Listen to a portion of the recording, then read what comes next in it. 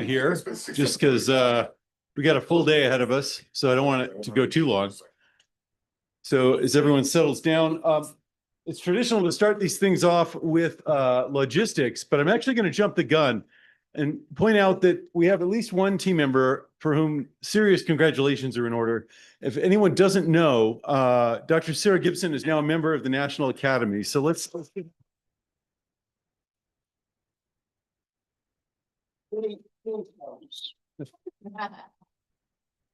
what would the morning be if I didn't embarrass you to start?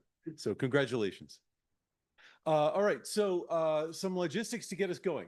Questions and answers are via Slido. So if you have a phone, point it at that QR code while I'm monitoring on about other things, and that way you'll have access to the Slido. If you're online, you can grab the Slido link from the QR code, and you too can participate in the Q&A. All right, so if you are physically present here, the emergency gathering spot is the Wells Fargo lot across the street. So go out that way toward the mountains. Right across the street, there's a parking lot. That's where we meet in case of fire or emergency or anything else. There are exits here and there, so plenty of ways out of the building, but go west once you're out. Wi-Fi. If you are having trouble with Wi-Fi, remember it's Southwest Research Institute guest, SWRI guest. The password is 3 words altogether: Zap, Corn, Boa. And it's on the plaque at the back of the room there by the exit door if you need to be reminded. So Zap, Corn, Boa will get you into the Southwest Research guest. Yes, all lowercase, spaces between. There are 2 ways to the restrooms. One is this way, one is that way. Either way, they're diagonally there. So you can go out the way you came in to get your badge and turn left at the door, or you can go out here by the kitchen and turn right before you get to the kitchen. Let's see. The food. We have food. There will be snacks at various times during the day out. And the kitchen here to my left, to your right as you face me. And there's coffee, which you can put in a nice punch mug. And there are also drinks in the fridge. So the fridge is for us. If you need like soda or anything like that, look in there. Also, we have sparkling and still filtered water on tap. Let's see, breakout rooms. If you need to take a phone call or to meet with some other folks, we have small rooms out by the badges where you can take a phone call, or we have conference rooms up above. And you can talk to the folks who are organizing, and I'll call them out in a moment. In fact, I'll call them out now. Thank you to our organizers. Jessica Martinez at CPAS did a lot of the legwork to get us all registered and stuff, and is sort of running the show. Julia Abel, who is at the desk right now, did a lot of the local organization. We had Diane Merline helped with that, and Norm Heinen, who's in the corner, wave for everybody, Norm, is running the AV. So thank you, Norm. All right, carpool. Tonight there is a reception over at the NCAR Mesa Lab, and we have to arrange logistics to get from here to there. It is such a short trip. We didn't arrange a bus or anything. We have lots of cars around. There are sign-up sheets in the kitchen taped to the window. If you have a car, please put your name and a number of lines where people can write their names corresponding to the number of seats you have. Please do that by lunchtime. So sometime this morning, maybe at the break. And then in the afternoon, if you need a ride, please go write your name on one of those sheets. And hopefully we have enough cars and enough people, we'll all get matched up, and everything will be fine. Let's see. Questions on the carpool? Everybody's happy. All right. The talks are being arranged. They're mostly being run on Norm's computer on the Google Drive. So if you have a talk and you uploaded slides, if, like me, you like to do things at the last minute, and you change your talk, it is not enough to just change it on the Google Drive. You have to also go tell Norm so that he knows to pull it down so that you'll get your latest version. So don't just willy-nilly change it on Google make sure you let Norm know. All right, so now we're back to Slido. Nice. Yes, ma'am. Slido, if you want to use Slido on your computer, the join core code is punch 726. Punch 726 will get you on to Slido from your computer. Scanner. Okay. Okay, good. All right. The last thing is if you're here in the room, the Zoom will pick you up. These patch antennas on the ceiling have green and red lights as to whether the room is muted or not. Be aware they are phased array antennas, the very latest awesome technology, and they will pick you up. Pretend there is a directional mic pointed at you at all times because they're great at picking up whispered comments to the person next to you. So just be aware, but also be aware that you will be heard if you ask a question. Did I miss anything, Sarah? I think we're ready for Slido, right? So yes, let's try Slido. Did you want people to ask a question? Okay, so if you were able to get into Slido, or if you are doing it now and you're using the code punch, what was the number? 72? Can I actually make a comment? There's a way to do it. If you go to the CPAS meeting webpage and you go to the live streaming in the menu, you will see the live streaming. Please don't make the sound happen. That would be awkward. But the Slido is there on the side and you can do that from your laptop. Ah, good. Okay, so Email sent out yesterday by Jessica with a link to the Slido. Correct. Yeah, that should also get you in from your laptop. all right, thank you. Okay, let's see. Last thing is we have lots of swag. We have 1 year of flight Frisbees, which will in fact fly for it seems like a year. We have lip balm because we're in the Rockies and people get chapped lips. We have various other things, including the last few punch mugs. So if you don't have a punch mug yet, feel free to grab one and drink your coffee out of it. So with that, on to the talks. So we are approaching 1 year of Punch Phase E. We started Phase E in June of 25. We're coming up on June 26. Excuse me. If you look at the latest data, you will actually see some of the same features on the sky that we saw during commissioning. So that is pretty cool. So here's just an overview of the mission and what we're about. Some of you may have seen this slide once, but it's good to throw it up as a reminder of what we are doing. Punch is about bridging traditional solar physics as represented by that LASCO movie on the left with traditional solar wind physics, which are it's represented by those traces on the right taken by ACE. Parker Solar Probe is our sister mission, bringing in situ sampling into the corona. Meanwhile, we're bringing the imaging techniques out to the solar wind. So these two missions together have a special place in collaboration.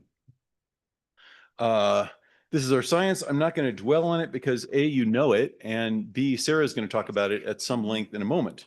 But these are our 6 primary questions. These are the questions we need to address to fulfill our contract to NASA. And we're making great progress on that, which you'll hear about in a minute. But it can be summarized as 3 questions on the ambient solar wind, smooth flow, the background, and 3 questions on how the large scale stuff evolves, CMEs, shocks, and stream interaction regions. A reminder, we have 2 types of instrument as symbolized by these models at the front of the room, which by the way are life size. That is the size of Punch. There are 3 Wi-Fis, but they're all the same size as that Wi-Fi. Thanks to Nick Erickson for making these models. They're all working together as a single instrument. We'll hear more about that in a moment. This is how it works. Thank you, Elena. This is the gift that keeps on giving. This is a pre-launch simulation that was forward modeled just so we could all get some intuition about how the constellation works. And down on the lower right is just an image of how the constellation fits together. We have 3 Wi-Fis, wide field imagers that are spaced 120 degrees apart in orbit. We have a narrow field imager in the same orbit that's free to wander relative to the others. And they're all synchronized, and so we get these trefoil fields of view. I will remind you, it is a 90-degree field of view. Tonight at the reception, we will have a dome set up and you can actually see punch data as they were meant to be seen on the sky as God intended. These are just some baby pictures. This is our first science team meeting since launch. So just a reminder of where we've been. These are images of NIFI as it was being integrated and then tested at Scotch. And then that's just pre-ship, closed up with the remove before flight stuff on it. The Wi-Fi's went through the same general process. That's them being assembled in San Antonio. There's the aperture. There's a picture of the first Wi-Fi punch spacecraft, all integrated in the clean room. And there's a picture of the team that did the assembly as taken by Wi-Fi. And I like to show this image, especially if you're new to this group, to emphasize Wi-Fi is not a telescope. It is an imager, and it's taking images of its environment. And so at this moment, its environment comprised the clean room and the team that had just built it. But the angles are the same whether it's in space or in the clean room. These are some things that happened a little over a year ago in San Antonio. That's vibration testing, thermal vac testing. This is the team that did the integration, standing there in the clean room with the 4 crates with the spacecraft, 1 each, ready to be shipped to Vandenberg. This is just some images at Vandenberg. That's the clean room on the left. In the middle, for some reason, PowerPoint never seems to make an ellipse stay the same. But 2 of the Wi-Fi's and NIFI are circled there, mounted on the Falcon 9, ready to go. Shortly thereafter, we saw this. This is the video feed from the launch vehicle as NIFI and then the Wi-Fi's were released. They're spring loaded, so they were traveling out at about 1 meter per second, which, if you remember your orbital perturbation theory, translates to a 2 meter per second displacement on average.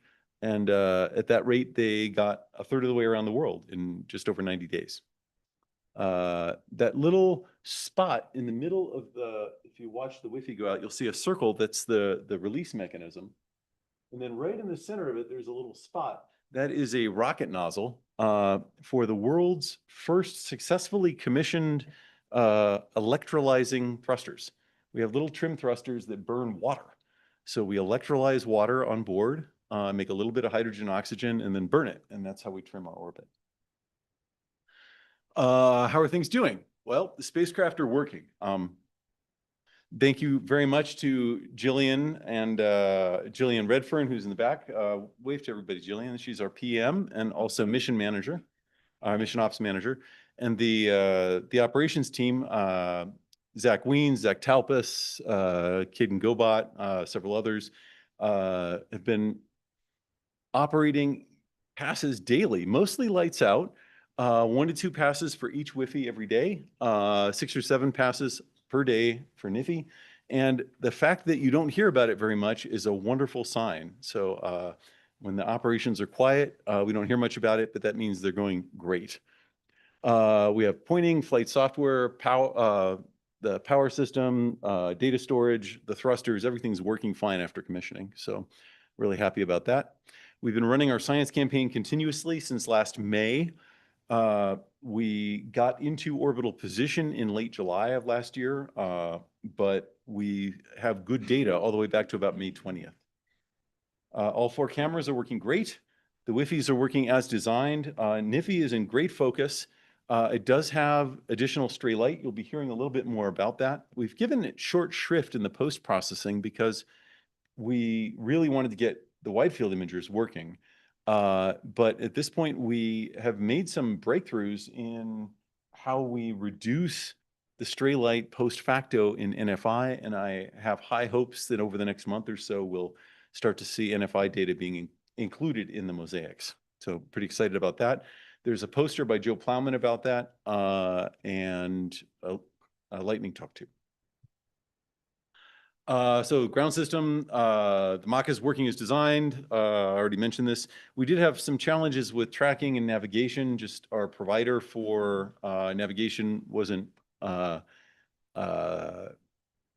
weren't delivering products that were quite as good as we'd like. And so we've switched providers. Everything's working great now. Recent events that we've had on board, we did the linearity tests for the cameras by flashing little onboard LEDs. And just today and tomorrow, we're updating the crop mask for Wi-Fi to allow it to look even a little closer to the sun than it has been. So excited about that. The SOC, you'll hear more about shortly, so I'll be brief, but we have had 11 iterations of the data processing. The pipeline is working great. The 12th iteration, version 0L, is coming shortly. And then we're expecting version 1, which will be the first version that meets our sensitivity requirements in mid to late June.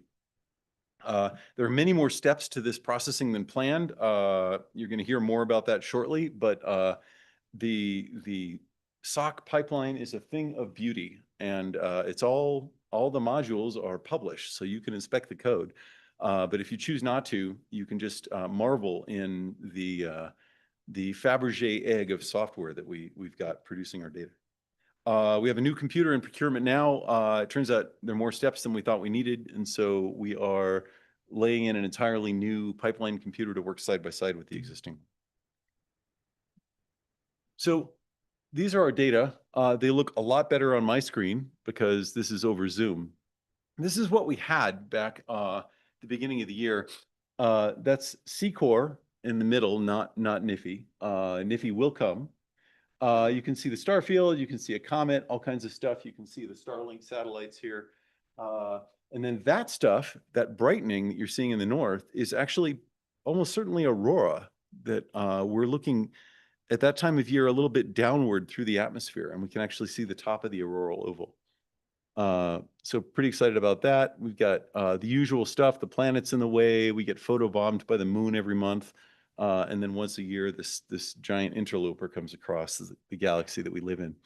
I like this view because, remember, this is 90 degrees across, and you can have endless fun recognizing the constellations. And if you know your zodiac, you can know when a given observation was taken just by knowing what constellation is behind the sun.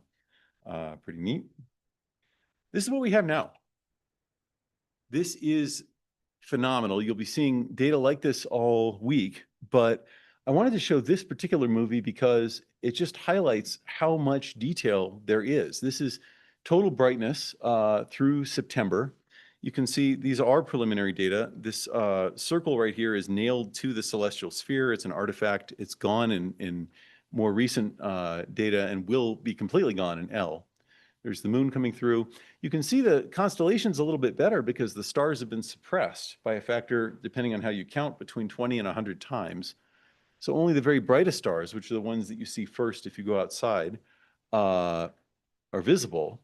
And you can pick out the constellations a little better, but you can really see the solar wind propagating out in a way we haven't been able to see it before. But it gets better. So this is that same view, but in polarized brightness. So we are producing polarized brightness data products in movies. These are total polarized brightness, what I like to call circ PB, what Laurel Rockmiller named L, which is the total amount of polarized brightness regardless of direction. Now in version L of the data, we will have the direction of the polarization right, and you won't have to use this circ PB. But for now, that's what we've got, and it's working really great at increasing contrast. So just looking at this movie, and we'll see more with Sarah, you can see all kinds of things that we've talked about for years. You can see steepening, you can see pancaking effects, you can see quasi-periodic trails of vortices behind CMEs. You can see what looks to me like the formation of large-scale turbulence. Bill's very excited in the middle there. Hi, Bill. We are delivering new science already, even though these are preliminary data. I'm very excited about that.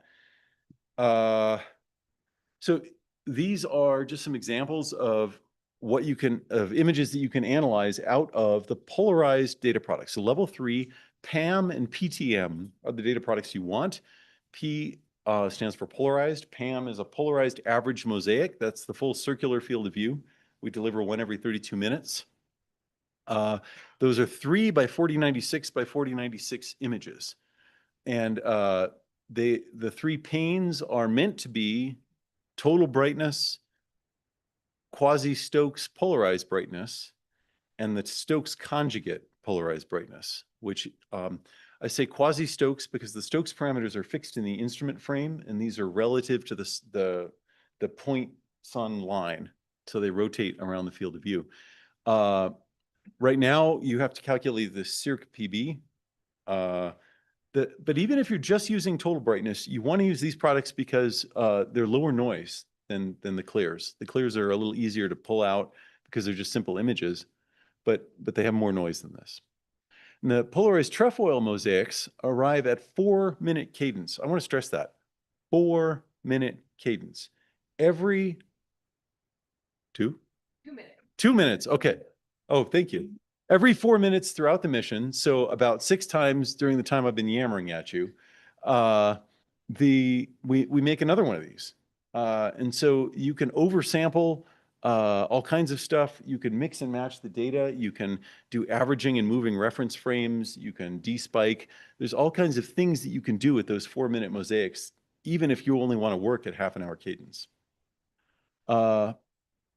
Use the CAM products for overview analysis. This is a CAM movie from April. I'm just going to let it run. The files are a little smaller. The noise level is 2.5 times higher than the same product in the PAMs. That's just because fewer exposures go into each one. These were intended as a sort of a ground truth for the polarizing pipeline, but they work fine for imaging. So you can see, you know, comets coming in. Up top, you can see the Andromeda Galaxy coming back through the field of view. If you watch over the next few days as more of these show up, you'll start to see Orion enter. That's the Pleiades there, and I think you can see Taurus down in the lower left. So anyway, these are happening now. If you use the trefoils, I just wanted to highlight this. These are CTM trefoils here, and the movie, yeah, actually it does look smoother on the screen. It's much smoother, and that's real. That's because you're getting samples every 4 minutes in the inner part of the field of view. Or sorry, every 8 minutes, not every 32. So this is not as oversampled as the polarized. It's only every 8 minutes, but 8 is still really, really fast compared to what you're used to. So there you have it. All right, so coming soon. We are going to have many improvements in the next week or two. See the sock talk coming up. NFI is coming. See Joe Plowman's poster I talked about. Helio viewer integration. It sort of works. There are some issues with it still. We're shaking it out. But on a time scale of a couple of weeks, you ought to be able to find punch data in Helio viewer and make good use of it. We are making daily quick look movies in L, or we will be making daily quick look movies in L. We have a calendar tool that's going on the website, which Sarah will demonstrate for you, which will help find data. We have quick punch movies that are near real time that we're making for NOAA, which will also be available as the pipeline catches up to real time. We have outreach. This is an old slide. There's a whole talk on this that Sherilyn's going to give a little bit later in the morning, but I wanted to call this out because our outreach program is, it has been called out as best in class. We are changing the way we think about mission outreach and how good it can be for reaching out to kids and the general public. So in summary, the mission is healthy. Data are usable for science now. There are a lot of warts. That's fine. They will be getting better over the course of the next month and a half or 2 months. They're getting much better. And thanks to everybody who got us here. It took a huge team to build these spacecraft. It took a huge team to make all the operations work. And now it's going to take a huge team to properly exploit the data. That's you. So I'm glad you're here. Thanks. Thank you. All right, we have a couple minutes. We're not going to do, we're going to start the panel. You stay up there. we're gonna start the panel later. We're not doing a panel for this session. That's what I need to say. So we're asking Craig, minutes to ask Craig questions now, if anybody has any. And let's see, Rohit's gonna help me watch the Slido. Where's Rohit? I'm here. Okay. Nothing on the slide yet, though. Nothing on the Slido yet. Yes, Heather. So, what are the new things that you're looking forward to in the next version? So there are a bunch of things. You'll probably hear more about it from Marcus. Yep, he's nodding his head. But I'll just rattle off a couple. The starfield alignment will get better. We have a persistent sort of half pixel offset that needs to be fixed. Distortion needs to improve slightly. Measuring the distortion is very hard if you're doing it to the 30th to a 10th of a pixel level. We're improving the point spread function correction. All these things they sound minor, but they all work together to produce the background subtraction that we need. We're doing refinements on the photometry. Just everything is going to get better. And of course, we'll get the polarization right instead of having it at some wonky angle. We'll get rid of some of the artifacts you can see in these data. So just many improvements. So data is usable for science now, and I did some analysis and it looks nice. But are there like indication on which version we should wait before like writing a paper or something? So it depends what you're doing. If you're looking at morphology of features or places you can track things, you can use these data now. If you're doing things like polarization ratios, I would hold off a couple of weeks and look for the more polarimetric data. I think the polarimetry in K really is a demonstration. But if you find anything unusual, I would be very skeptical about it, just because that's where we are. It's preliminary data. In terms of photometry and polarimetry, it will just get better. So if the photometry is good enough, you can use it now. But for example, with the feature tracking, there are enough artifacts that it's difficult to extract a flow rate from the data now, and that'll get better. Do you want to say explicitly what version 1 is? Oh, sure. So yeah, I mentioned it before. What is version 1? So we've been using version 0 letter to indicate different iterations of the preliminary data. But I'd like version 1 to be the first data set that we can assert confidently meets our sensitivity requirements that are in our top level requirements document, the PLRA. So when we can, with our process data, meet those requirements, then we've satisfied a contractual obligation. We'll call that version 1. But there will be future versions of the data after that. We'll continue to refine them. Rohit, anything coming up on Slido? No, yeah. No. Okay. All right. Okay, well, thank you, Craig.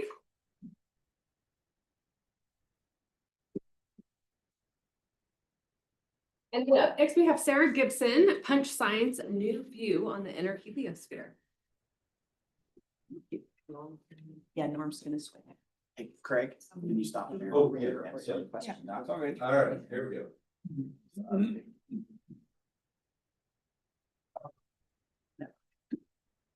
I won't do it. Tempting. That's tempting. Yes.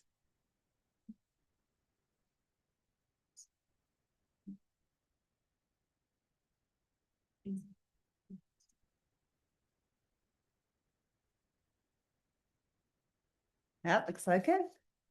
All right, thank you. I'm really happy to be here to give you some sort of sneak previews of, of the Punch Science that you're going to be seeing this week. And thanks to everybody on the team, some of whom have given me slides, which I'm going to be showing, and just everybody who's been working on this mission, especially our illustrious PI, Craig. Oh, and Norm told me to tell you, because everybody will want to push the up button to advance. It's down like a slide deck. So you push the down button to advance. So that's good to know. So I like this particular version because it actually puts the constellations on it to make the point of the tremendously large field of view that Punch has. It's half the sky. So if the sun is halfway up from the horizon to the zenith, you're seeing that entire horizon to zenith. It's a huge field of view. We're used to seeing things like this, but we're used to having the occulter be much, much closer in. So in this one, we've got C-core in the inner field of view, and you saw things out to over 100 solar radius, more than 45 degrees elongation from the sun. Here's a slide that Nikki made to make the point of the context that Punch is going to give to other missions.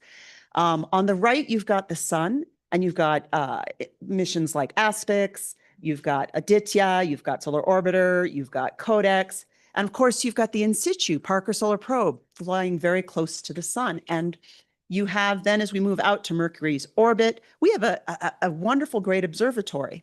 Punch is imaging this entire field that we're seeing out to, let's see if I can get the, yeah, right here, to the outer field of view here. Is that working? Sort of. So out to about 150 solar radii. Our science takes advantage of the fact that we have this global field of view. And we have 6 science questions that the team is pulling together resources to aid the community to address. The first set have to do with the quiescent, the solar wind, the background solar wind, which is anything but boring. We have the global evolving solar wind flow. And I'll talk a little bit about the flow maps we're going to produce. The Alphane zone, the frothy Alphane zone, which is the true disconnect point or points or region between the sun and the solar wind. And then the mesoscales and the turbulence in the solar wind. And in this meeting today, we're going to be talking about some of these science questions associated with those overarching goals. For example, how much and what types of mesoscale structures are solar in origin, and how much and what types develop en route? What is the global context of the interface? This Alphane zone is the region that Parker is currently flying through. We're going to image this. This is the interface between the solar corona and the heliosphere. And then stream interaction regions, the intersections of slow and fast solar wind and coronal mass ejections, they move and evolve in the solar wind. So how do they appear? How do they interact with the solar wind? And our primary tool for this that we're going to be providing are flow maps. And Raphael Atier is going to be giving a talk in our section later this morning. And we're also going to be hearing from Chris Lauder from the SOC talking about the products that we're going to be making to allow you to track solar wind flow. In this video that I got from Raphael, I'm going to actually run it again. I forgot to let it loop. You can see a polar projection, so a unwrapped version of the Punch field of view, and you can see that there are coronal mass ejections that are erupting. This is this period in September that we'll talk about more than once in this meeting. And by taking a strip and doing correlation tracking within this strip, Raphael has developed tools to come up with a flow map of velocities as a function of latitude at given radius or elevation angles. And during the meeting this week, he's going to describe this basic concept later today, but then we're going to have a hands-on activity tomorrow where you can try, and we're going to give you tools so you can make your own flow maps. We're going to be producing as a data product a set of flow maps at certain heights, but you may want to do a full 2D map of a time period that you want to study. So we're going to show you how you can do that. And then what are you going to do with them? Well, of course, you're going to try to answer the science questions. And in our section tomorrow morning, we'll have people talking about turbulence and the Alphane surface. And I have these slides from Rohit Shiber. We also have a poster by Mattea Admire that you should see today on how you can use flow maps from Punch to determine where the Alphane zone is. And the way we do this, so the Alphane zone is where the solar wind becomes magnetically disconnected from the sun, where the wind velocity, the wind speed, is faster than the Alphane velocity. And the trick for doing that is looking at inbound and outbound features. Because if you think about it, if you've got waves going in both directions, once the wind is fast enough, even the ones that are going back will never reach the sun. And so if you look at the point, the heights at which you have this inbound stop happening, you have a way of detecting the Alphane zone. And so Rohit's going to talk a lot more about that. We also in our team are developing tools to test these techniques to make sure we understand what we're looking at. So for example, the STRIA code is one that Steve Cranmer and Tristan Simon, who has a poster today and tomorrow, are going to be talking about, where they create interesting structures, blobs, fine scale density striations to be able to test our algorithms and to see how we might get confused, for example, by rotation of structures in and out of the field of view that may be confusing with outward propagation. And then, of course, there are coronal mass ejections. And one of the classic ways to track coronal mass ejections is to use what some call J-maps. We're calling them elongation time plots because we're out to the field of view that you're really looking at angles, not radii. And the J part, the hook of the J-map, is actually really far in compared to where we're looking at it. These are some maps that Dave Webb and Tom Kukar have put together for a couple of cases just to show that, yes, we can use these to look at the acceleration, for example, of the coronal mass ejections. And Dave is going to be talking on Thursday about this. We're also going to have a talk by Eleni Niku, a virtual talk on CME tracking. And because these sorts of tracking techniques have been used traditionally for quite a long time with other coronagraphs, and we're also going to be able to use them with the NIFI coronagraphs. So CMEs, of course, and stream interaction regions, this is the dynamic side. So the next science set of questions we have to do with the dynamic structures in the solar wind. Coronal mass ejections, their structure, their evolution. We're seeing coronal mass ejections at all latitudes out to distances where they really have not been seen before, not in their entirety and not with the entirety of the global solar wind. So the question of how a coronal mass ejection interacts with fast wind in front of it, or may create shocks, or just how the shape of it changes. We've got a new view on that, much farther out than we ever have before. We also are able to look at the internal substructure in a way that we haven't before, because we can observe, as I'll mention in a moment, with the polarization, the location along the line of sight of structure inside the CME.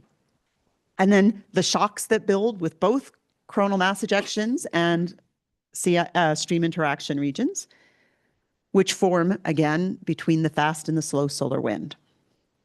So here's the science questions. This, by the way, is, I believe, a punch polarization picture I got from Ritesh Patel, which just shows with its rainbow that we are seeing polarization the way we are supposed to be seeing it. Polarization gives us a way to localize. It gives us a way to track the trajectories, not just in this J-map or elongation time type plot, which is a projected tracker. We can actually track in 3 dimensions and get more precise arrival times, which is important for space weather. As I said, we can look at the 3-dimensional structure and the substructure of both coronal mass ejections and stream interaction regions. And stream interaction regions are intrinsically global things. And so to be able to see the full field of view is really important, both their formation and their evolution. And then solar wind dimensionality. It's one of the things that kind of came out doing our pre-analysis phase for Punch, was that we have a diagnostic with the Punch polarization of the radial fall off of the background solar wind density. So we're going to have talks about this today. We have Ritesh Patel talking about the Punch polarimetry, and then Kurt is going to give us an overview of what we can do scientifically with this polarization ratio, with the ratio of the polarized brightness and the total brightness. We also have talks on Wednesday. Yaro De Leo has been using polarization data from other telescopes. We've had them from stereo, for example, closer in chronographs, and METIS on Solar Orbiter. And on the bottom, I have a movie that Yara provided me, which shows LASCO and stereo A on the left and METIS and stereo A on the right. And what it is a cluster of points that have been determined their 3-dimensional location by this polarization concentration methodology. And she's comparing them to what you can get from stereoscopy to show that they're consistent which is of course quite important to try to understand what's going on. And we also have a talk on Wednesday from Annie Melanishenko about what we're going to be doing with CMEs in 3D using these punch polarization. We also have team members working on tomography. Robert Jerelim has put together, this one will be giving us a talk tomorrow on tomographic reconstructions using physics-informed neural radiance fields. One of the things about tomography is it allows you to get a three-dimensional density distribution of the global configuration, and then of course you can move your observer wherever you want. And in this picture, this movie, and the one I'm going to show on the next slide, this is the view essentially looking down on the left at the polarized brightness and at a slice of density in the equatorial plane. You can see CMEs going off, etc. Methods like this can take advantage of the fact that because punch has both polarized brightness and total brightness, in a sense, you have two views on the same density structure along your line of sight. It's kind of like having another spacecraft in a way, because the scattering is different for the total brightness and the polarized brightness. But you can also bring in other spacecraft. This one, I believe, brings in stereo. And in these movies, oops, sorry, it didn't start. Come on. There it goes. I have to wait for it. Bernie Jackson is going to give us a talk on the UCSD time-dependent 3D reconstructions using punch, what we've done today. And of course, this is something that Bernie has done for a very long time and has demonstrated that you can use observations from heliospheric imagers, from different, including the stereo views. In this case, he's also using interplanetary scintillation observations to bring more information about the velocities. And so on the left, we have a density slice, sort of like what was on the last slide, but on the right, we also have a velocity slice. Now, this becomes, of course, an interesting tie-in to what Raphael was doing with these flow maps. How will the tomographic reconstructions of the flows of the three-dimensional density, how can we then tie that into the flow maps that we get from projected densities, and what can we learn? So those are some of the things the team is working on to really kind of close on the science and to give you guys tools to use. But the exciting part to me about punch is how we connect outwards to so many different missions and models. And we have talks on Tuesday and Wednesday on missions that are operating at the same time as punch, as well as models and data analysis tools that can be used for punch. And then we have a project that we're ramping up called Punch Connect. And the idea with Punch Connect, which Barbara Thompson is going to be talking about on Thursday, is to identify really good times for focused work, which have good punch data, but also good connections to other missions and other models and other in situ observations as well. And so we've got several talks planned for that. We've already identified some cases that we think are really good case studies. On Thursday morning, many of you have heard that Volker Bothmer, who was a punch co-I, international co-I, passed away suddenly and tragically very recently. He was in fact going to be giving a talk on Thursday. So we are going to start Thursday's session with an in memoriam for him. And we have some slides and pictures, and we encourage anybody who would like to stand up and say something about Volker to do so. If you want, you can let me and Craig know in advance, or you can just do it on the spot. That's fine too. So we will be doing that on Thursday morning. And Volker was a leader in this Punch Connect. He was organizing the community on one of these events. He was, yeah. So it's going to be a good time to remember that. This is one of the things we're going to be rolling out. Barbara will show you more about this on Thursday, but I just wanted to give you a sneak peek. We have a data calendar, and it's designed to help Punch Connect type activities. This is thanks to Don Kalinsky. Don, come on, I'm going to make you raise your hand. Where are you? There he is in the back. He is our amazing web guru who is responsible for all the beautiful web pages we have for Punch. And what this is doing is it's giving you a quick way to see which days the most recent data has made it through the pipeline. So you'll be able to know if the data is bright green, that tells you it's made it through the pipeline. You can look at both the PAM and the CAM. And then if you look at this little drop down here in the middle, we have 3 Punch Connect things now, and we plan to do more. We have a HALO CME list that Dave Webb is maintaining. So you can look at you can click that button and it'll show you which of the days have HALO CMEs. We have Mauna Loa K-Core data. You click that and it'll tell you which days you have both punch and K-Core. And METIS, thanks to Yara DeLeo, we got that up just a couple days ago into the calendar. You can see, and that's the one that's actually shown on the left. You can see all the pink squares showing you where there's also METIS data. The brick color just means that the punch data hasn't made it through the pipeline. It will eventually. So we're excited about that, and we'll show you how to use it and you can help us test it out and give us ideas for new things to add to the calendar. And this is an example. You're going to see this one later. I believe Binal Patel has a poster that she's going to show about this September 21st, 22nd event. It's a beautiful event in the aspects data. That's on the left. You just saw it going off. Of course, stacking all these things up can be tricky. This actually has aspects on the bottom and then LASCO and then punch at the top. A log polar projection is a useful trick. This is made in HelioViewer. So this is just one little teaser of an example of a punch connect event that we're starting to look at. And the last thing I want to say, and the last section of our punch meeting, is going to be what we call our rib bone science. This is something that Craig introduced to me too as a term. I guess the idea is that we are doing as a mission the spine, right? You know, the things that we are doing for punch, the CMEs, the SIRs, these are the things we know punch is going to do. But there's all this stuff that branches off, and some of it's serendipitous. Some of it we won't know until we start playing with the punch data. One thing that has already become blindingly obvious is that punch does great with comets. And so we have some comet talks, but we also have talks on high altitude aurora and space weather. And you'll see these talks here. Okay, so that's it. And thank you. I think most of the people in this room are on our mailing list, but if not, please contact that. We'll get you on our mailing list and join us as we continue in this adventure.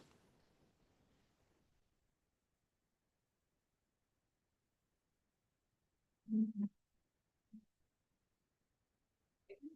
anything on the Slido yet? Do we have any questions in the room? Yes, Bill. Very interesting, Sarah. Your slides and Craig's going to be on this Google Drive. Absolutely. As usual, we're going to record these talks and have them on YouTube. And then we also have on the agenda, there will be direct links both to the YouTube video and to the PowerPoint slides for all our presentations. Yeah.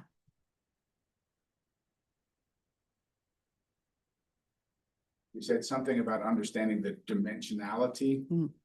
That could mean about 3 different things. I wonder if you could elucidate. Usually I'd put in a slide. I think Kurt's going to talk about this, but essentially what it is if you look at the equations for Thomson scattering and you look at the case, you can go from an extreme of a point, like a delta function blob of density, and then you get a very nice relationship between the polarization ratio, which is related to PB over TB, and the location along the line of sight. At the opposite of extreme of a completely extended source along your field of view, like say a 1/r² density, there is an explicit, that polarization ratio has an expected value. So you can use it to diagnose, for example, the slope of the density. And in between, and I'm pretty sure Kurt's going to talk about this, so you go from the 0D point to something like a sheet, which is a co-rotating stream interaction region along your line of sight, which has some extent along the line of sight, but it's a finite width, to the full 3-dimensionality of the extended out to infinity.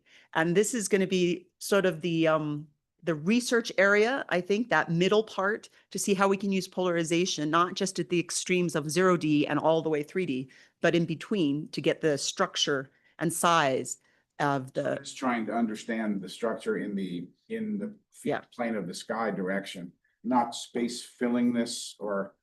It is space filling in the sense that if you have an unobstructed line of sight through a space filling 1/r² density distribution, you have an expected result in polarization. But you also can have something which is not space filling, is a structure that is dominating the signal along a given line of sight. So we've been trying to figure out what all of that means for trying to get 3-dimensional spectra. Yeah. Correlation functions. And I guess that's not quite worked out yet. It is not worked out yet, but let's talk. Yeah. Craig and I started talking about that maybe 10, 15 years ago, I think, at an AGU meeting. Still not worked out. We'll work on it. Okay, yeah, we can do two more questions. Okay, Nora and then Lika. This is a very important question. And it almost deserves a subgroup of itself. Doing the actual benchmarking, radiometric calibration. So whenever we are using the word density, it is being used very loosely. PB, at the end of the day, is just a line of sight integral, and you can put all different kinds of structure to arrive at the same brightness value, PB value. And so to extract that it's a very complicated, hardest of task, but I think that Punch is taking the data hardware wise, where we can probably for the first time begin to answer that with all of the other data. So this is, I think, really outside of everything else that you're doing, which does not require that absolute calibration. It is absolutely awesome. But this is something that Punch, I think, really needs to carry through. Yeah, and I have a paper that just got published in January, which works out all the equations and everything. So if you want to look into it, this dimensionality thing, that's where you can look. And I would also say that the tomography and models, the global simulations are going to be really important for trying to understand what's going on. Nora had a question. Keep it quick though. The question is inspired by this movie. So the polarization data for the star field in the Milky Way, is it preserved? Oh, yes, this is a great question. We've gotten this before. You know, one person's garbage is another person's treasure, right? It's not garbage. We never said it was garbage. One person's noise is another person's data. Certainly not garbage. But oh boy, we've got some stuff we take out of the data that people are interested in from the point of view of stars and other solar system objects. I built one of the talks that we talk about spherics. And I actually suggested to them to roll spacecraft to measure the polarization.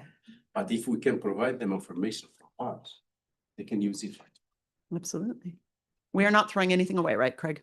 Right. No, I'm the roll based about spherics itself. Yeah. All right, we've got to move on because we still have two more talks. But Bill, you can find Sarah. You know where to find Sarah. So I'll also put stuff on the Slido. Put a question on the Slido. And like, for example, Jillian has a question for Craig in the Slido. But right now we're going to move on to Marcus. This is Marcus Hughes, and he's going to give us the status of science operations for Punch. Yes. It's great to see everyone here. It's a good crowd for Punch. So go Punch. I'm going to talk about what the SOC is doing. Actually, first, before I go on, can everyone who's in the SOC raise their hand just so like there's recognition for if you have questions about, that's recognition too. And there are more SOC members who are not here, but we're always happy to talk to you. And they've been doing, there's another SOC member coming in the door right now. Amazing job. Yep. So I'm going to give you an overview of what the SOC is doing and where we're headed. So just to start, the data is flowing. We're generating new version 0K. We'll talk about what that means in just a second.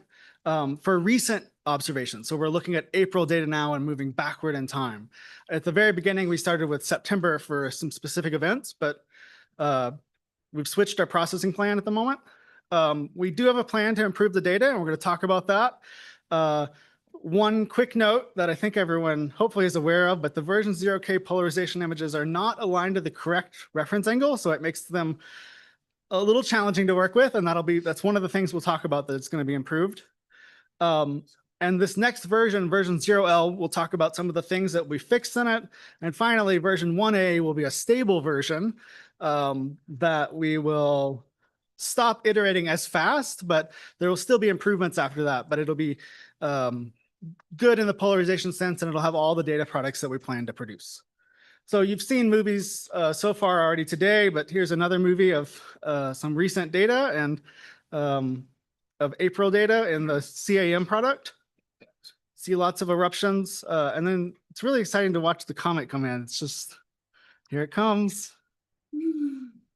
There's a little jump in the data for this movie, but yeah, you can see the comet go all the way into the inner field of view. And whenever we have Nifty in there, you'll see it go even closer to the sun. So if you want to interact with the stock in any capacity, a good starting point is our GitHub. So you can make a GitHub account, or you can actually see some things without a GitHub account. But if you want to ask questions and or make issues or pull requests or something, you have to have an account, unfortunately.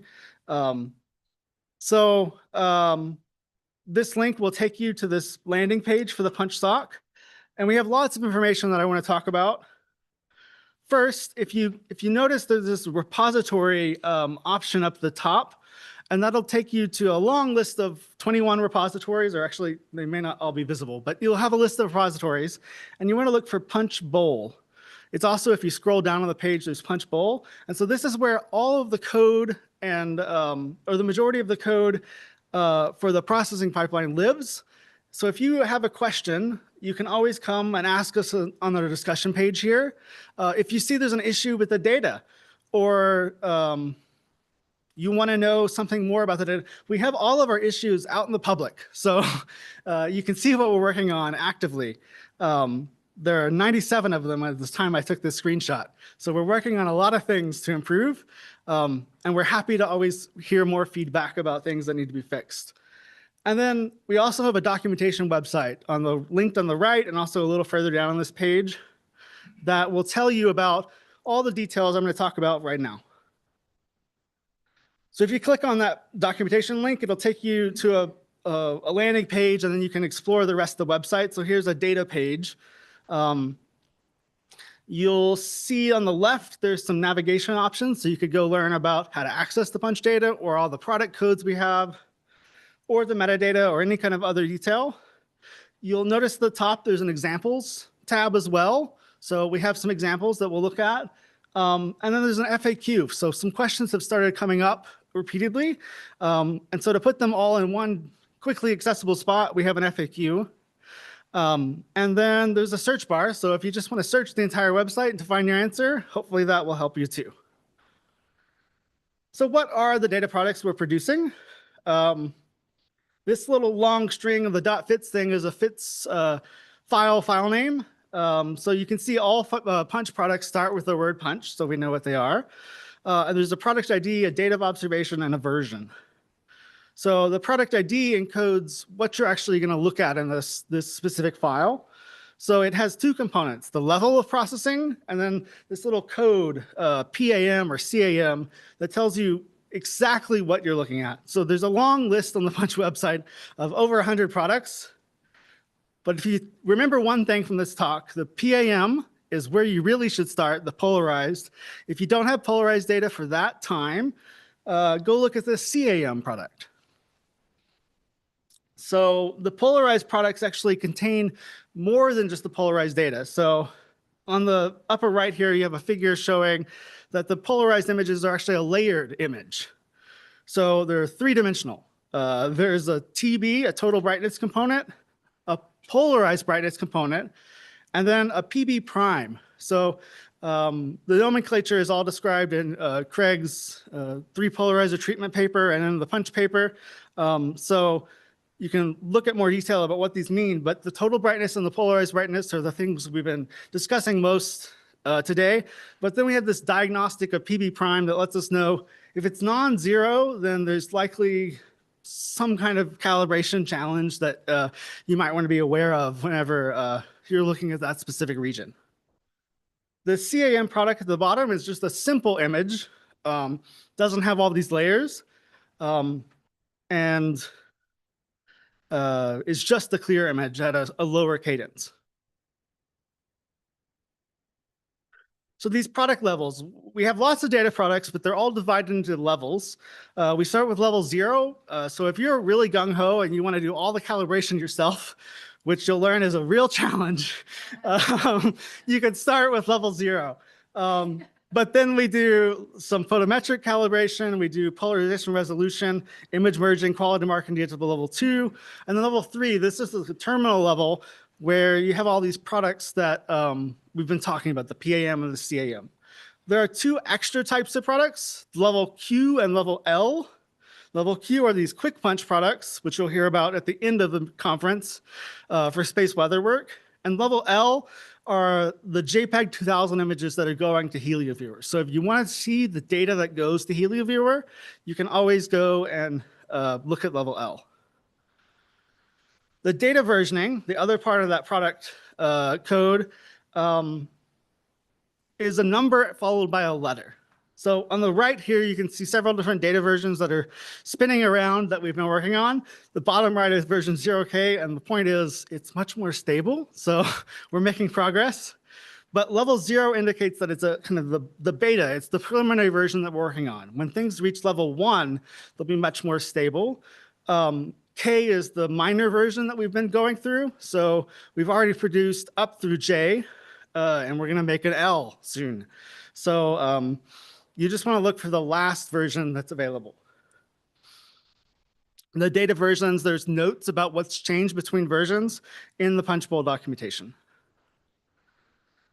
So the great question, what's coming in future versions? There's lots of stuff coming. This is not a comprehensive list. As I just said, there were 97 issues open. So this is kind of the forefront of what we're working on. The star field subtraction, if you really zoom in and look at the images, you'll see there's like a little black speck where the star was removed and a halo. We're working on improving that. And then there's also in the earlier versions of version K, earlier dates on version K, there's switching where like there's this big black blob in the image that goes from one spot to another spot. That's where we weren't properly interpolating between star field models. That's a thing that's already fixed. The second thing, which probably should have been first because it's very important, the polarization reference angle was set wrong in the version 0K images. And so that has been fixed in code, but not deployed and will be included in version 0L data. Eventually, we plan to reprocess for version 1 all of the level 0 images. So we identified a couple weeks ago that there was a bug in our level 0 processing where we weren't making some of the images. There were little gaps that we could make more images and fill in those gaps. So if you see holes in some of the punch data, that'll be filled in as we move forward. Velocity maps that we'll hear a lot about this week. We've started testing, but there are some challenges because of the calibration artifacts. And so we're working to make reliable velocity maps. First, the early version of them for version 0L, and then for version 1, you'll have a stable, accurate velocity map. We've been working with James Tappan about intercalibration of the different WIFIs. So if you notice and look closely, right now there's one of the WIFIs is brighter, and so it spins around and makes this kind of washing machine kind of effect.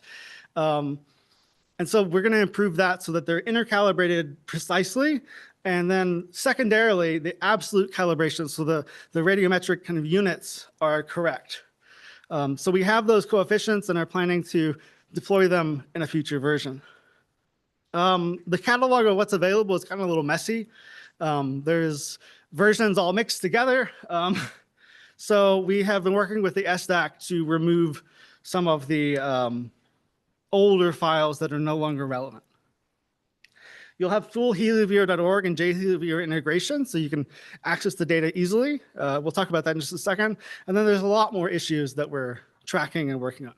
2 minutes, okay. I gotta speed up. Progress is coming along, so this is just a quick plot.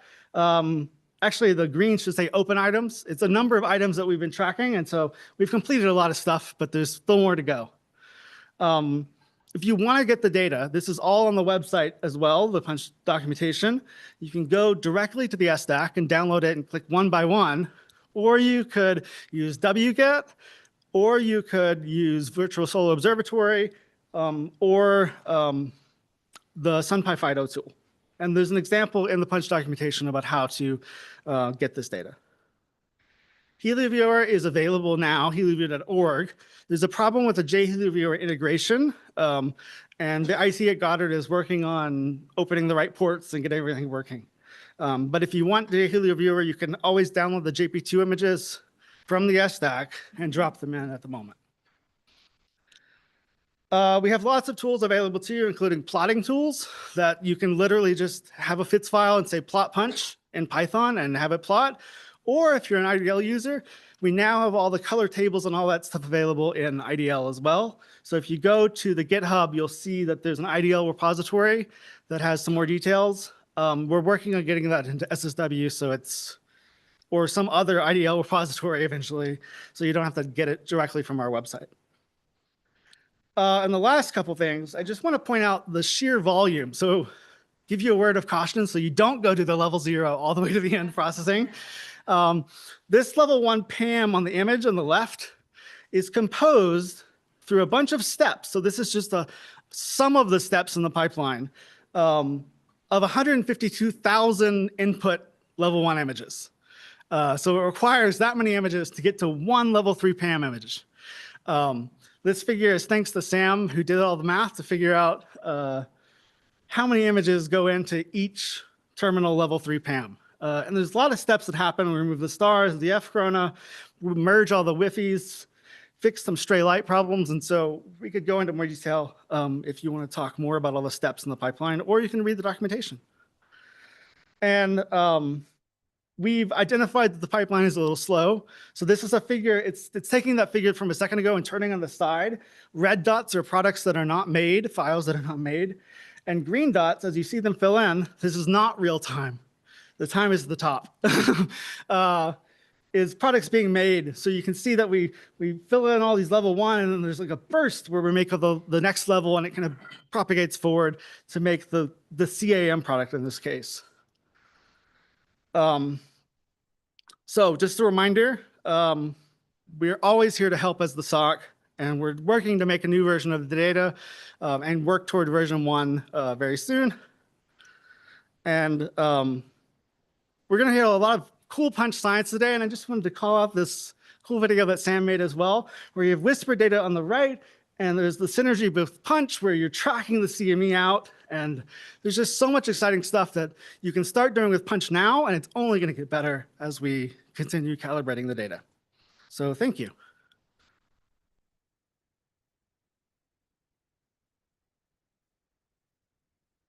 We do have time for questions.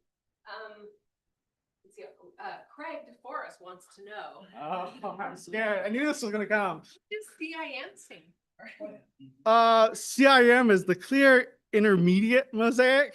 So it's an image that has the F corona removed, but not the star field.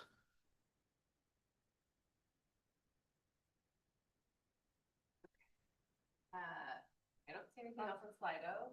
Well, Dave or In the star removal, I know you said the ash is still working, but you when you remove those right pixels, I don't know how you do that. You fill in, interpolate, cross, you fill in. So it should only remove the stellar component. So what we do is we take a bunch of images and reproject them into the celestial frame, and then we look at how bright that pixel is over time. So if there's something transiting through it, it wouldn't count as part of the stellar brightness. So we build this model periodically, and so it should only remove the stellar component, and we shouldn't have to interpolate, but you will notice right now there are little black dots, so it's not quite dialed in yet.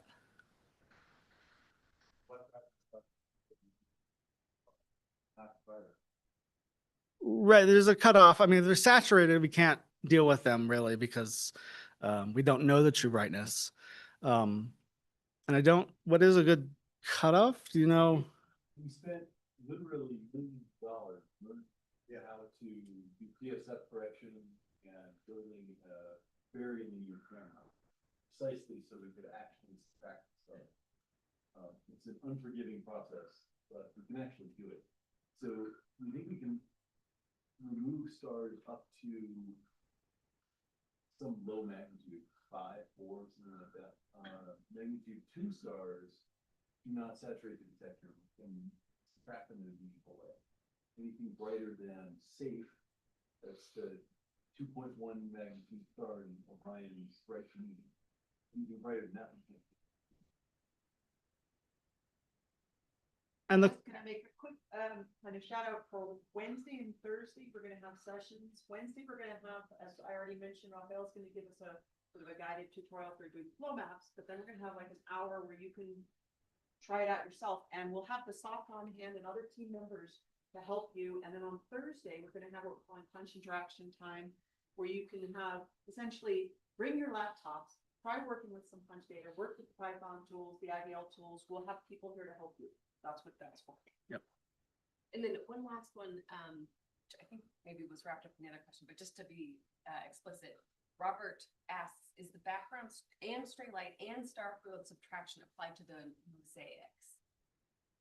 Yes, so if you're looking at the PAM or CAM products, it's been removed from all of them. I think that's the question. Yeah, it probably has to do with version level though, is Oh, okay. I suspect. Eventually, it's going to be removed from all, right? He's all the way back there.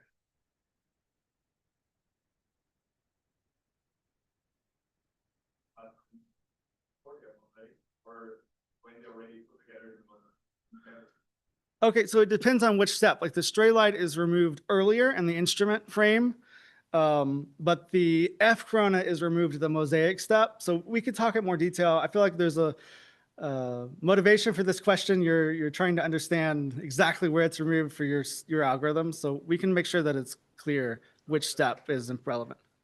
Yep. There you go. Sam's poster answers your question. All right. Okay, so let's say thank you to Market.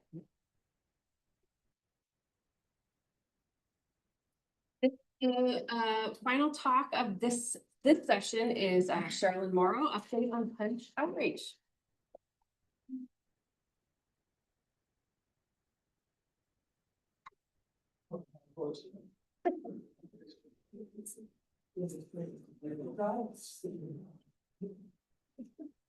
My team members present will be joining us here and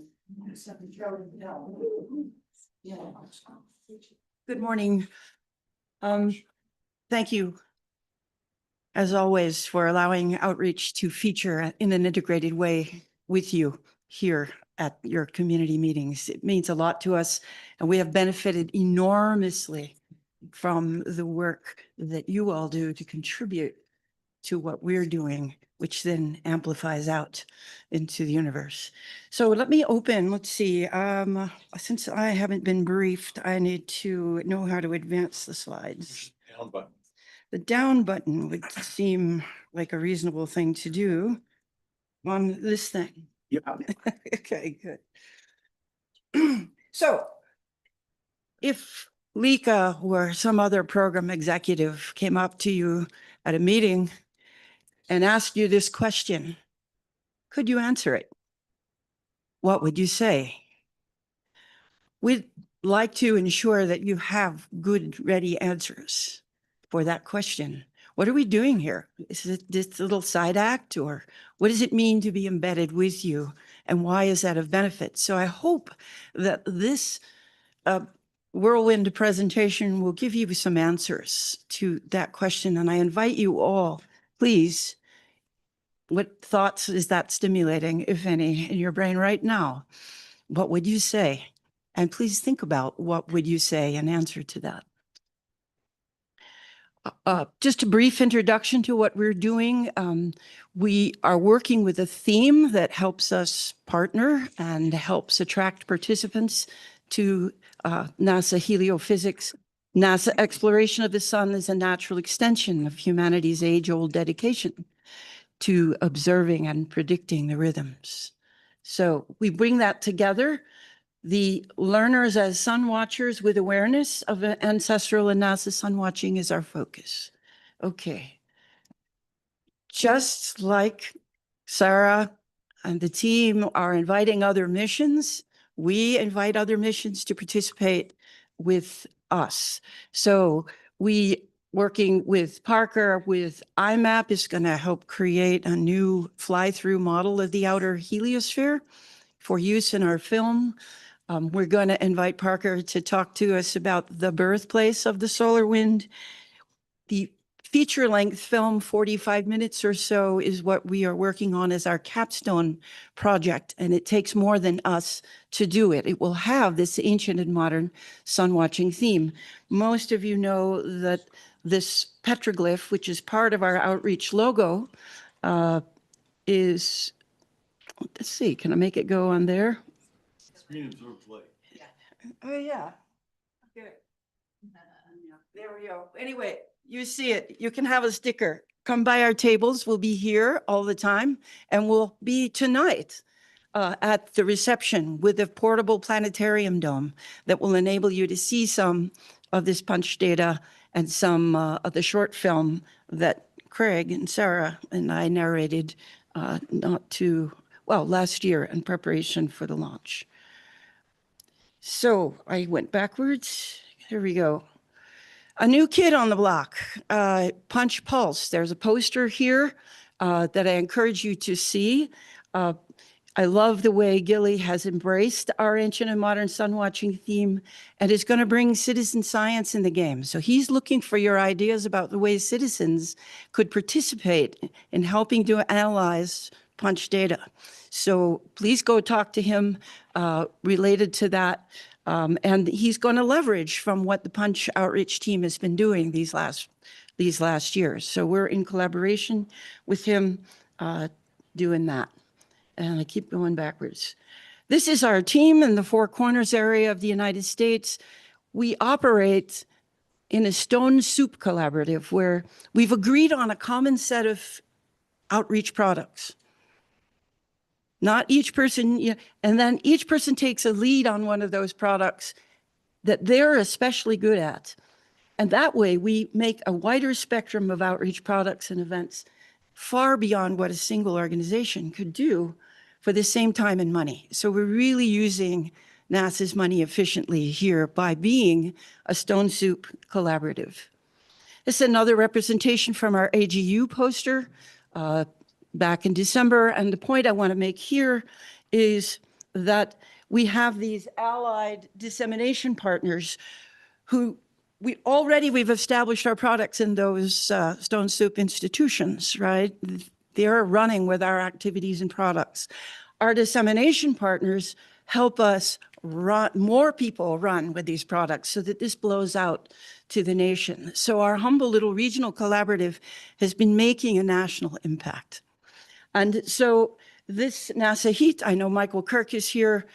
We are very happily in collaboration with their efforts to help us in this respect, as well as folks like the the Astronomical Society of the Pacific, who radiated out to all of their eclipse ambassadors outreach kits that included our products for the eclipses. So we're known around the nation as a result of that beautiful natural event too. And if I don't stop doing that, here's another way of representing ourselves for our official proposal. You're not meant to study this in detail. However, you are represented over here on the right, the POC and our POC Punch Outreach Collaborative and the Punch Mission Team. You are vital, as well as other heliophysics missions, to our mission. There are new kids on the block, Astro Camp, Civil Air Patrol, after-school programs of all kinds, not just Girl Scouts. And so one of the things we hope to do in the next year is to cultivate the integration of our products into these ongoing programs and thereby be enduring and propagated into the future, even after we do not are no longer funded. And you are a big piece of that picture. Forward. This is ergonomics for me are not good. Thank you. Our website, Don Kalinsky is present. Extraordinary website, as you know, for you, but outreach also. We get compliments all the time, but we need to make sure people are not going to go to a sweary website to find outreach materials. Okay, so when we're not around to point to it, we have to make sure that the other NASA networks that exist know how to point to it. People that where they do go to find these materials, right, they can be pointed to the resources and the riches here. And we're planning to revamp this, to put in some outreach resources for you, to help us carry on. The science mission will endure longer than the outreach funded part, right? You will be carrying outreach into the future along with these other organizations we're in training. This is what we aim to do with all of our products. We aim to this delight. We're maturing. It's not just for eclipses, folks. Keep these puppies around. We have a physics teacher article. It's great for physics education and image formation. By the way, if you use these, I had a wonderful visitor tell me, oh, you're trying to tell me if the sun were a triangle, I'd see 3 triangles here instead of 3 circles. I said, that's exactly what I'm trying to tell you. And it was just marvelous, right? And so we learned that and we adapted into our pedagogy and our approach. And now we're in this phase where we want to help share with you and other people who will propagate these things, those little tips and tricks. I have a reputation for being, oh, I want this implemented in a certain way. It's not really that. It's just please learn from all of the vast field testing that we've done for the tips and tricks that bring about this kind of response. What is it that does that, right? And indoors and outdoors, by the way, the indoor demo blows people away at AGU. Love it. Oh, I remembered that in physics. We're maturing our message also to connect to how cameras work. Apertures of cameras and pupils of eyeballs are both small holes that make images. So a lensless hole is a pinhole image, and this little device does well with that. How many have used the pinhole projector? Oh, good. We're getting there. How many have been asked to contribute to outreach related to punch? Well, we have more work to do. Okay. You're so invited. Can't ever say that again. All right. I want to introduce the team members who are present. We have Dr. Sandlin Buxner. Could you stand up and say hello? Our evaluator, Sam Kornreich from Fisk Planetarium, who's our project manager, and Jeff Skelton, who's our co-director for whatever we need. He's from the New Mexico Museum of Natural History and Science. And so on cue, guys, if you stand up and show the product we're talking about, that would be great. There's somebody who's not here, who's battling blood cancer in Albuquerque. We just made a team card for her. It's a tough battle, but this is one of our several products that others want to emulate. Thank you, Becca Robinson, the Muse Outreach Director, is a very close colleague. We kind of advise each other, and I'm on your advisory board, and it's one of those connections across the mission. Becca will be giving a talk, as Sarah indicated earlier. So go, Jane. This is our first anniversary celebration version of the Birthday Sunrises poster. How many have interacted with this? Yay. It's so fun where people light up at this, but notice what's different. 2 things, the letters to refer to positions on the horizon. What are these stars? This one, the launch date, first light, right? So these are marked now. Where is the sun going to rise in this venerable Chaco Canyon location on those dates? And so that brings the conversation of the mission into this activity, as well as the idea of the age-old observation of solar cycles. Right? So this has been adapted at Fort Lewis College in a sunset way over the Rocky Mountains. Using the same letters, this is Mike Zawoski, another really important teammate with whom I've developed activities for many years, including the venerable kinesthetic astronomy. And he's identified a place on the Fort Lewis campus, and this is being propagated to their community. So others may wish to do that and make use of our resources. This is an activity that arose due to our efforts to be good to Girl Scouts and to other after-school programs. It connects the sun's energy to so many things that we can observe in our own environment. And this was used at a recent Girl Scout event that Nikki convened. I couldn't believe this picture. It basically has taken every one of those connections and made a piece of art of it and invited girls. So this is an example of people making our products their own. And Nikki, I just want to acknowledge you for an extraordinary event that you convened in early May in Central Maryland with 165 Girl Scouts of all ages were exposed to products, and you'll probably see a nugget about that if you haven't already.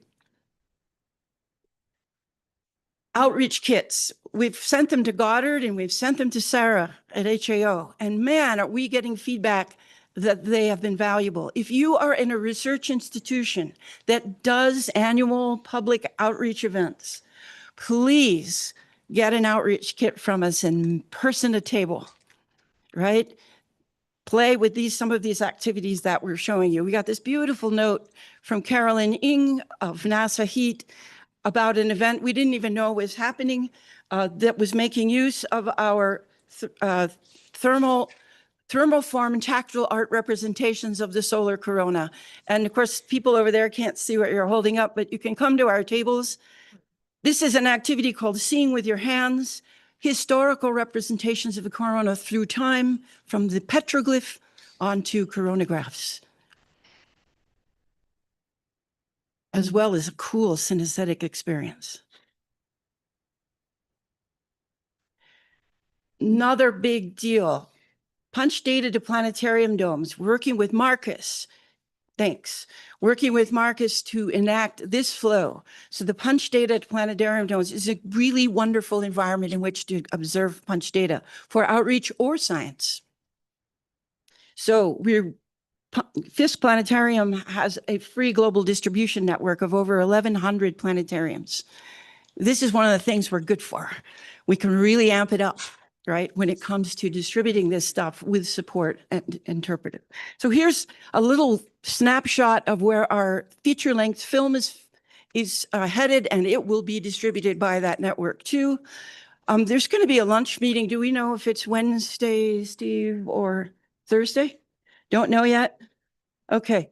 Anyways, Steve and the director of Fisk and myself and our production manager are going to meet for lunch and have some talks about the life story of the solar wind we hope to tell with this film. But you can see from the 4 blocks that it's broader. We have new photography and photogrammetry. We're going to use leading edge stuff that's never before been seen, including punch data in this film. So here's what we're good for. There's the answer to the question. I'll just stay with the big highlights in the interest of time, but we can support and magnify the outreach effort that you make.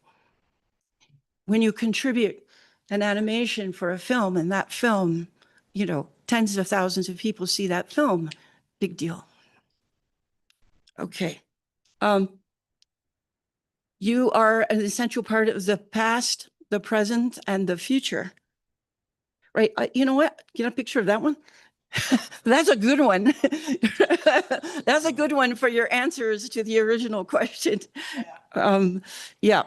We also are intellectually rigorous. We're going to return the knowledge that we've gained in this experience to the community, right? We're going to leave a legacy. But want to emphasize that you are an essential part, not only of the past, because so many of you have helped us with these products that we're presenting today, the present and the future of the outreach efforts. We cannot remain funded for as long as the science enterprise will go. So we want to work to empower and equip you. And this survey, please, that QR code, if I could get 100% response in this room, even if you don't care a lick about outreach, right? Put that down too.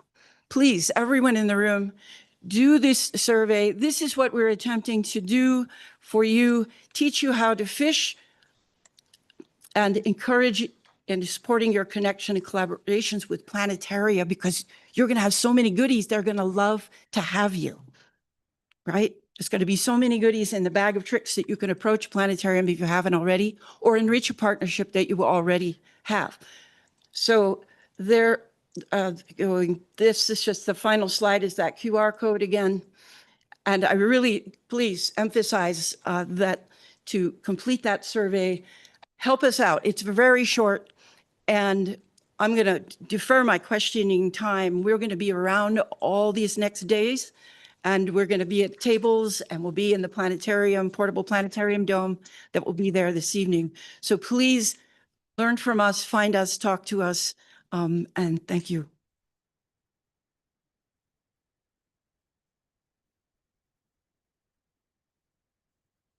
Couple minutes if you want to ask Sherilyn questions before we go to break. I don't see anything. Or you could use this time to complete that survey.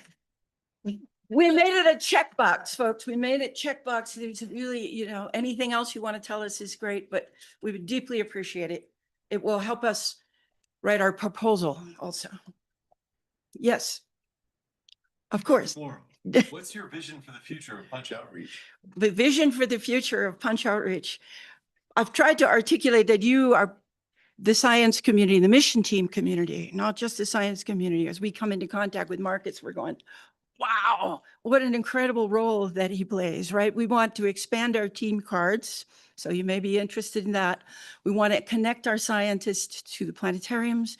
We want to do the punch pulse thing, right? We want to do that and help that citizen science.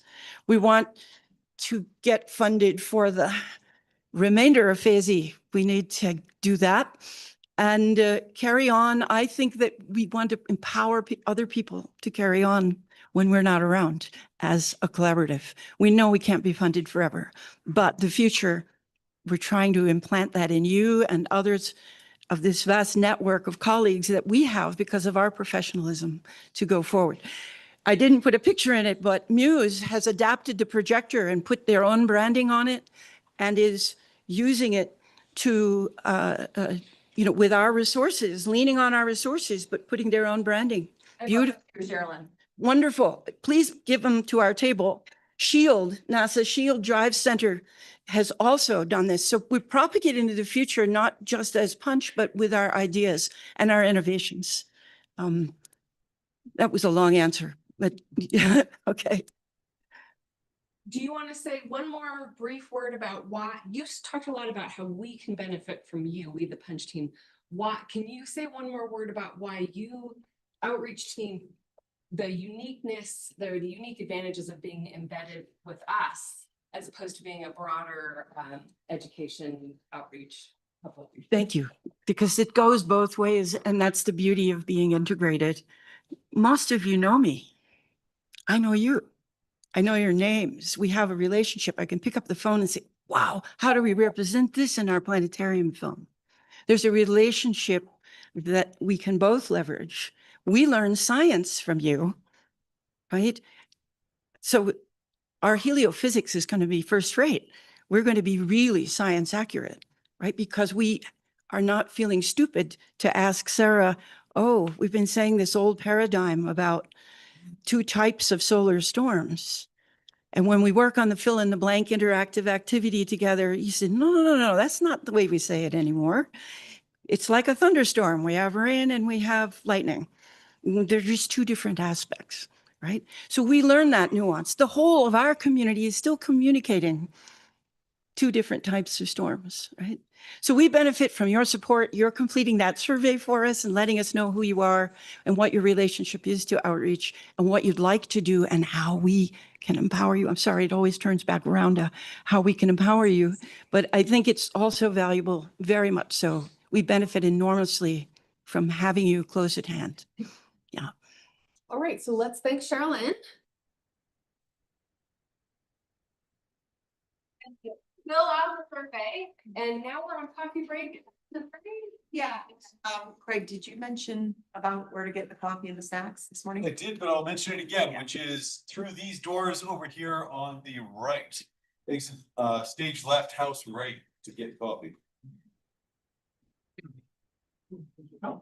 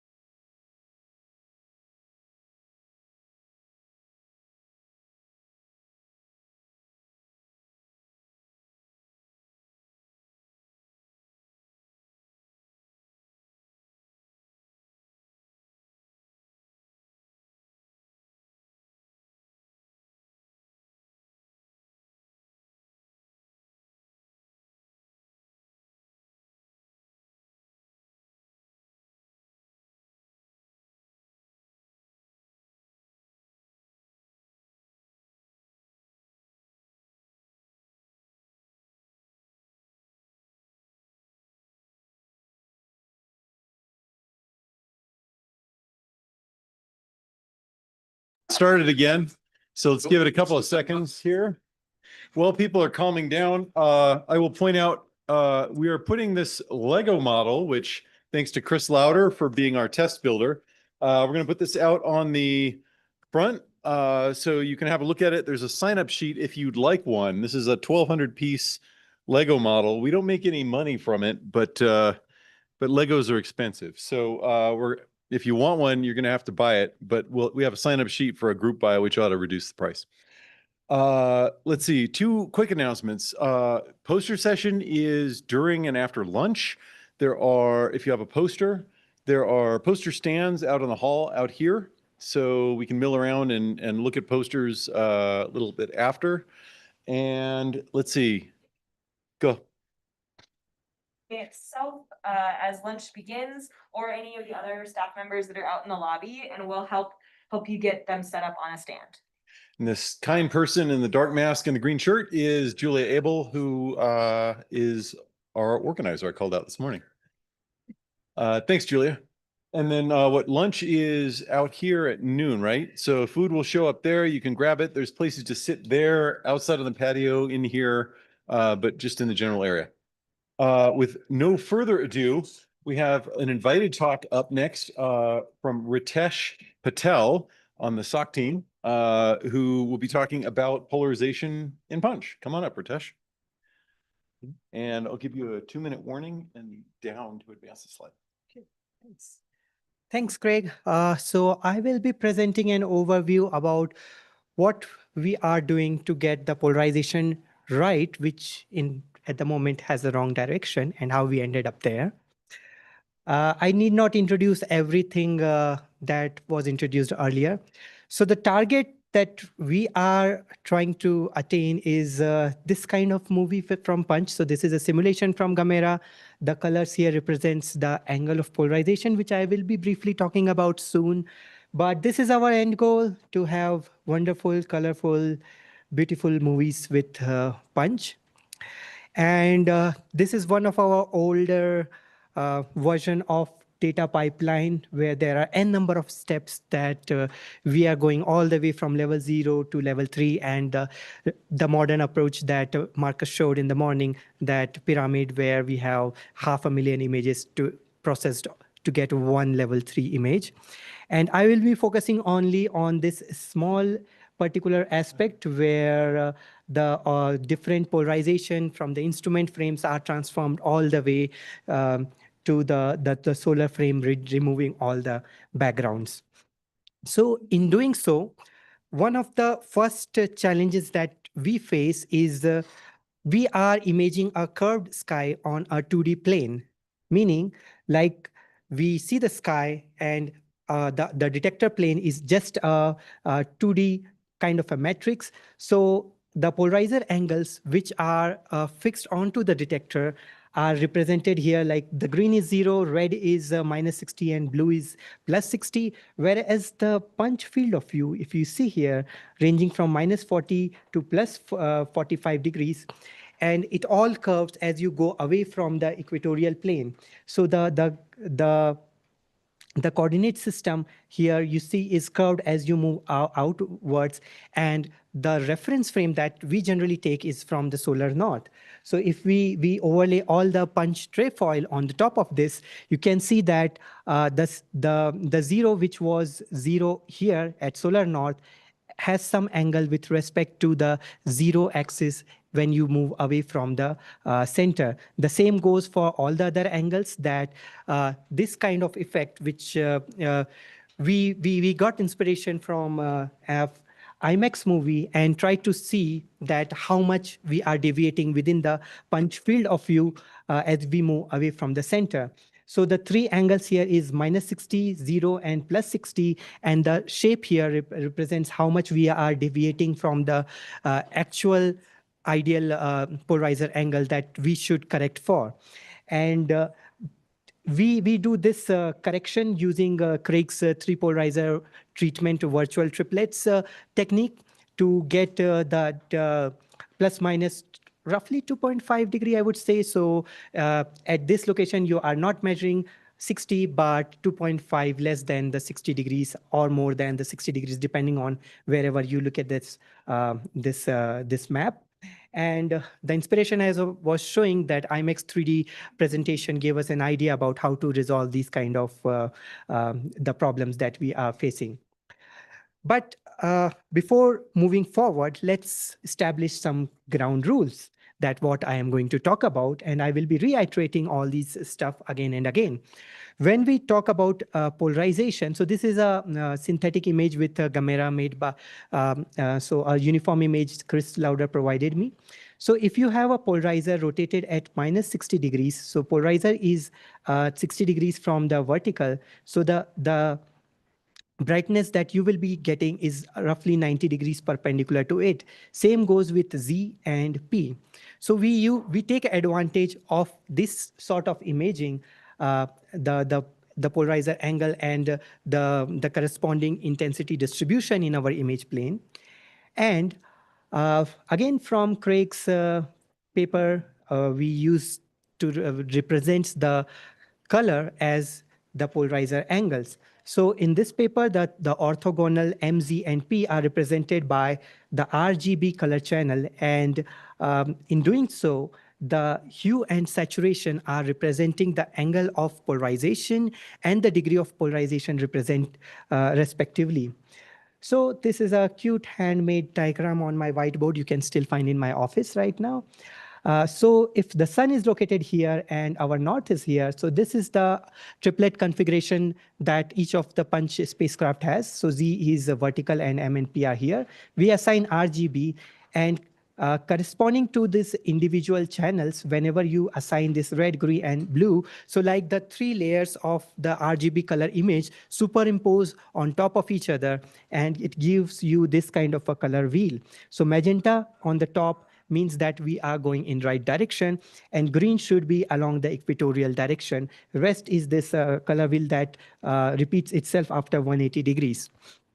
So when I say that we are using this color wheel as a kind of a quick diagnostic tool to see where the angles are right or wrong, because of the human evolution, we are sensitive to colors but not polarization. Otherwise, we could have directly seen the polarization in Punch images, which is not happening. So we found our way using this this color wheel, and I will be presenting most of my movies in this color wheel to describe the Punch movies and images. So taking this as a reference, so minus 60 will have most of the colors near close to the reddish channel, and plus 60 will be mostly in the bluish, and green will be the Z, and in between colors, you can kind of make it out like red plus blue is sort of magenta, and so on and so forth. So little bit of color theory in it here, and I am really sorry for those who have some problem with one of the colors, but we tried to keep it simple for calibration purpose only. Yes, just to remind you that please remember this throughout this talk. How do we measure polarization right now? So the scenario so far, when we say that we have Soho, Lasco, or Stereo, or K-Core, and or Metis, so we have a fixed state of instrument where we assign, say, the reference at one angle, and the polarizer angle is measured with respect to it. But in case of Punch, things are not stationary. The instrument itself is moving.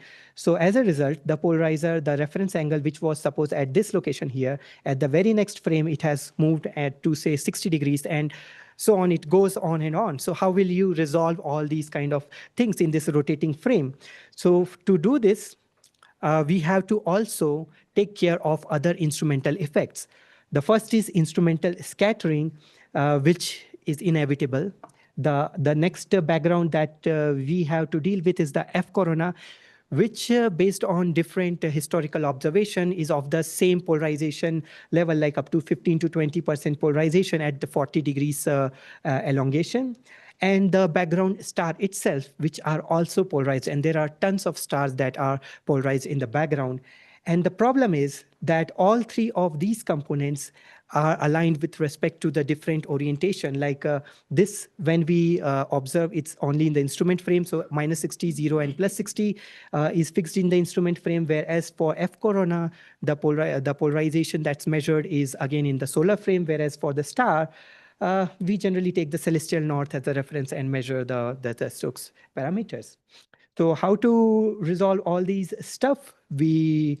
That's what this talk is about. So to do this punch polarimetry, we approach 4-step. So first, we generate the polarized stray light model directly in the instrument frame, as Marcus was saying, and Robert has this question earlier.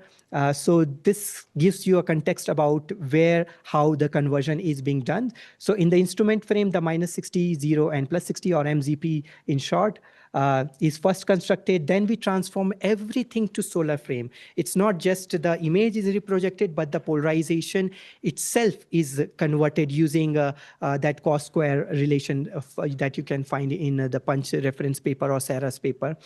And once the F corona is generated and it's removed, then we go to the celestial frame. Remember, so the sun goes around the ecliptic. No, not the sun. Earth goes around the sun. My bad. So in doing so, you see that the tilt of the solar north is changed with respect to the celestial north every year, ranging all the way from ±23 degrees, I think, 23.5 degrees. So we see that variation. So we have to reproject all the signal with respect to the celestial coordinates of that particular day, convert the polarization, remove the stars, and then coming back everything to level 3 when the movie that you see in PAM products is actually everything is rotated back to the solar frame. So it's not just building a star field or building F corona model and subtracting it, but also take into account like in which direction we have to go back and forth to get the signal right. And to do this, we do this kind of testing, like if we have this kind of a moving instrument frame. So the colors, again, remember the direction represents how means that the angle of polarization. So there should have been movie which is not playing on the right, but the movie that was supposed to show the error is playing nicely. So yeah. So if this movie was playing, you could have seen the arrows which points to the solar north is rotating all the way as it passes through the solar north and again. And with respect to this, we have to ensure that the angles we are getting right. Otherwise, we will end up something which is shown on the left, where you can see the disco light, every color is changing every now and then. That happened when we got the cycle wrong. And that's it's imperfect, the left movie. Oh, the colors will be stationary if it would have been perfect. That was in this movie, but it's not. Oh, sorry. Only white color is so for this movie, this is exposed, not overexposed, but based on the color scaling that is being shown here. So that's saturated for now. But wherever you see white and it's not saturated, it's unpolarized signal. So it would be a rainbow wheel. Yes, a rainbow wheel, perfect rainbow wheel. Yeah. So we developed this tool that takes care of all these conversions in the background so that you don't have to worry about it. So it's called SolPolPy, which is available in the Punch mission directory, and somehow it doesn't like me pressing the next button. Something happened. Do I get 1 minute extra? Thank you. Okay. Okay. So this is the level 2 product projected again in the solar frame. So the instrument conversions, the stray light has been taken care of, but what is not taken care of is the F corona. So yesterday in the group meeting, we had been discussing what would F corona polarization will look like. And this is something we can expect. So the majority of signal, more than 90% of the signal in this image is F corona. And the dominant CME you can see coming at this direction. Do not believe that this is saturated because this is just based on the scaling that I have put in this movie. So we have transformed everything to the solar coordinates, and this is before F corona subtraction. And then This is an estimated F corona model. So the MZP components of the F corona is again represented by the color wheel here. So this is from the real data. It's not just anything synthetic, but this is the F corona that's present in SDAC right now. You can reproject it in and make this colorful rainbow image. So once we subtract this image from the previous movie, we get something like this. So this is a movie that I showed back in AGU, but we didn't have this intermediate steps recorded back then. So when you remove the background F corona, you can see that the stars are more visible, and the fainter CMEs like this right here, they all start to appear, and there are more flows in the newer data, which I haven't made the movie right now, but yeah, it's there. So we can, in principle, get this K coronal signal. Now talking about the star field model, because the stars are one of the components, the background that we needed to remove. So we used the long-term measurements to get this background star field. So the current star field model, this is an old version that I found on SDAC, which still have that black hole that you generally see moving across the field of view. But we use the total brightness and polarized brightness and then subtract it from the images to get the final version that was being shown since the morning, to get a clear view of the K corona in the heliosphere, all the flows that are star field suppressed in total brightness, in polarized brightness, and the ratio, which is one of the things that Kurt will be talking about in a few minutes.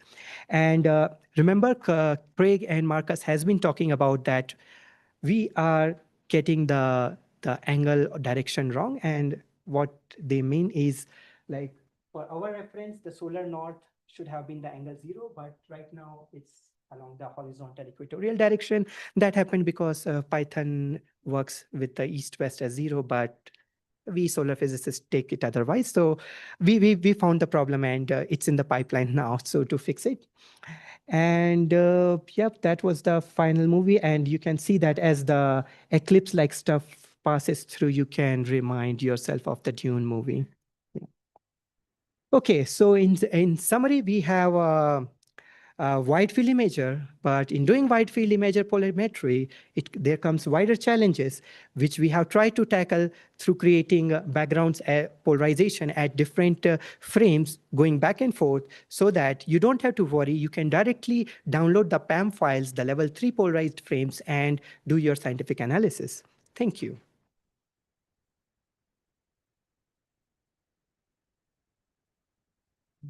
Okay, so a quick reminder, we're not doing live questions now. We're going to do a panel discussion at the end of this session. So if you have questions for Ritesh, please enter them in the Slido, and we will pick it up afterward. Next, we have Kurt Koenig, who will be talking about polarization analysis and polarization ratios with punch. Here we are. 4 minutes. Okay, so good morning. So yesterday at the Punch pre-meeting, Craig mentioned his desire, or emphasized his desire, that we be unified in our use of nomenclature and that we stick to proper Punch nomenclature. So let me start off my talk with what the definition of the polarization ratio is. It is this, it is PR which is equal to BR divided by BT, which is basically the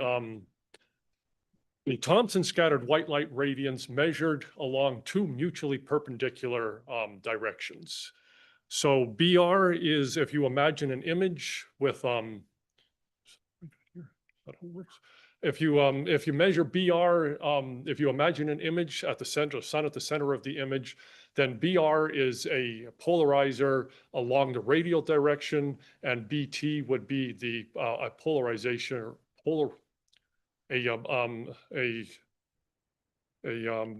filter oriented along the tangential direction. So that is BR divided by BT. The polarization ratio should not be confused with little p, which is also a ratio, but it is a different ratio. That would be the ratio of polarized brightness, PB, divided by total brightness, TB. So when the punch team is talking about the polarization ratio, what they should be talking about is that first definition, BR divided by BT. So here is a diagram showing the geometry of the situation that we'll be discussing. I call this the Thomson scattering triangle. At the far left of the image, you have a star which represents the sun. At the right of the image, you have a green cross or a green plus sign, which represents the observer. The light blue line is a line of sight extending from the observer out to infinity. Thomson scattering can take place anywhere along that line. Right now, what's shown in this diagram is a scattering location indicated by that little circle. And inside the Thomson sphere then is the big circle that connects this observer and the sun.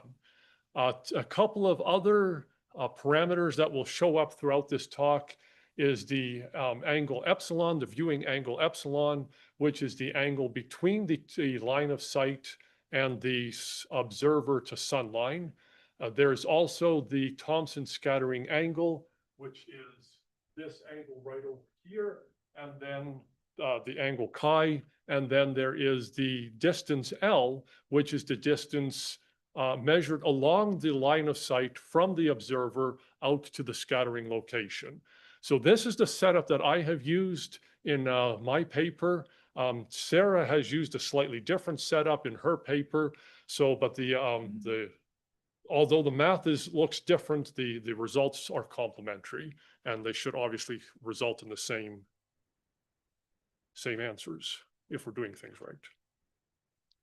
So here is the here's the polarization ratio. Again, it's that ratio of total of BR over BT. And if you express, it's an integral along the entire line of sight, looking at all possible scattering sources along that line of sight. I've expressed these integrals in terms of the scattering angle chi, and it takes this form right here, integrating from epsilon, which is where the observer is located, out to infinity, which is in angular spaces equal to chi. The only thing that changes from one line of sight to another, from one problem to another, is what is the electron density along that line of sight, indicated by the orange N sub E. And then you will also notice that this polarization ratio has an approximate sign in its definition as opposed to an equal sign, and that is because what we're assuming in that very nice looking compact expression is we're assuming the small sun approximation, which means the distance from the center of the sun to the scattering location, little r, is much, much greater than the radius of the sun. That is an approximation that is valid in the entire punch WIFI field of view and is also valid for a significant part of the NIFI field of view. But for the purpose of this talk, it's valid basically for everything that you're going to be seeing. So as I said already, the only thing that changes in calculating the polarization ratio is what definition you use for your electron density along the line of sight. So we're going to consider a couple of simple electron densities, starting off with the expanding solar wind, where we're going to assume that the solar wind falls off as r to the minus c, or in terms of the scattering, in terms of angle chi, the electron density has this expression over here, which goes as sine to the power c, sine of chi to the power c. If we substitute that into our polarization ratio integral, we end up with this definition for the polarization ratio, which is, if you check your Gradstein and Reisig, you will see that this integral over here is in fact a closed, does result in a closed form integral. It's not a particularly pretty closed form, but it can be done. Or what we can do is we can place the observer infinitely far from the source of the expanding solar wind. And in that case, for all possible lines of sight, epsilon will be equal to 0. And you're integrating from 0 to a pi of a sine function, and you end up with a very nice simple answer that the polarization ratio goes, or it depends on the power law of the expanding solar wind. And this is something that Sarah talked about in her paper. She's mentioned that already earlier in this meeting. And so if you can probe the solar wind with punch imagery at a location where there are no transients present, where there is just quiet background solar wind, I think Nikki will tell us that that doesn't actually exist, but we're going to pretend that it does. Then in that case, you could find out what the ratio or what the power law of the expanding solar wind is equal to. The other option is, instead of looking at an infinitely large source extending along the line of sight from the observer out to infinity, we can consider an electron density for a very small source. So I've written the electron density for the small source in terms of these two functions, an NE or an N tilde sub E, which is basically an arbitrary function. And then there is this eta function, which is called a bump function. And the bump function is centered on the central angle chi sub c and has a width of equal to delta. If we substitute that into the polarization ratio integrals, we end up with this expression over here. And according to the theory of distributions, as the limit of delta goes to 0, then this whole integral simplifies to a very nice simple expression written right over here, which depends only on the electron density N tilde, which of course cancels out. And we end up with this very, very simple expression that in the small feature approximation, the polarization ratio reduces to cos squared of chi c. And this is true. And what I find important about this whole expression, this is true independent of what N delta or of what N tilde is equal to. So this is true for any distribution you can dream of. It will reduce in the small limit, small feature limit, down to this very simple expression. That's assuming, I should have mentioned that back here, that's assuming that all these expressions in here, cos squared, N sub E, and eta are bounded, that they are smooth and have compact support. Then according to the theory of distributions, it will reduce to this very simple form over here. So there's the mathematical lesson for today. Now, of course, having obtained the polarization ratio from that very simple expression in the small feature limit, it is very simple to transform the polarization ratio into a scattering location given here. Again, remember, we've got two possible solutions in here because we've got cos squared. We're going to have a solution inside the Thomson sphere, chi in, and a solution outside the Thomson sphere, chi out, which is placed symmetrically with respect to the Thomson sphere. So anytime we're doing polarization ratio to location, always two solutions are popping out, and there is always that ambiguity in how to interpret where the scattering location actually is. Given the scattering location in terms of an angle, going back to that initial Thomson scattering triangle, it is very easy to translate scattering angle chi into a position L along the line of sight. So the distance from the observer to the scattering location given by L has this very simple form over here. So the point is, once you have the polarization ratio, transforming that into a actual 3D location, a Cartesian location in 3D space involves a couple of steps, but it is straightforward to do. So looking at some data over here, here is an image of the polarization ratio taken from the description of how we got to this image was very well described by Ritesh in the previous talk. And it's taken from September 22 on 2025 and showing the CME in the southwest corner. One of the ones that we're interested in, one of the events that we're interested in. Again, this image, I think Lika pointed this out again this morning as well as at the meeting yesterday. How we get to this image It very much depends on how we do our background subtraction. And that is going to be one of the big questions that we still really have to resolve, because there is some discussion going on. Should we just do the straightforward punch backgrounds or punch sock background subtraction the way Ritesh described it, or do we need to do a base image background subtraction? Yara will be talking about that tomorrow. The way she processes, I think it's whisper data or metadata, sorry, yeah, metadata. So there are different approaches, should result in the same answer, of course. But what you can see here, the reason that this is becoming an issue is what we said earlier on in the talk. Okay, what we said earlier on in the talk is the polarization ratio for the so-called undisturbed solar wind should be equal to 1 over C+2. For a radially expanding R to the -2 solar wind, that means that this background for most of the image you would expect in the undisturbed solar wind, that the polarization ratio should be sitting right about here at 0.25. And it is clearly, it is not sitting there. It is sitting much closer to 1 and showing primarily unpolarized light, as opposed to the radially expanding polarized light that we expect. So there is an ongoing question of how do we process, how do we construct these images? And once we figure it out, we'll tell you. So once we're going to look briefly at just the CME. So here's a blow up of the CME.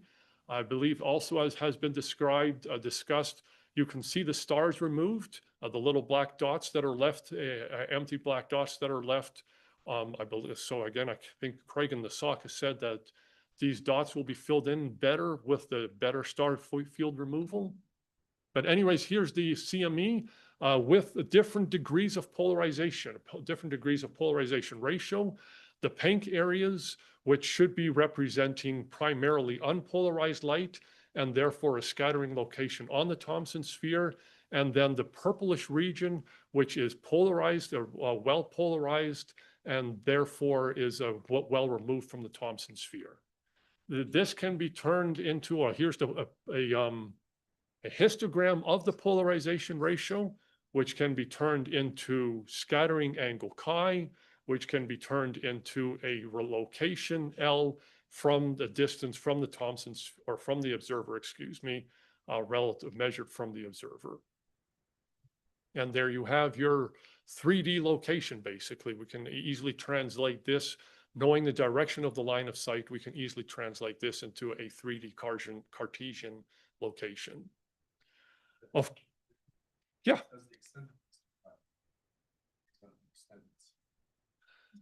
It should, yes. It's assuming that there is not a lot of noise in the polarization ratio. The extent of the histogram should be telling us something about, because this is only for that region of interest, the CME region of interest. So this is not for the whole image, it's just for that CME, and therefore it should be telling us about where different parts of the CME are located relative to the observer and the Thomson sphere. Yeah, again, that's subject to the small feature location. So yes, we are using some degree of averaging in there. So so the big question, of course, is, having done the small feature limit, has this a good choice? Is this a ridiculous choice to drop everything down to just this tiny point?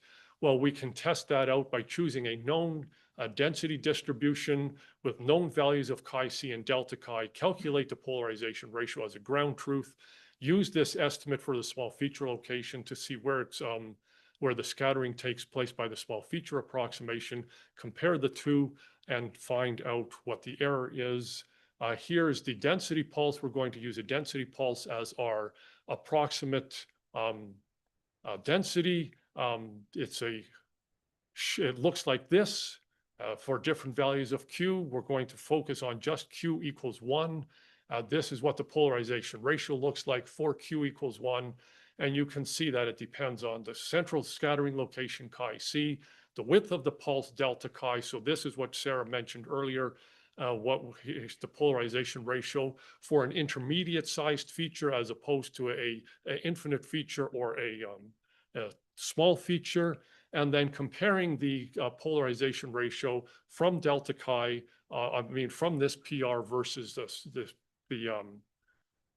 small feature location. This is the plot of the error. And what you can see here is that as long as the feature half width is not much more than 20 degrees, so coming up to right about here, let's say, then you're going to have primarily this gray area as your error, which is the gray or the early, just right about in here. And that's an error. You're introducing an error with using the small feature location of around 10%, which I think is a reasonable error. And that's true for whatever, yeah.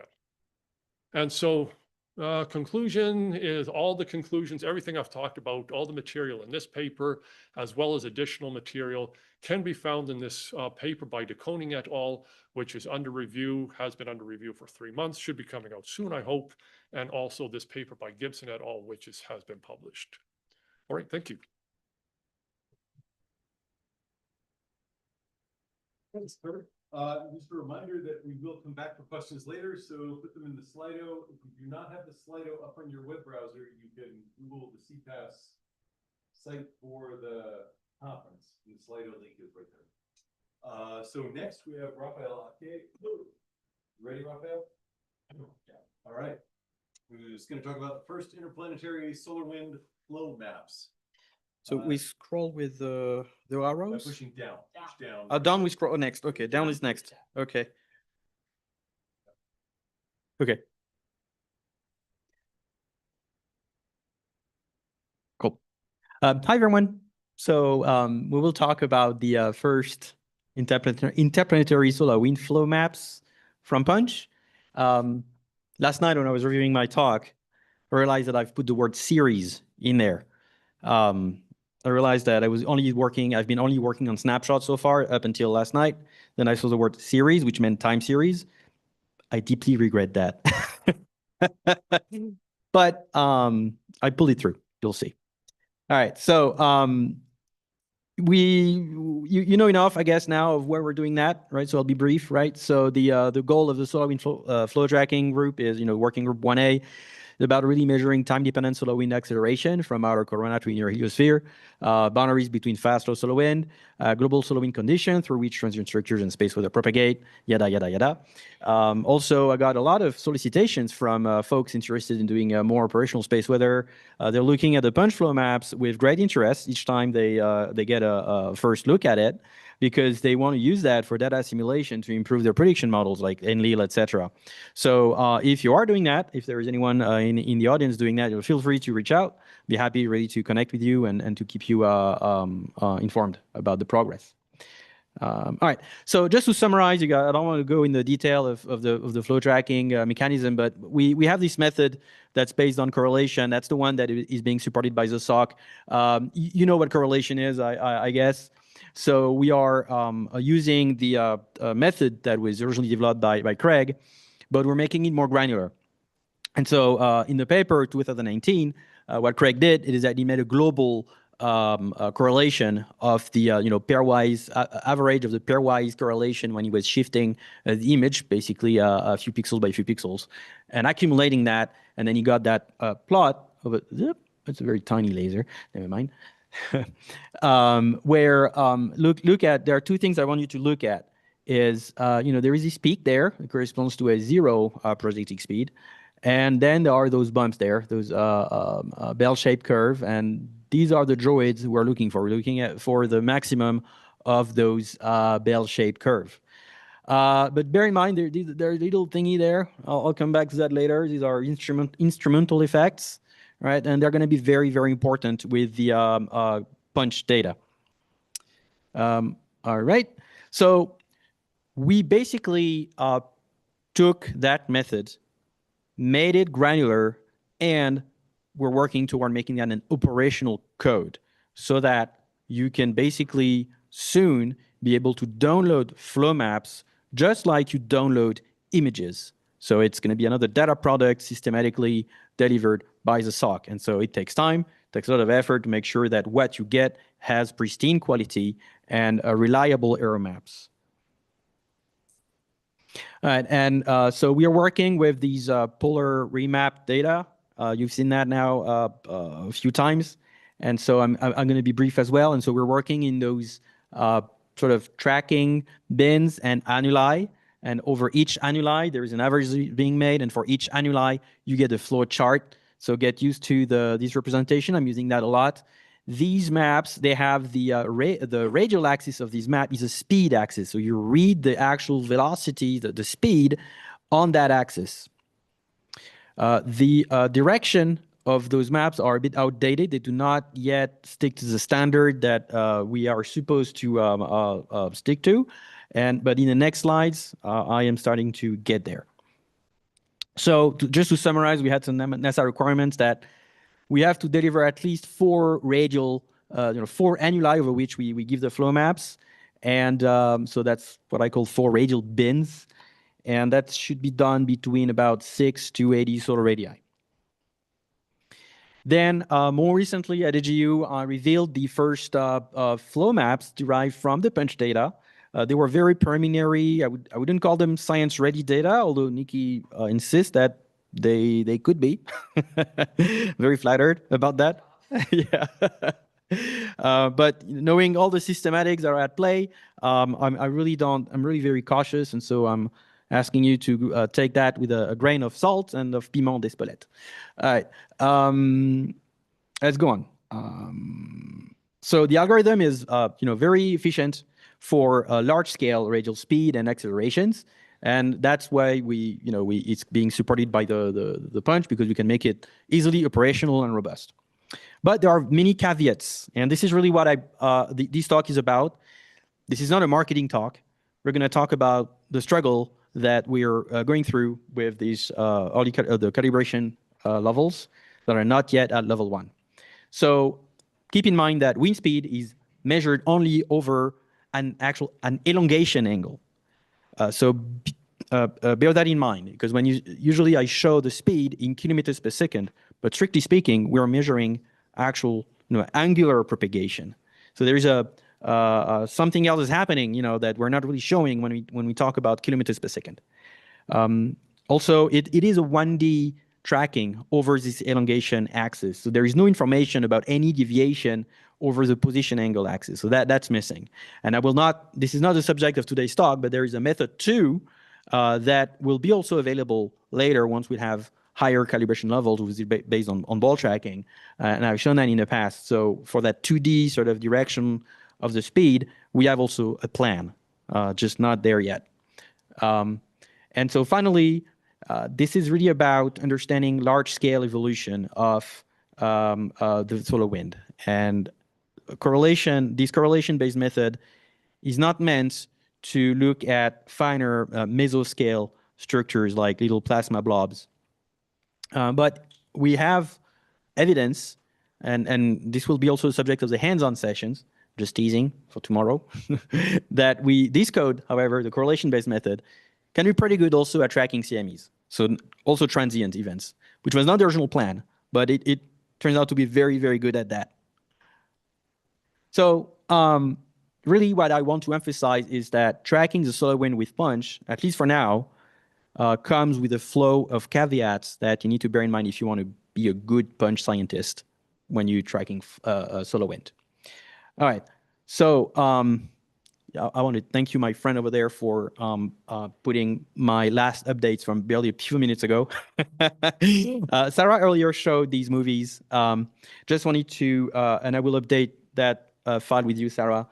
There were just an error here at the bottom.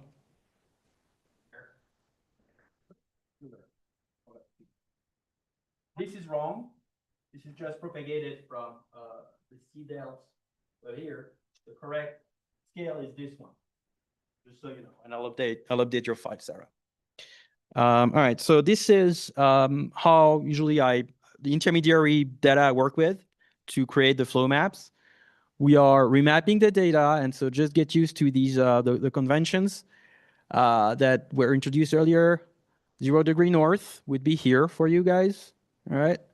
And when you go counterclockwise on that top left panel, you would go for following here on the right from the 0 degree up to the right. And that's how this remapping direction goes. Okay, yes, Giddy? I am trying to use my spawner, but it's very, very tiny. Yeah, this is not really a Jedi laser saber, sorry. I can use my finger, but it's a very small finger. Yes. When you go counterclockwise from here to there, you're going from here to there. All right. And so now I'm going to replay that movie. Well, you've seen it before, so I want to insist, because you see that the vertical axis, it's an elongation axis. So the pixel maps to angles, not kilometers. And so because we're doing the cross correlation on that means the wind speed that you see in kilometers per second should rather be called an elongation speed given in degrees per second.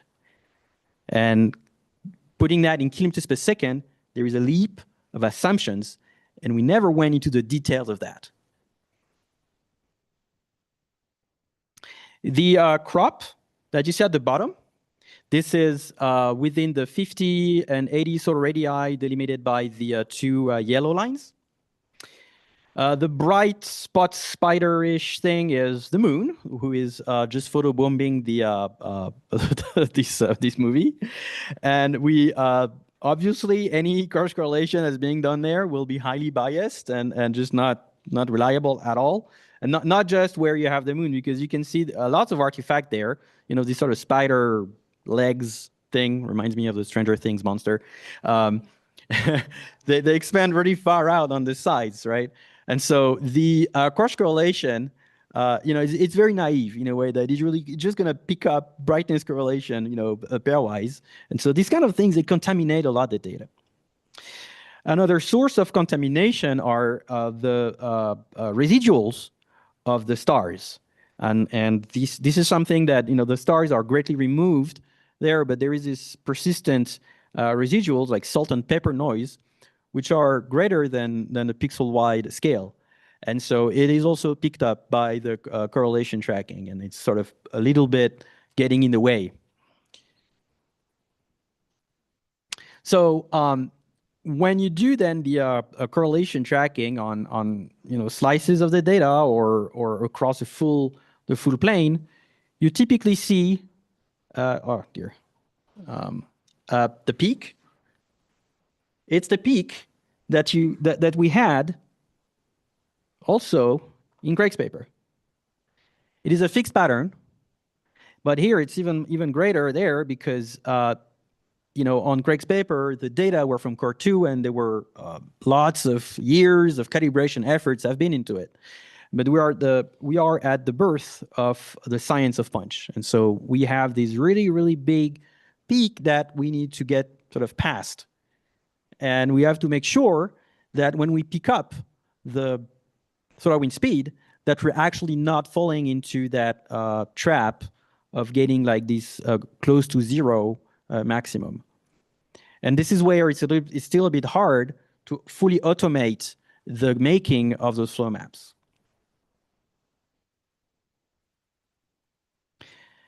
Additionally, and Nikki, I'm addressing a question you asked yesterday. On the same line, and you can look at the red dotted line, there is a CME propagating there. What can happen is that you can have a quiescent ambient solar wind speed, going at a certain speed, rather slow, and then you have a CME in the same time window over which we're averaging and accumulating those cross correlation. What it creates, or it can create, are these sort of double local maxima, double bumps in the correlation profile. How do we deal with that? I don't know yet. But somehow, in the flow maps, we need to give the user the information that there is an ambiguity, and hopefully, ideally, we want to giving methods to disambiguate that. So if you want to know a bit more about this in more detail, please come to the hands-on session tomorrow to where we're going to talk about how to validate. We'll talk about in detail about those caveats, but also how to sort of validate the flow speed measurements. So, however, I was able to produce the beginning of actual time series, dynamically updated flow maps over a reasonable amount of time. So in that example I'm showing you, and it's a bit different from the other plots that I've shown in the past, these are not over 2 different annuli. These are over 2 different time windows. So you see the actual time evolution of your flow speed for within the same spatial window, the same annuli. Now my Easter egg is I made a movie over a few days, and at least on time, I am meeting NASA requirements. NASA requirements is 6-hour average. What's not meaning yet is that I am supposed to provide angular resolution over 1440 angular bins. That only just 36 bins because I needed to make sure that I integrate enough signal to have something meaningful. What I like about this is that despite what I said about the possible outliers, I'm not seeing weird spikes at crazy high velocity or crazy low velocity. These are expected values of solar wind speed of an active sun with lots of CMEs shooting around. And that makes me very, very confident that we are really getting close to having really historical knowledge, new knowledge about the time evolution and spatial variation of the solar wind all around the sun. So hopefully my next updates in future meetings will be to have a much higher granularity around the sun, meeting the 1440 data bins around the sun, and able to show that dynamism, that time evolution over multiple radii as well within those 6-hour average time windows. Thank you.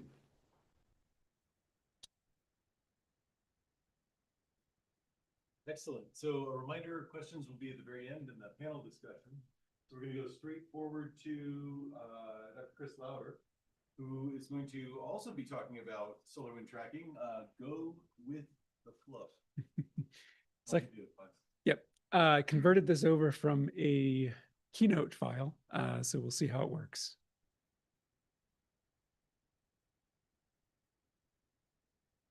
So I'm going to basically be talking about some of the great work that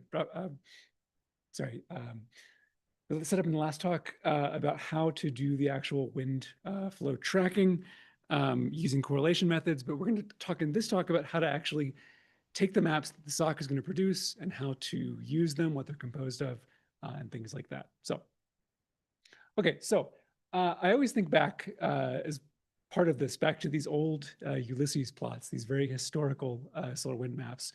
These are some amazing classic observations, but they're very limited in cadence and time, right? Once every solar cycle or so. So we can do things with punch data that we can use these flow tracking methods to measure solar wind velocities. So much like Raphael talked about in the last talk, the data, we take our mosaic frame data, we reproject them into a polar coordinate frame, so radius or elongation angle and azimuth, and then we can use feature tracking using cross correlation to actually produce maps. And so we do that over a couple of radial bins. Here, I think for the initial code, we're just doing 4, but we can talk about other ways to customize that. And then just in the background, I had some punch data. So what are the actual maps that the SOC is going to provide for all of you? So we're going to provide both plots in the same way that Raphael showed, where we have these radial plots that show across bands what the radial velocity is at that particular azimuth and radius. But we're also going to save FITS files as part of this as well. So just to add yet another data product code that you all have to remember, we now have VAM product codes. This is a velocity map in the mosaic frame. We are also going to potentially introduce NIFI maps as well, which will be a VAN data code to add to this alphabet soup. The actual structure of these is not going to be a typical like 2D map like you're used to. It's going to be a 2D array, but it's going to be in terms of radius or elongation angle and azimuth. So it's going to be a 4 pixel by 1440 pixel type image. So if you try to load it in DS9, you'll just get a very long stripped image that you cannot actually view. But there are tools, and I'll talk about a couple of these in the next couple slides, about how to load these and how to manipulate these data. Okay, so how can we work with these maps? So these files will be queryable in the same way through Fido, tools like that. You can also get them directly through the STAC, but you can load them as an IndyCube object. So we're saving them in the same way as the normal data that you're used to. So when you load it into, say, a WMAP object, it has all the corresponding data, it has the WCS, it has the uncertainties, it has all the metadata associated along with it. And you can load it using the same tools that you use to load the actual punch data, image data itself. Here we're just loading, say, a wind map file into an IndyCube object using the standard load IndyCube from FITS function that resides within Punchbowl. Once we have that as an actual IndyCube object, we can pass that into a bit of code that I think you wrote this, Raphael, or it's in some code I think you provided, plot flow map, which is from the velocity code, and you give it an output PDF file name, you pass it the data itself, and it will produce an actual wind map like the ones you saw in the previous talk. We can also work on adding some ways to customize this so you can integrate this with imagery as well. So you could say overlay one of these maps on top of actual punch data or an animation. You can also just extract data out of this and actually do things like plot a slice of the data. So here I'm taking that wind map, I'm getting the data array out, I'm taking the 0th element, so the first bin of that in radius, and then taking all the azimuth. I can then set up a plot. I can generate a sort of array of angles around and then just plot it. And you can overlay this on other data. And like I said, we'll try to on the SOC integrate some of these plotting tools into the rest of the code. So if you're not happy with the bands that we're using or the azimuth or any of the parameters, all the code is available. This is not going to be readable, but within Punchbowl level 3 velocity, if you go on GitHub, you'll find all the code that we're going to be using for actual wind maps. And so you can customize it to your heart's content. You can customize, basically you can assemble a list of files to pass into it, and it will go off and do all the machinery of doing the cross-correlation tracking to generate the map. But you can do things like adjust any number of parameters. You can adjust the radial band number, you can adjust the spacing, you can adjust the size of those bands. Now, whether all of those will work, because there's a lot of fine tuning that Raphael has done to get this to work. So you might not be able to put any set of parameters in, but you can go off and try this method at least. The result of this will be an IndyCube object, much like the data that you load back in, and then you can just save this right out to a FITS file with the same punch.io write IndyCube to FITS file like you normally do. Okay, very short talk, but I just wanted to give kind of a highlight of this. We're going to do more in a hands-on tutorial tomorrow, so feel free to come and ask questions. Again, these data, any other data, feel free to come and ask us questions. The GitHub discussions page is a great place for community questions and answers. And again, find any of us that work on the SOC. We're happy to help you guys with this. So that's everything. Thank you.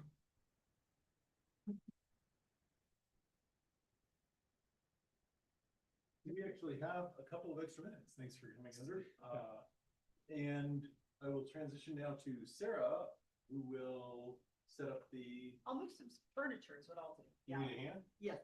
So we're going to have a panel discussion now. We didn't quite have the foresight to put our table here before, but we're going to do that right now. So just hold your fire and please add questions to the Slido, and we will have all 4 speakers from this last session. Please come forward.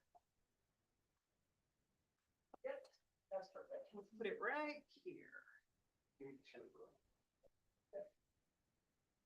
Yeah.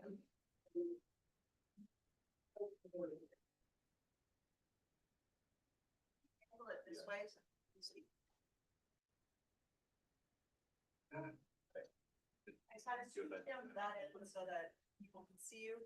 Can you actually, do you want to actually, I'll read the questions and then also kind of discussion. You'll end up answering questions. So let's, yeah.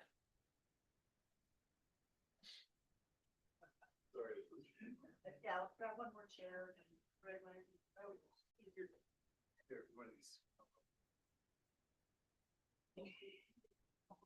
All right. So I'm gonna start with the Slido and, I'm gonna read them and Craig, you can kind of turn it into a conversation as makes sense. Can you all see the group pretty well? What? No. Not at all? Not even a little? Well, you'll be able to hear them. Oh, will you be able to hear them? It will be a little different in the next session because, yeah. Okay. I'm gonna go through the Slido first, then I'll go to the room. You can also put your stuff in the Slido. Okay, so we got lots of questions. I'm gonna start with some of the ones from Raphael from the just recently. And I'm gonna archive them as I go. So one question, we had two similar questions, which were, one was, Raphael, what do you mean by speed is over elongation, not true radial speed? Can get projected speed, right? Can Raphael say more about precise definition of elongation velocity? Can you say a little bit more about that? Sure. So when you're looking at the on the punch imagery, which is a very, very wide field of view, you don't know where the features are in 3D. So you get something that is projected. I mean, it is somewhere. What you measure, what you measure really is its position, its angular position with respect to the sun Earth line. That's it. When you put kilometers per second on them, at least in the way I'm doing it, I'm assuming that it is at 1 AU from Earth. I'm using also a small angle approximation. And this is how we get it in kilometers per second. But that thing may not be at 1 AU. And that thing may also be coming not necessarily purely radially. And so there are all these assumptions, the geometrical assumption that we do just to take a shortcut to give you kilometers per second. But keep in mind that, I'm tracking, I like to say that I'm tracking on a hunch and not on punch, because I am not using the polarization information at all. But it's really, I think, what will turn things into gold with the punch mission is the P. And the teams that are working on providing 3D information, 3D collocation of what we're tracking. And I think the great science of punch will come from the synergy of these teams. So on the one hand, of course, the flow maps that are being tracked in a very naive way, because we don't know where those features are in the line of sight. And then you have also the people working on the polarization aspect of it that's going to provide where it is on the line of sight. We're hoping that the combination of those will give us much more accurate, I'm talking about accuracy now, physically accurate determination of the speed, where it's going, and at what metric speed it's going. I hope that answers the question. If not, let me know. And Craig, I wonder if you could follow up with a little nomenclature. It might be timely to mention the capital R sun and little r sun. Oh, that's a good point.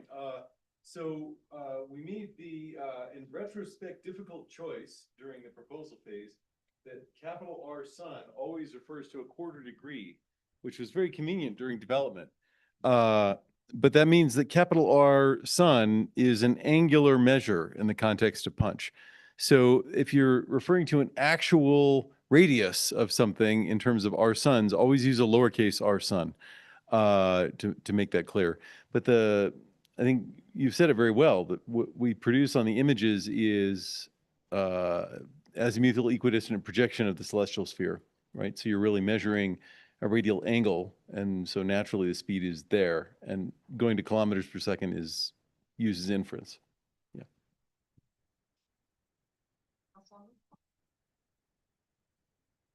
Now I've got one, Chris.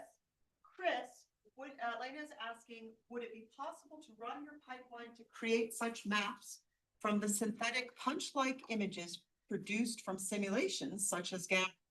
I think it'd be a good way to compare modeling results and punch observations. Yes. I think it's a great idea. I do think that we need some kind of maybe a baseline to compare, especially as we're sort of rolling out this flow tracking itself. And I think comparing with models is a great idea. So that's, yes. Yeah, I think it would be important for modelers to produce the file that is that your pipeline requires. Yes. So it can just be ingested and. Yeah. Right, yeah, okay. Yeah, so I think as long as input data are in sort of the same kind of coordinate frame, same kind of pixel scaling, yeah, it should be compatible. So we have 3 questions, which are essentially asking the same thing, so I'm gonna group them. Which is basically about the speeds in Raphael's maps. We noticed that on some of the plots, values between 800 and 1,000, and wondering what might be causing that, CME, signal to noise, selection effect, projection, how are error bars made? And then there were the other 2 similar questions. One was asking, why aren't there any lower speeds, 400 to 600? And then somebody was asking, why are they as high as 800? So essentially the same question. So for the high velocity, so we picked a time range where we had a lot of CMEs. So very, very active. They're really, really active. If you look at the movies, and there are plasma being shot out everywhere, and it's pretty fast.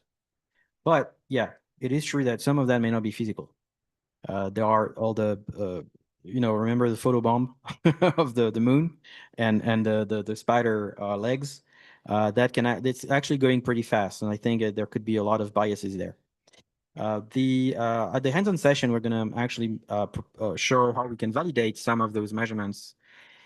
I know for a fact that for doing it by eye myself, eyeball 1.0, I measured some of the CME speed were, around 500 kilometers per second, again, to speak in kilometers per second with lots of assumptions.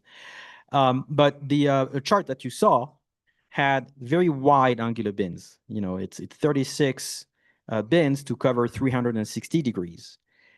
It's a lot wider than the narrow areas where I could measure where I could validate slower speed. So there is something that those bins are picking up that we haven't seen in detail. And this is why, I believe a lot of that may not be really physical, and it is part of the fixed pattern or moving artificial patterns from the instrument itself that can be picked up by the correlation method.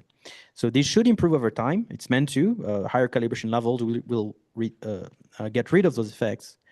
But it's also why it's even more important, back to the earlier question, to have some sort of ground truth simulation data where we could add realism by actually adding synthetic systematic errors from punch to try to isolate what creates either faster speed or slower speed, and determine sort of the limits of what the correlation method can do and cannot do.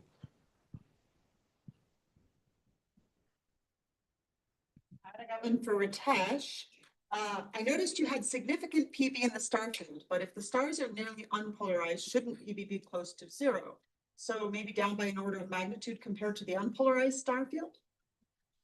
So yes, that's right. But remember there was an angular issue that's also leaking into the other channels of PB prime.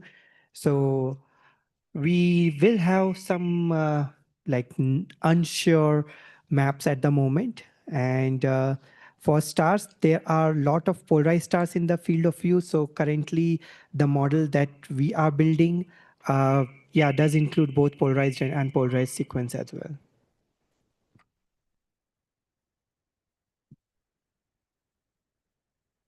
All right, here's one for Kurt. And I actually answered this I wrote an answer, but I think you should answer it verbally. For the polarization ratio technique, we need to subtract a background image, if I'm not wrong. What background image was used here? A single frame or some minimum background? So in the image that I showed for the polarization ratio, I was using the background subtraction that the SOC does. So as described by Ritesh, which comes down to using a week of data beforehand, before the time of interest, and a week after the time of interest. And then within that 2-week period, finding the minimum pixel background. And that's, I believe, how the SOC does the background subtraction for the straight up PAM data. There is definitely the option of creating your own background, which is using a base difference image.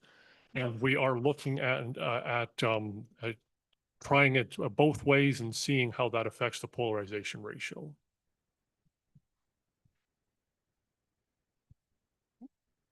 And I guess if anybody has a follow-up, they should raise their hand or whatever, but, okay, the other one, another question that came actually during my talk, but I think it applies to a lot of the people here. So I was thinking you guys could answer it. I did an answer in chat. It's from Sheriff asking about the difference between the flow maps and J maps. And since I know Ritesh has made a J map code and you've been working flow maps, and then others may have comments. Yeah, we talked a lot.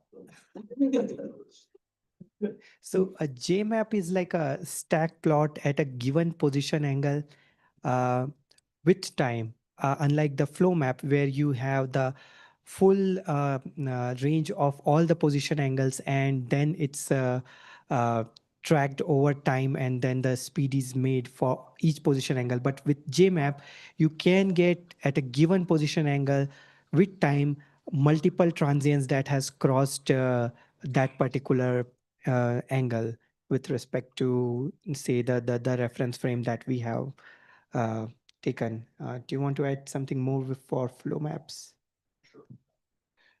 Yeah, just the significance of each of them are when they use it tandem is that the one like JMap is local method, really by hand and by eye, but it's very accurate because you can actually go around systematics. You understand that, okay, that thingy there, that's the instrument, so you can go past it, which is not something we can easily automate, but it gives you a very accurate result at high resolution, which the flow map, which is a global method, cannot do.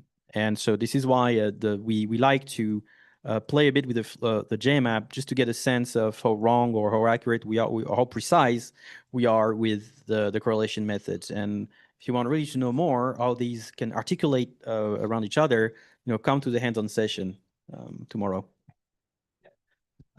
So since we are talking about JMap, so the automation of it is done for CME detection mainly, not for the flow detection. Like Cactus method is reliant on creating these kind of stack plots or JMaps at each position angle and determine the CME speed and all other parameters. But it's difficult to track all sorts of small flows with JMaps, but it's good for tracking big CMEs and blob-like structures. And yeah, Rohit and David. Correlation tracking on the JMap itself. Yes. Yes. Actually, I was about to go there.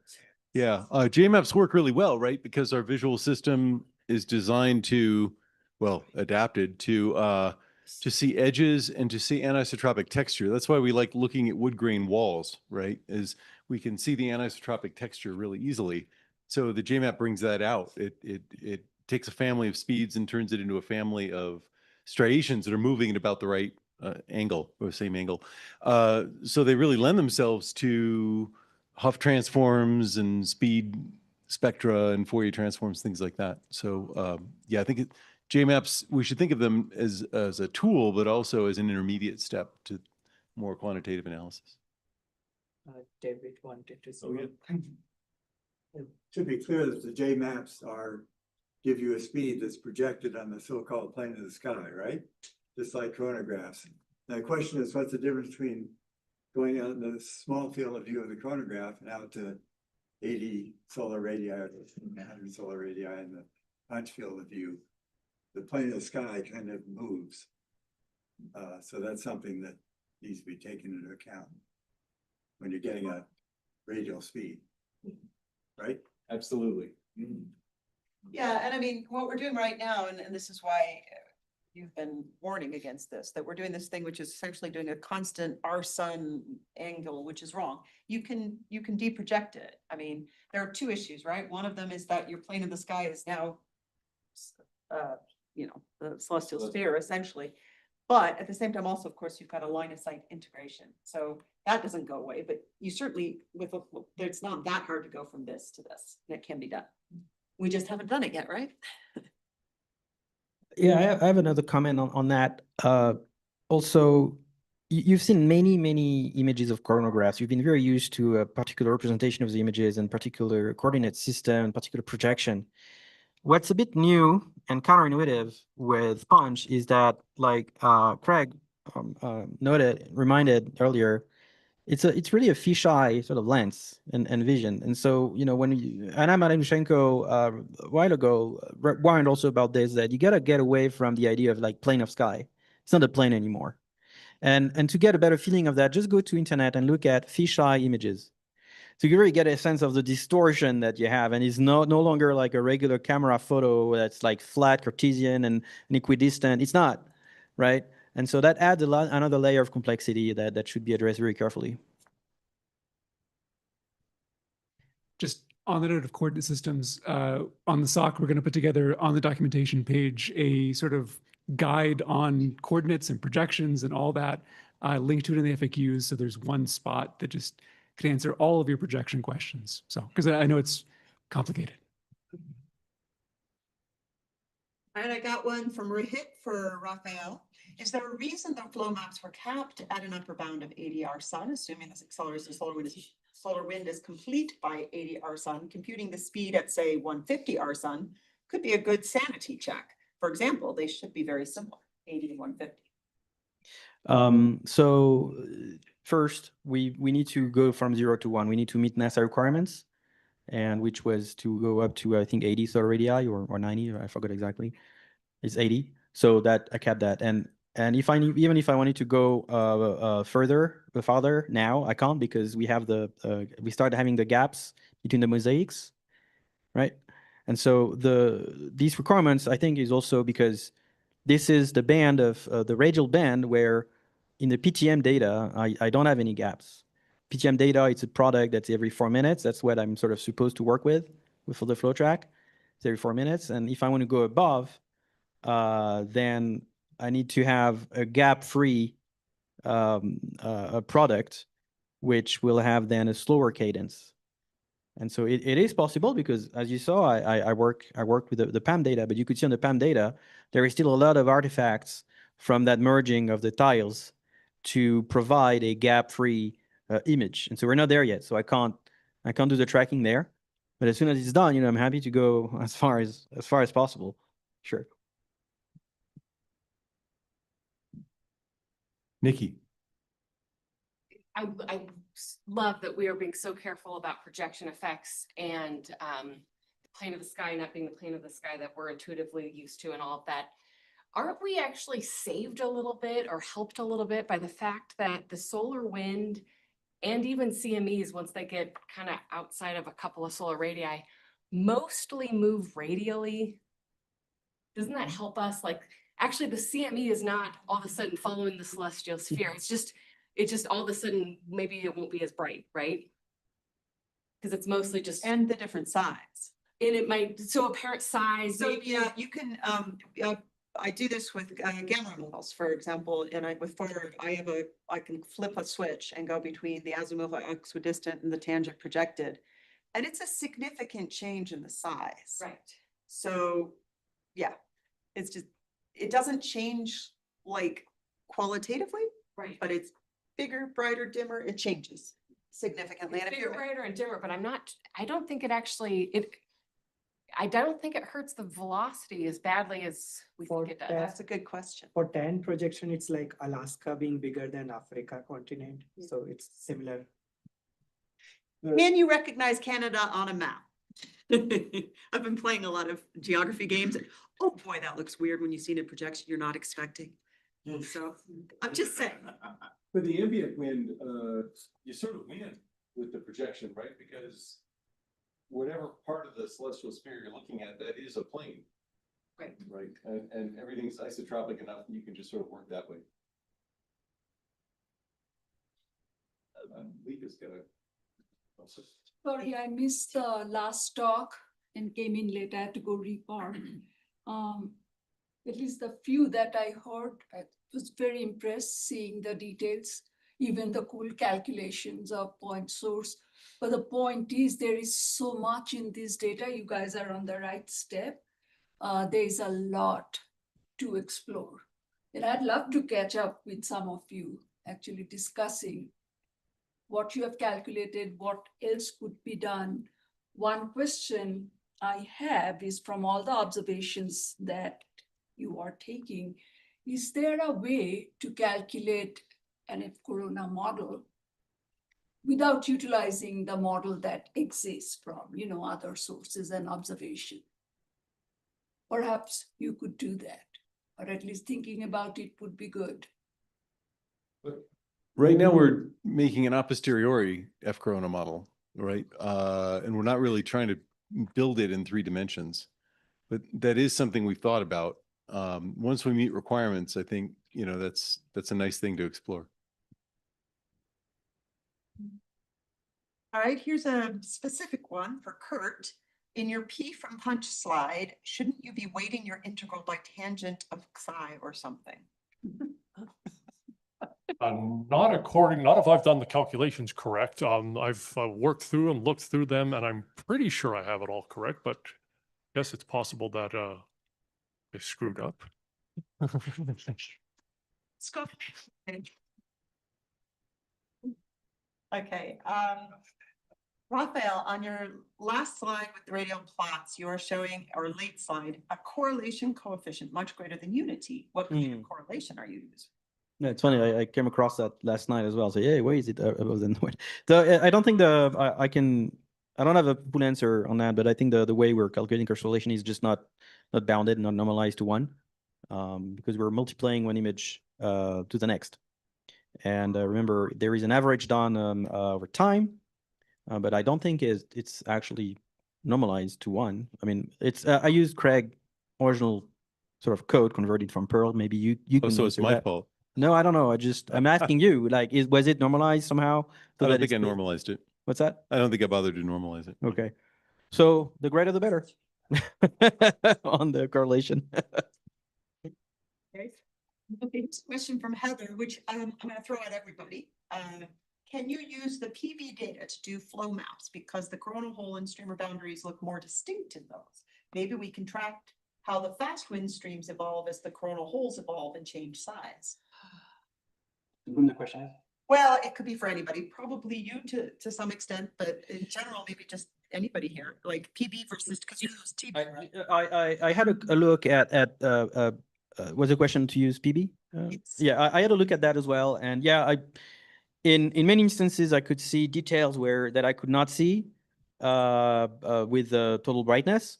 I don't know what to make of that yet, because there is all the artifacts, so the details I see may not be real, and so anyway, I have to start from the simplest sort of baseline, and but yeah, I don't rule out using PB later. And if you meant to for 3D tracking, so Dan will be showing some space weather applications of PB by TB, which is in the not in our pipeline, but it's currently work in progress. And it's primarily used for the CME stuff, but all kind of flows can be identified with that method. Right, here's one for Raphael and Kurt. Is it possible, it's from Nor, to come up with an estimate of the emission depth around the Thomson sphere for a given elongation? If the extent is not large enough, we might be able to convert elongation flows to solar wind speed with some error estimate, of course. This kind of relates to what we were first talking about the projections as well. But yeah, but getting into also taking into consideration the line of sight kind of relates, I think, to what Kurt was talking about with his the localized sources. Yeah, so yeah, I'm sure, I think we can definitely combine the PB or the polarization ratio analysis, which gives a position along the line of sight, and then use that position to transform elongation speed into actual metric speed. Yeah, there's a really interesting geometrical factor that I think you just put your finger on, Noor, which is the farther you get from the sun in elongation, the more perspective matters. Yes. Right. We had an appendix about that, and I guess what, the 18 paper, where we're talking about crosstalk in the size spectrum. And it's sort of interesting. The farther you get from the sun, the wider a range of distances you're covering, and therefore, right? Yeah. Okay. So you were thinking about that. And if I can just chime in, Kurt talked a little bit about how you can deal with something which has got this sort of depth along a line of sight, as opposed to something that's localized. And in my paper, I came at it from a slightly different approach. He thought about angle, constant angle, whereas I thought about constant size or width along the line of sight. And came up with a relationship, which is essentially how compact is compact enough to where you can treat it with the delta function that he showed.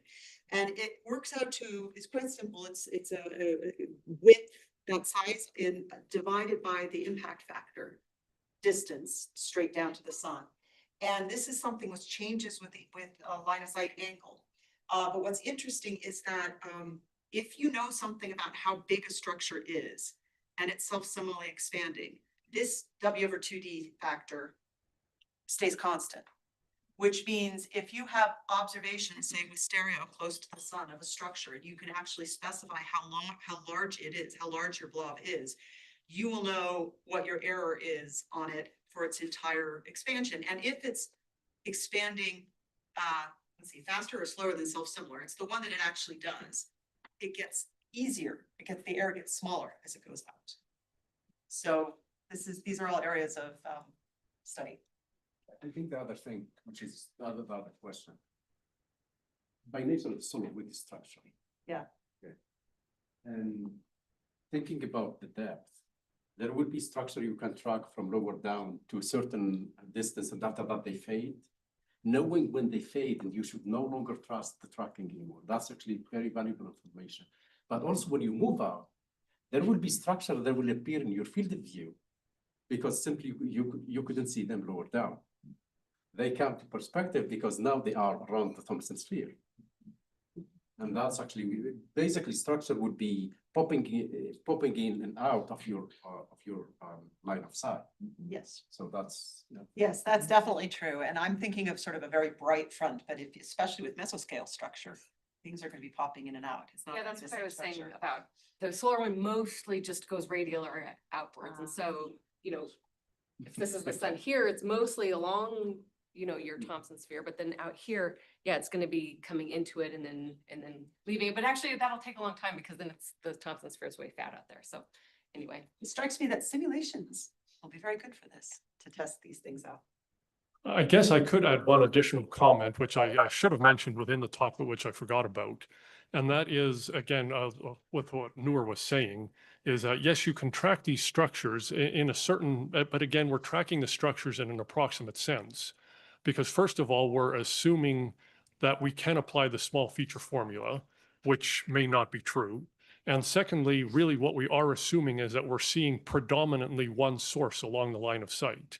If there are multiple sources along the line of sight that you're integrating through, then you're going to, then this small feature formula that you apply in this average position that you come up with could be anywhere between the different sources, and your result could be meaningless. I beg to differ. I think we can show, and I think you showed too, that if they're all compact sources along your line of sight, you get the center of mass. You can prove it mathematically. They are compact. Now, if you've got a compact structure and then an extended structure, that's hard. But the depth should constrain that.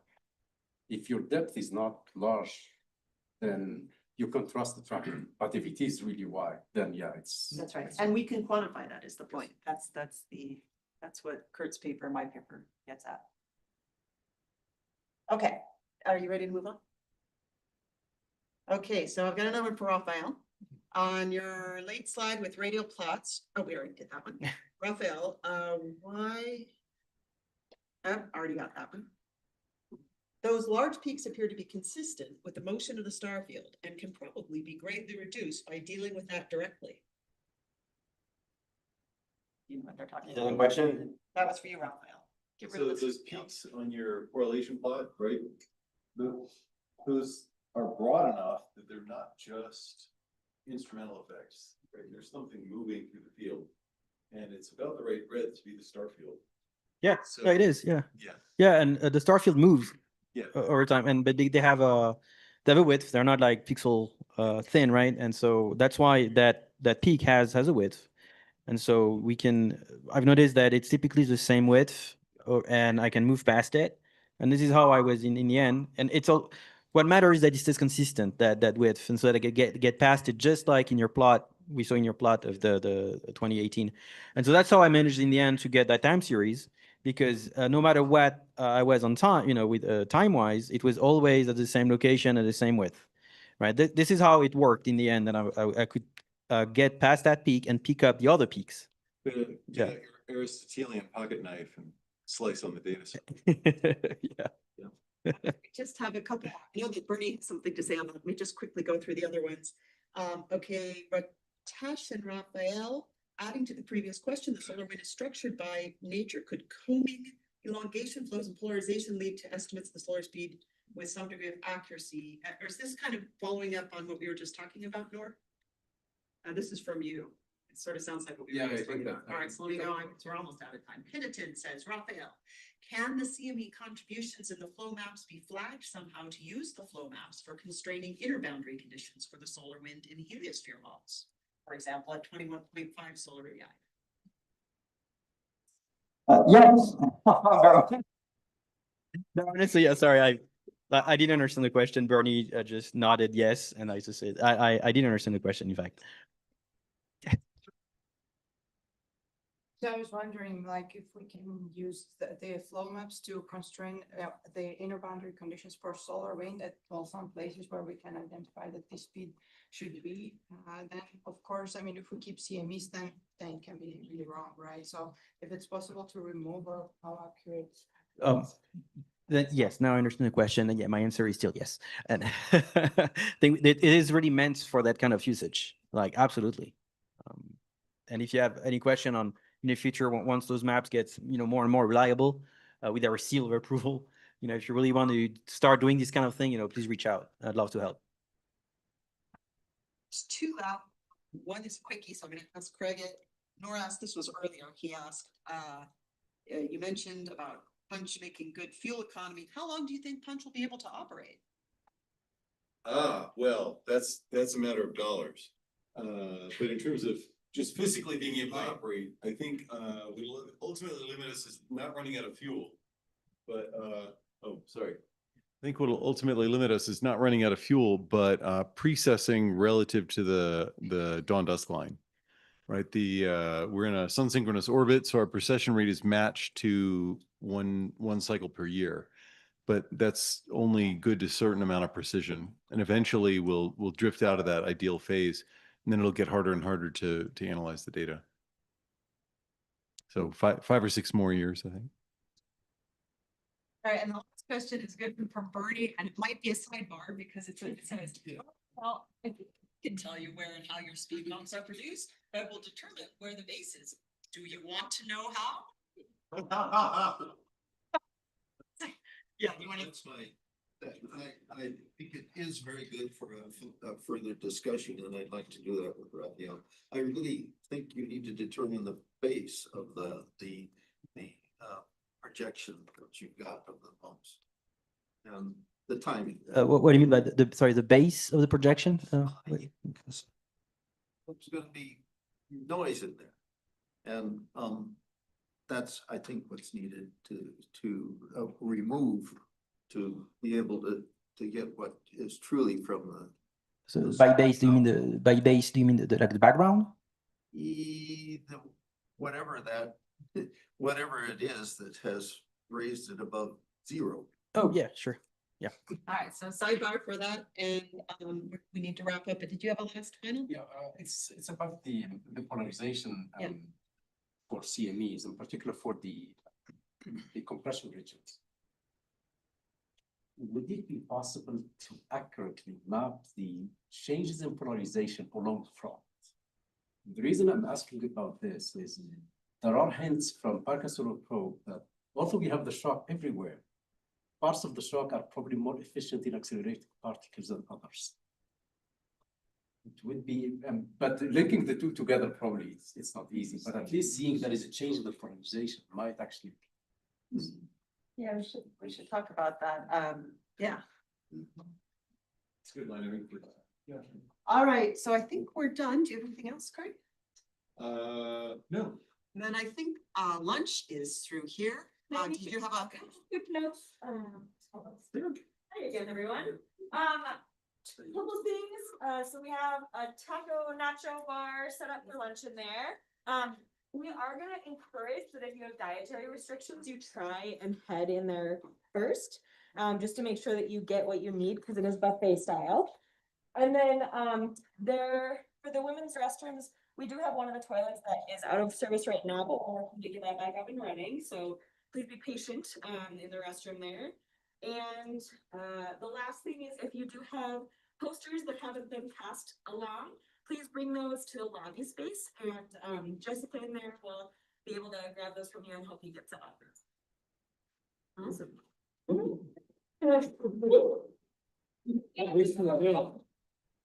Beverages in the fridge. Yes.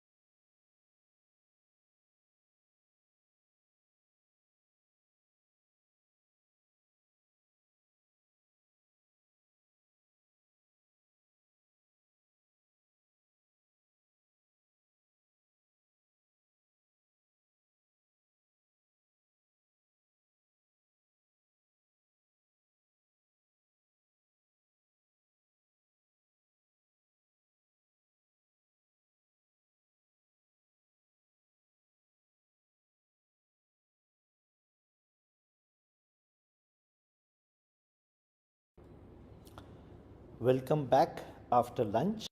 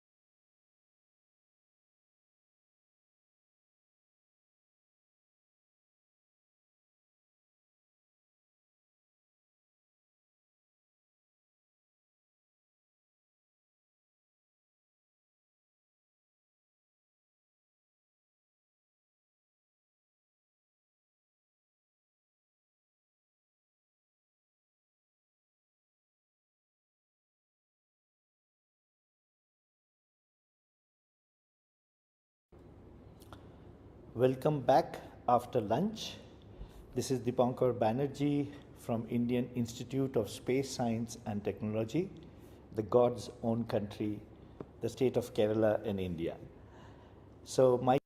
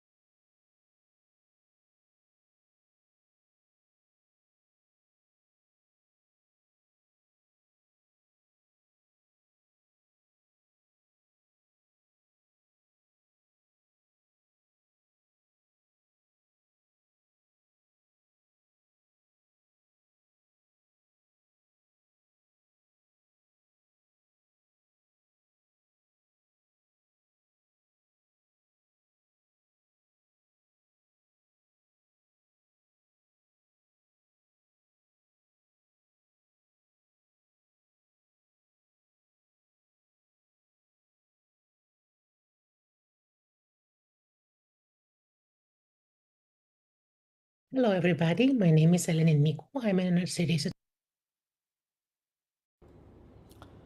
Welcome back after lunch.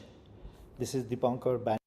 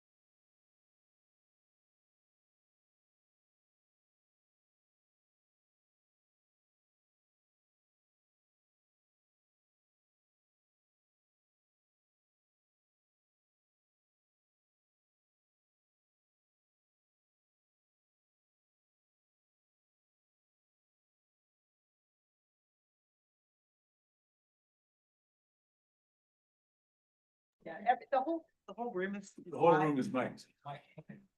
It is. So, nod if you have heard us.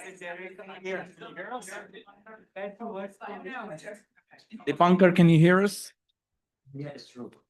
Yes. Okay, okay, he's awake. All right, let's get the afternoon session started. This is section 3, synergistic missions. The first talk is by Dipankar Banerjee from Indian Institute of Space Science and Technology in India. He's going to give an invited virtual talk titled Detection and Dynamics of Waves and Flows in the Inner to Middle Solar Corona. And it will be a 20-minute talk. Dipankar, you ready? Yeah, I think my recorded talk is already uploaded. It can be played. Okay, lovely. Make it so, Norm.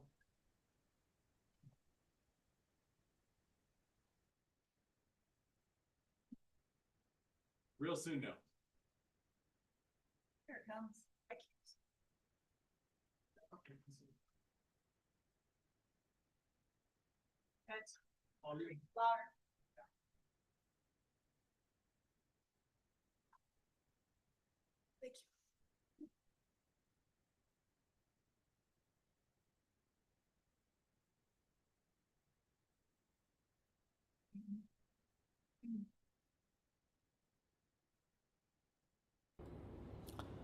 Welcome back after lunch.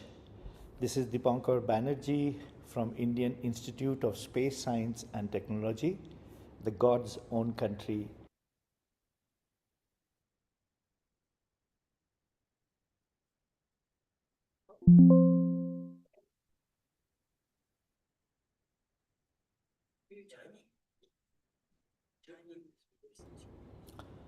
Welcome back after lunch.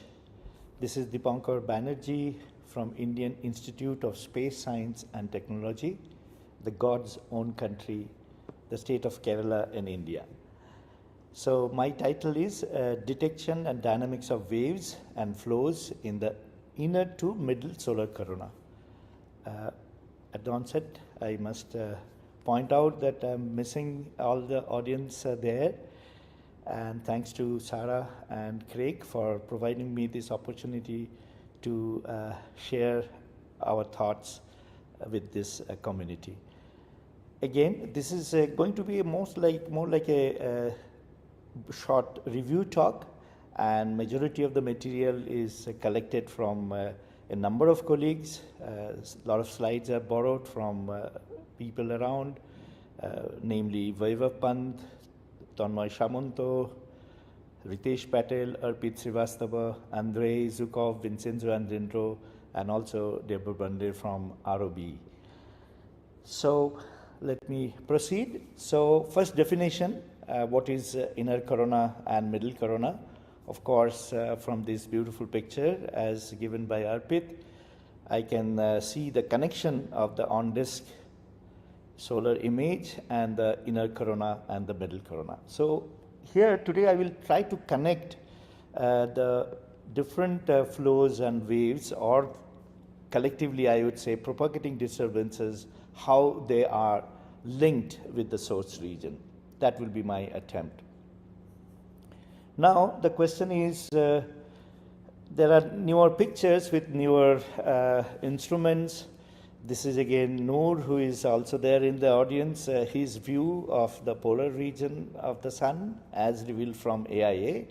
With quite a bit of image processing, we can clearly see these propagating disturbances. So first question comes, what are these propagating disturbances?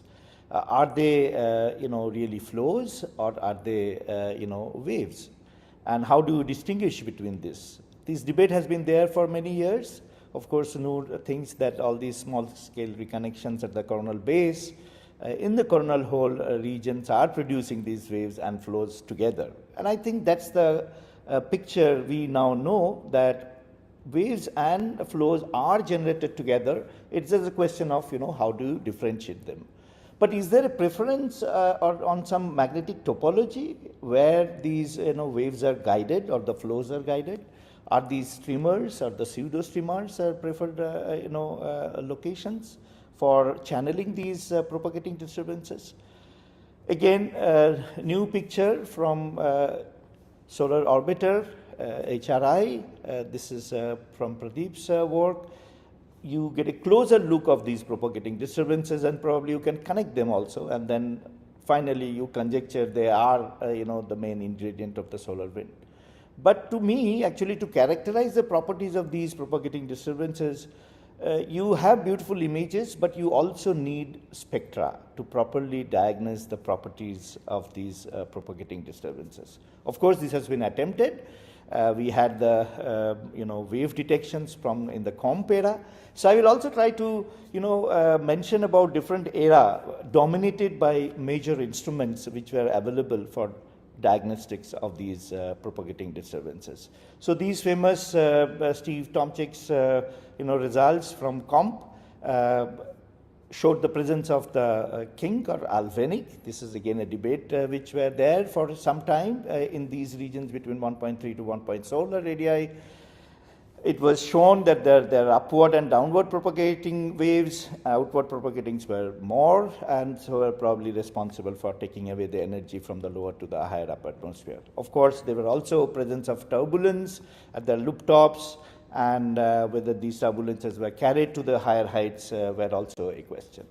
But traditionally, I also must point out that spectroscopically, this presence of these waves have been done from the spectroscopic line width observations. So here again, I do not know whether Don Hassler is there. He started this business several decades back, and some of us followed those work from several spectrometers, namely SUMER, CDS, ICE. We looked at spectral line width variation as we go away from the sun, and we see a linear increase of these line width enhancements, but then after a certain distance we find there is a flattening, and we attributed those flattening as the signature of the wave dissipations. And we all know that the atmosphere is very much inhomogeneous even to very large distances, and the density inhomogeneity will lead to the enhanced wave dissipation as well by the formation of uniturbulence, parametric decay instability, you name it. There were many such models and theoretical work also. This is a simulation which again were showcasing that these Alvin waves can be generated in the lower atmosphere, and then they can be taken away to the higher atmosphere and can be responsible for the solar wind. Of course, waves in the middle corona, so to say a larger distance away, can be also tracked by looking at certain structures like these streamers. So here there is a case of the streamer, and people have looked at the swaying of these streamers and linked with that with the King waves, and also shown that these waves are independent of the phase speeds of the associated CME speed. So these are characteristic wave motions in the streamer structures. So this also allows you to characterize certain properties of this. Of course, Craig changed the view of the middle corona when he showcased these stereo observations and these presence of continuous flows, blobs. And I even noticed that again, it reminds me about Craig's comment that you see all these different striations away from the sun. What about close to the sun? Are we able to connect this? So what are these origin of these broad outflows? So this is what we are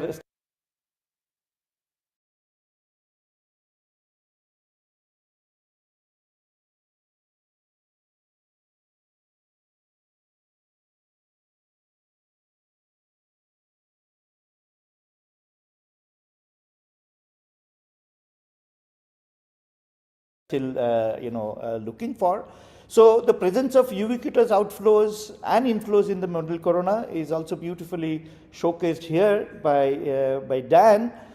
Here you could see the connection of the white light corona with the UV corona. This again puts a question. Are we tracing the same objects? What we see in the UV close to the sun and what we see at a distance in white light. So this has been always a debate that whether it is a question of the CME or even a propagating disturbances in the form of jets, whether we are able to follow the same counterpart. So origin of inflows, origin of these propagating disturbances is always a question mark.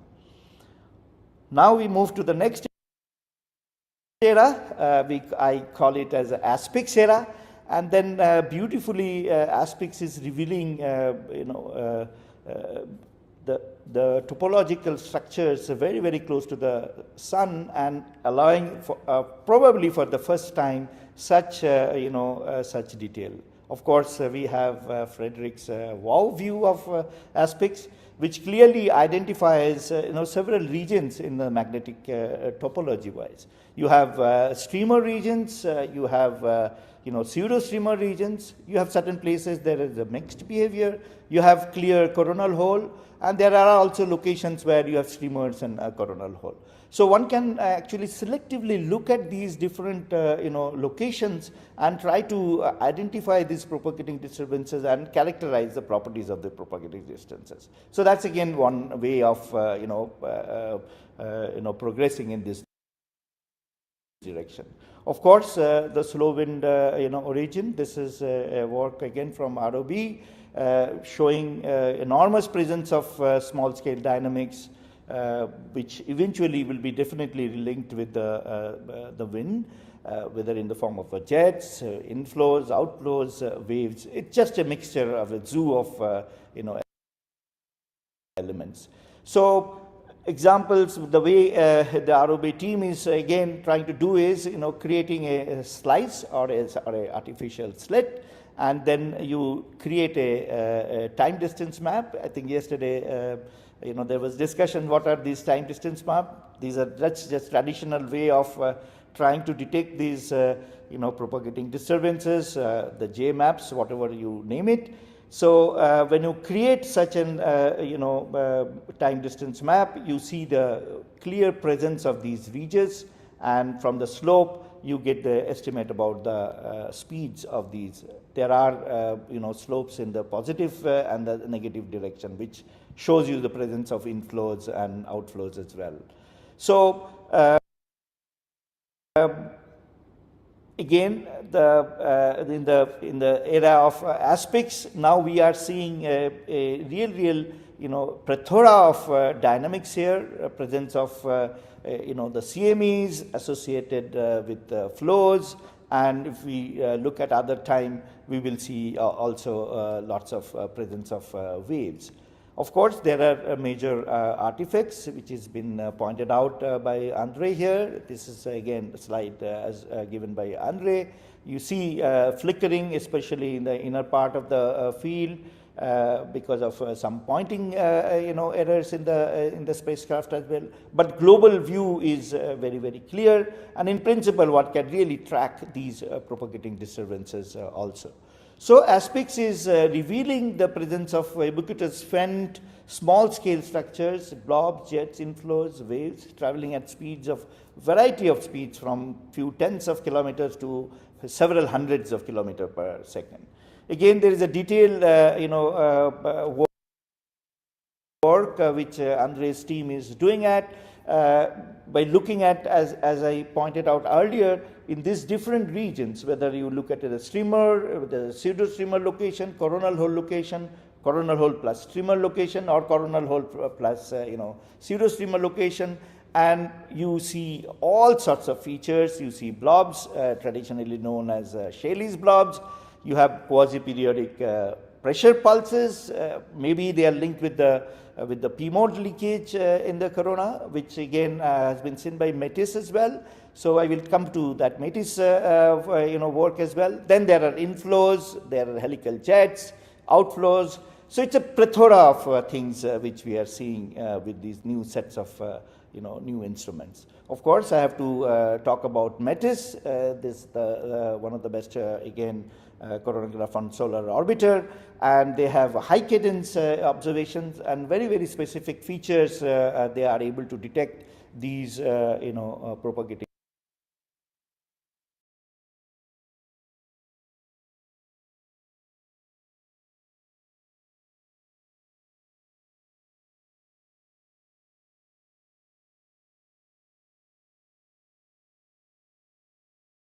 disturbances.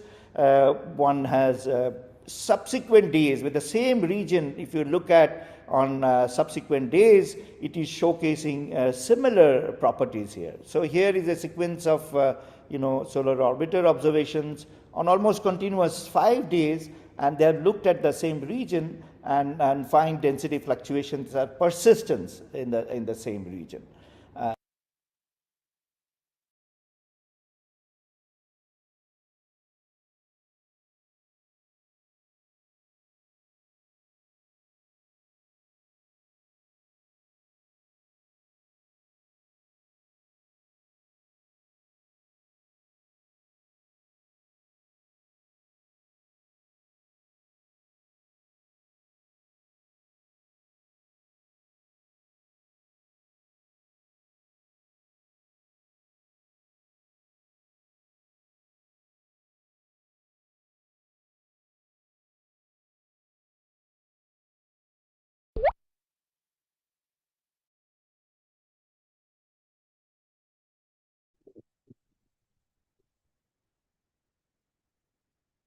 Yeah, I think there is just tiny rendering. That's quite promising how they do the specific period analysis and so on. Again, you create an artificial slit, you create a time distance map.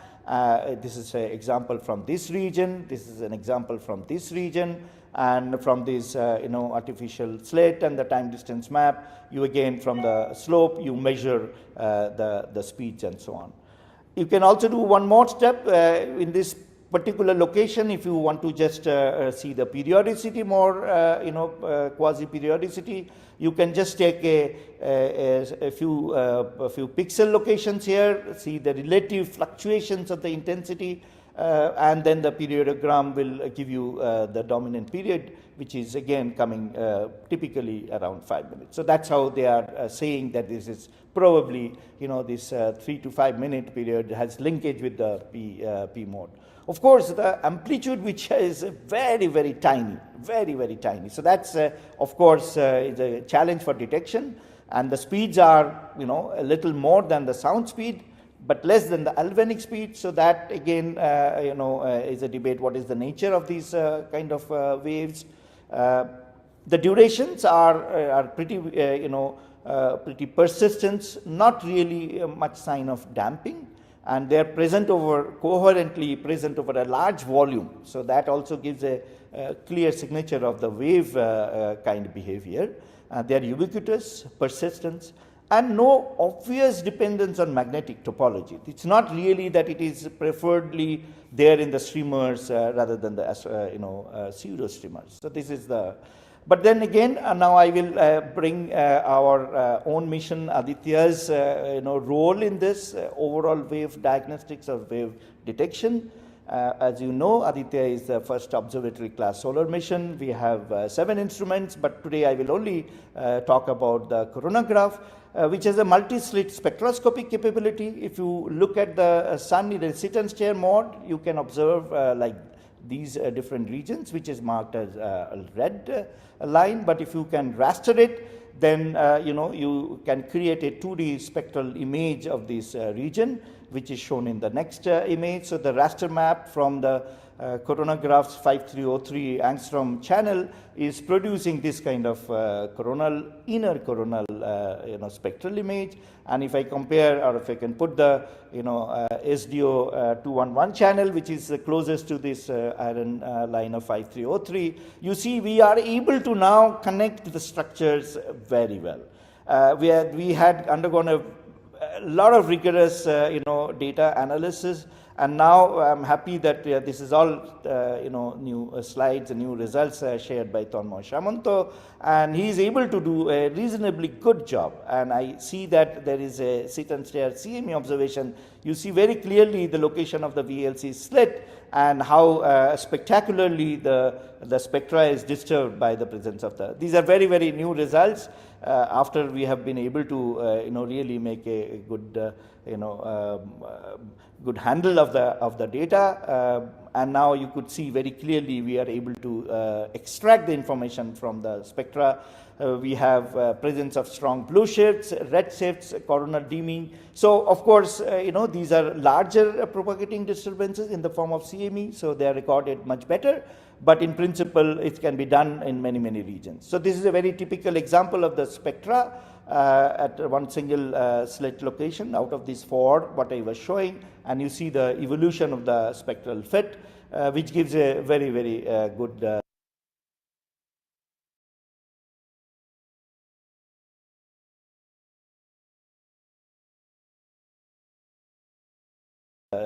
confidence level. We can generate the intensity map, the Doppler velocity map, and the full width maximum map. And as you can see from these maps, enormous amount of information can be extracted. Again, as I said, we have not done a very detailed analysis on each event, but we see very, very high potential of detecting these propagating disturbances in the inner corona through our VELC's 5303 channel. So this is quite promising. So I thought I will just share these new results, but also request the community to contact the team and be able to work on feature. So here again you see that the coronagraph is really able to connect with the inner corona beautifully. So AIA channel along with the 5303 channel is able to connect the imaging and the spectroscopic information together. To me, that is very much important in terms of dynamical studies of any propagating distance. So what's the way forward and how punch can contribute in this overall business? Again, slide courtesy, Arpit has given me this, the WOW view of proba, 3 aspects and punch. So I'm sure with this connectivity, we will be able to really go down to the sun and see the effect in the heliosphere. Then this is again a view of Metis and punch, and I think many things are ahead of us for this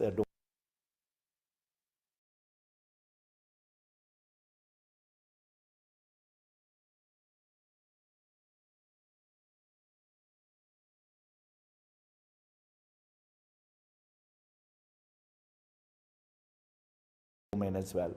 How do you track these flows and CMEs in the middle corona? Of course, you have heard, I think there is a large team working on the optical flow. There is a work happening in India as well. A PhD student along with Vaibhav is looking at these optical flow and showcasing one example from Proba and one example from Metis here that they are able to really nicely track these objects, and different parts of the CMEs are also very well captured through this thing.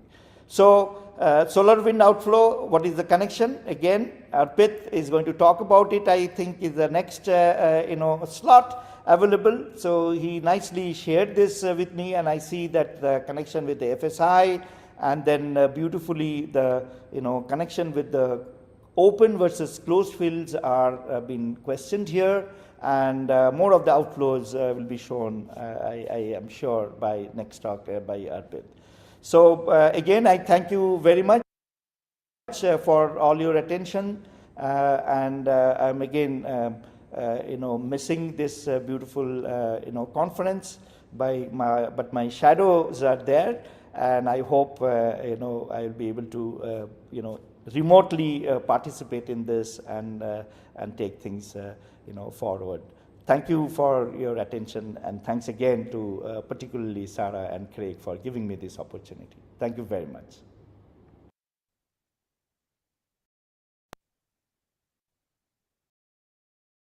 Hello, everybody. My name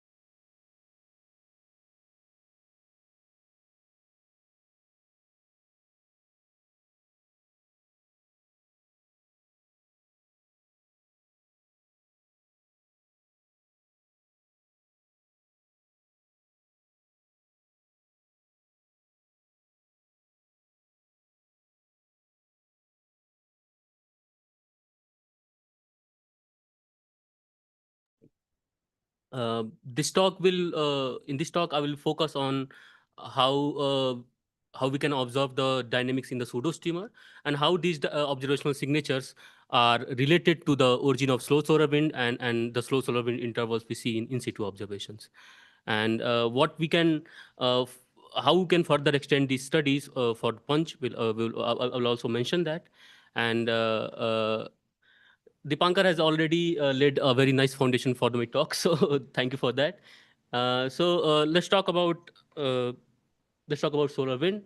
So Ulysses has measured the variation of solar wind speed as a function of latitude during different phases of solar cycle, and based on these observations, we found that the speed can be separated into 2 different categories: fast and slow solar wind. And global magnetic topology is also imprinted on the source region of solar wind, as you can see in this plot, because left is at solar minima and right is at solar maxima. And later in situ observation have shown that if you look at the composition or Fe by O variation in open field lines, you will get a low iron to oxygen ratios. And these are quite intuitive because it is if solar wind is coming straight out of the photosphere, you will see these low ratios. But for the slow solar wind, you see a highly variable Fe by O ratio, and the value is also high, which is generally found in closed field regions. So the question is how the solar wind is emerging from closed field regions. And you see several topological features in the solar corona, like pseudo streamer and Helmholtz streamers. And these topological features are considered as sources of slow solar wind. And question is how? So these topological features contain open and closed magnetic fields, and the interface between open and closed magnetic field is called open-closed boundary. And this boundary is quite dynamic, where you see the interaction between open and closed field lines. And this interaction actually changes the topology, where you see opening of closed field line into open field lines, and that can impart the solar wind, solar wind from closed field regions. But there are several signatures of outflows and downflows in the MHD simulations from the interchange reconnection.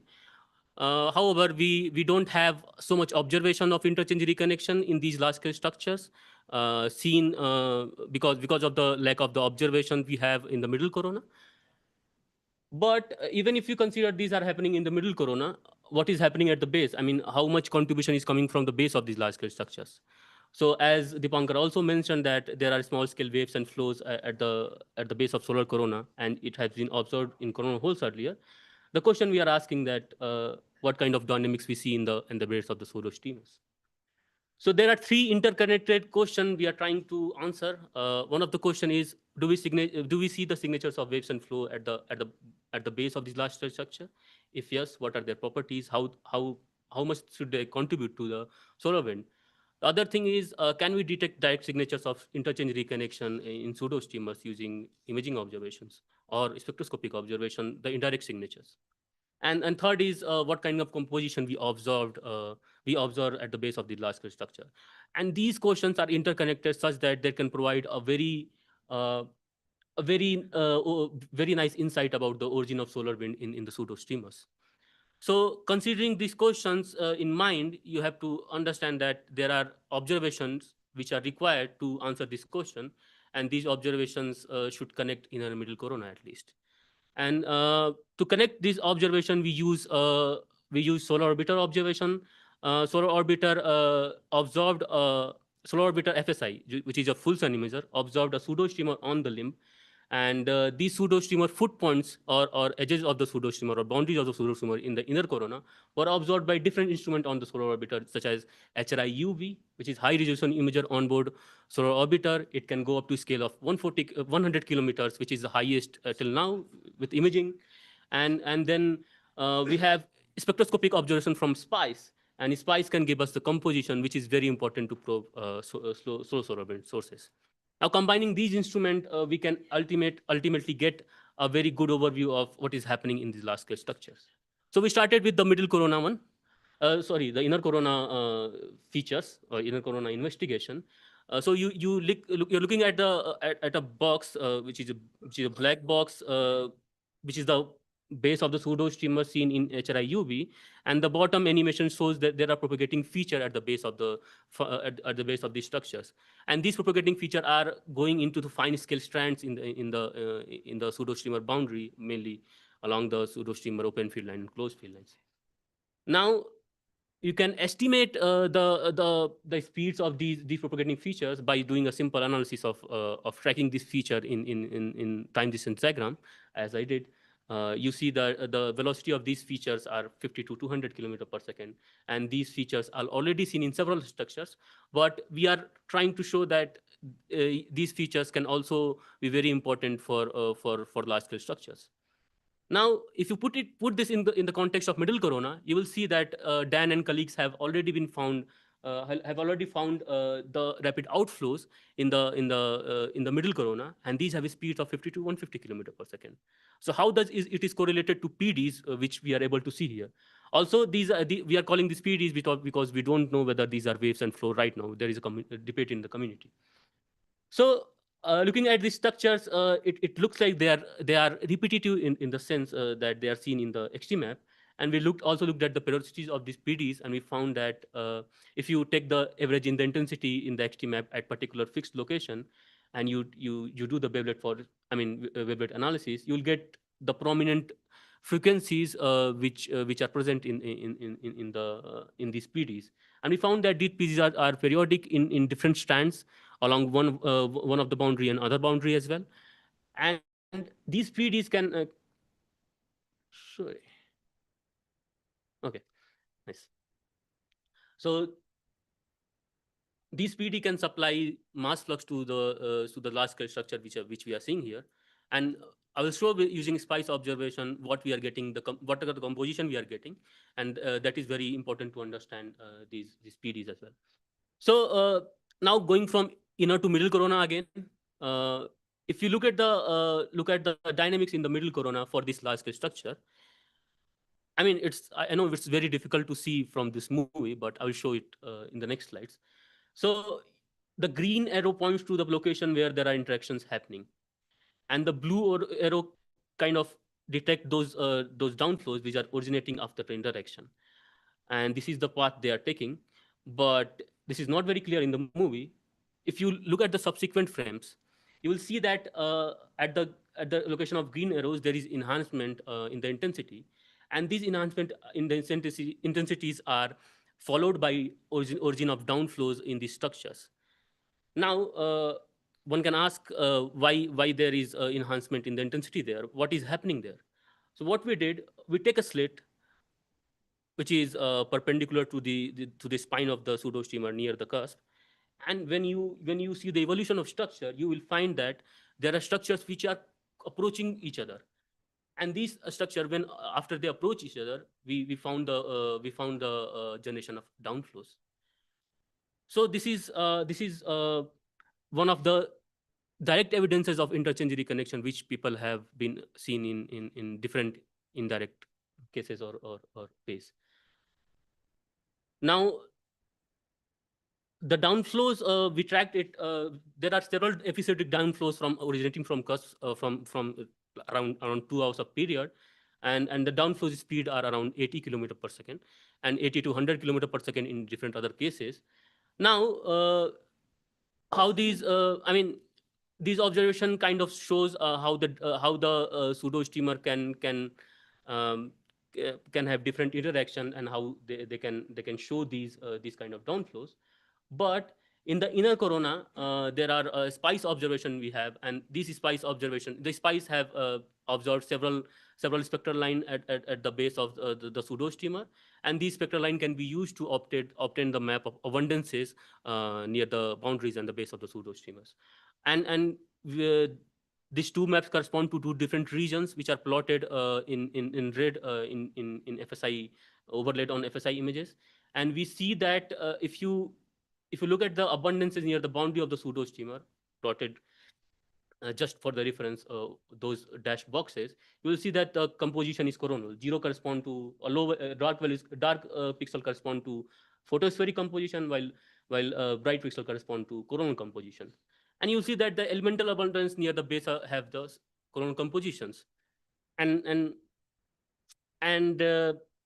what does it mean for the variation we see in situ? So we also looked at the connection of these particular system with respect to spacecraft at L1. And these are the foot point we plotted. So the active region you see on the disk is the pseudo steamer system, which we observe on the limb. And when it is connected to, when this system was connected to spacecraft at L1 like ACE and WIN, we measure the speed, and this blue shaded region kind of gives you the estimate when this was connected to the pseudo steamer active region system. And you see that there are slow solar wind which are the variability, the speeds are slow, and we have densities which are corresponding to slow solar wind.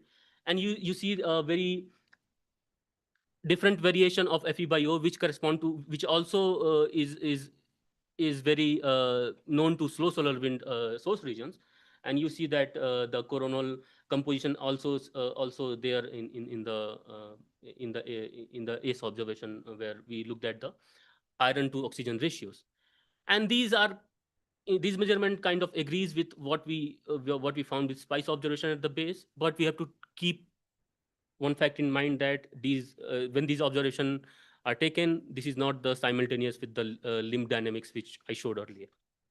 So this is for just putting everything in context. Now, last but not the least, how we can connect these observations with punch.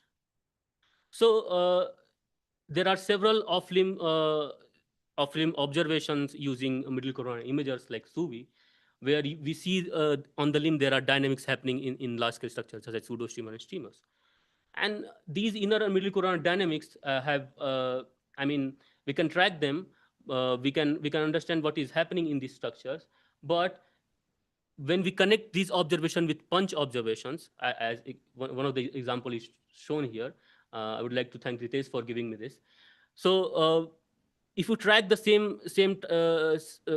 if you track the flows at the same position angle, you will see there are fainter flows in the stack plot or J maps coming from the punch. So ultimately, if you combine the UV imaging observation, spectroscopic observation with punch, you can get a very, very good overview of evolution of PDs from inner to outer corona, which has not been done right now. We don't know how the properties changes from inner going to the outer corona at several heights. And also, there are major scale structures, the origin of which are suggested to be interchange reconnection as well. So by tracking the dynamics, by tracking what is happening in the inner middle corona and tracking those things in the punch field of view will be very essential to understand how major scale structures are originating and evolving in the field of view of punch. So that's what I have. And in summary, I can say that both inner and middle corona processes are important for solar wind origin in at least pseudo streamer, the case I showed. And we found that the base region also have slow wind composition. So we cannot ignore the base region which sits in the inner corona. And we found these abundances using SPICE, which is a very important part of understanding the slow solar wind origin. Now, with coordinating with punch, we can understand the origin and evolution of features inside the solar wind, like PDs and mesoscale structures, which are seen at different heights in the solar corona. So with that, thank you all for listening to me. That's all.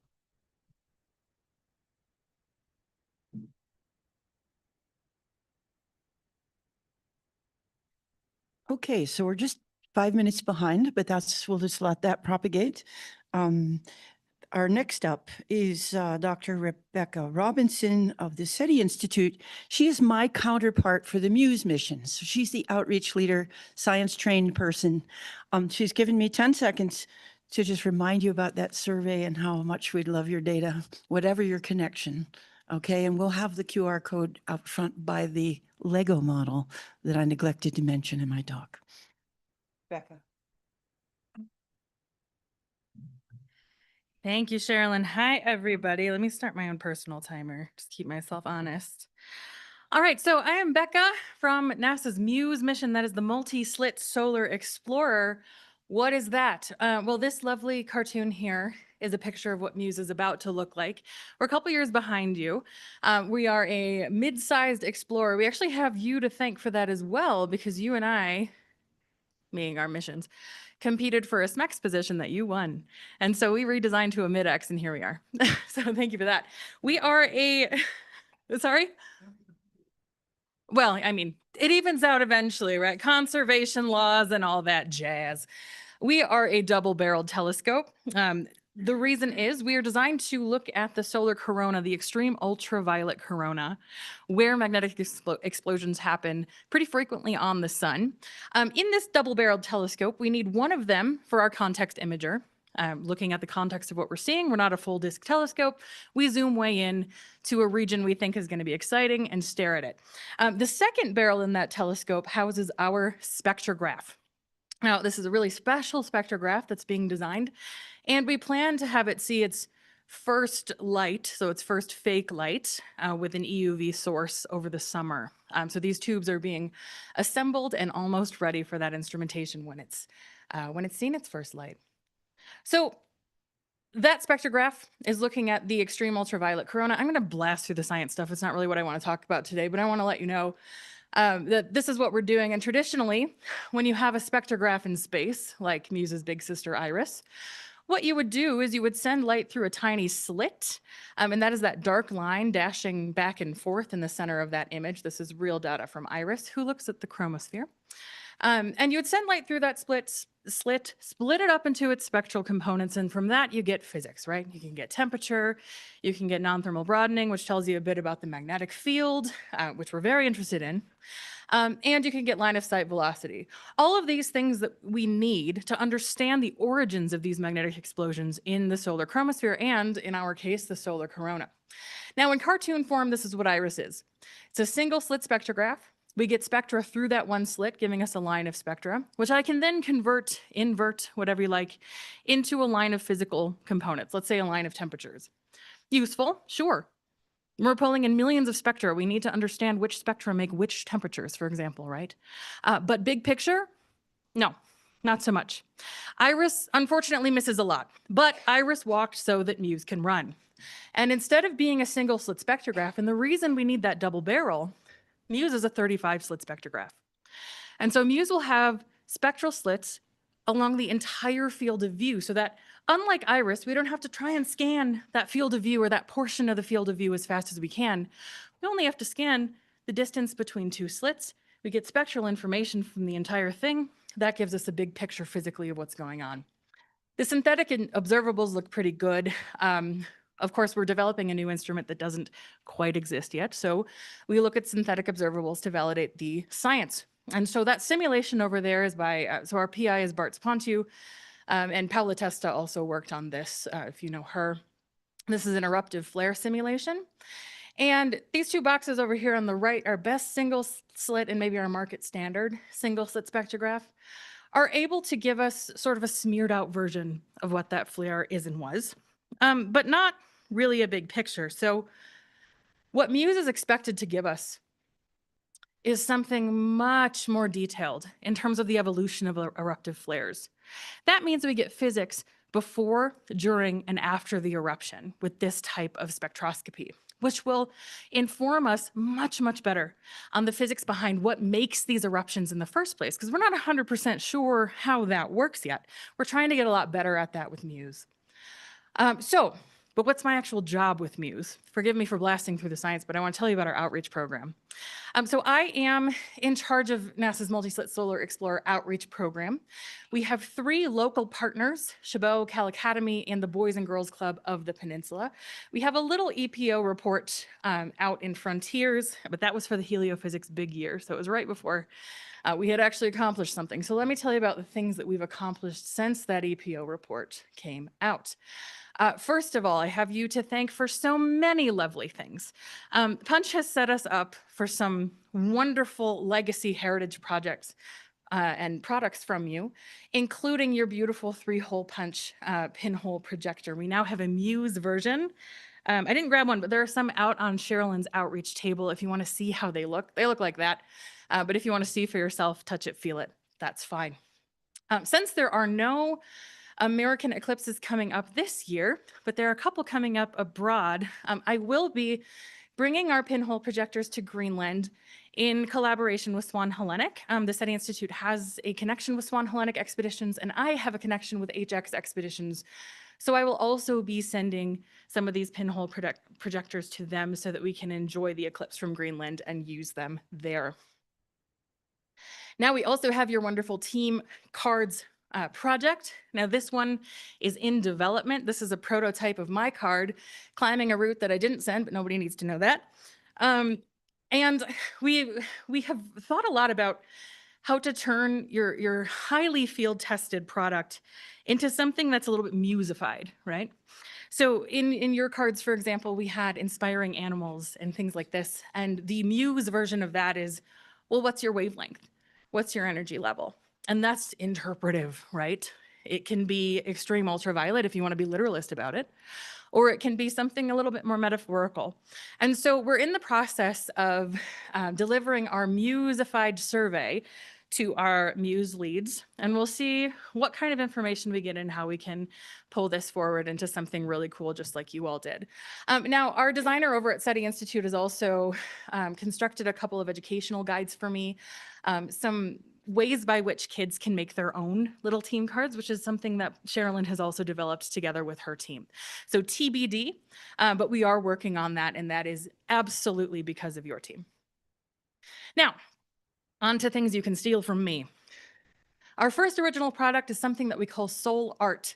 It is a way to use art to visualize the different layers of the sun, to visualize fluid dynamics, and to understand how energy propagates from the interior to the exterior of the sun.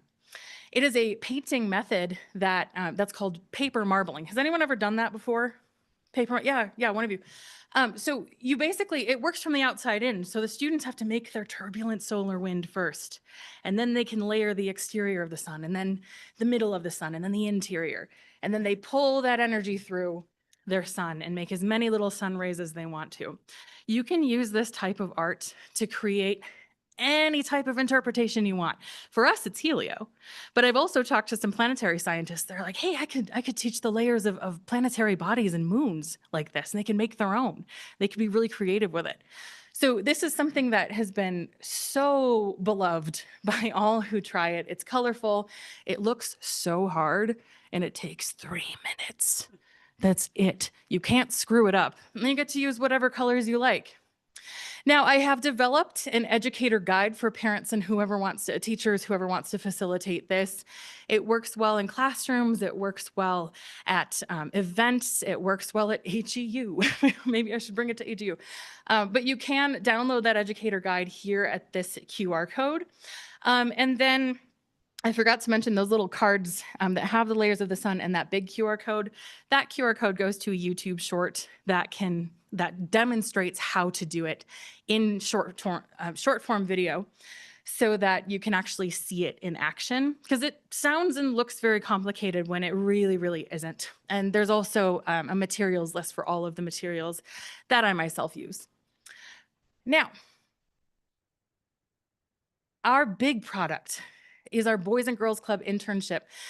These 5 kids and the Muse team were our first cohort last fall.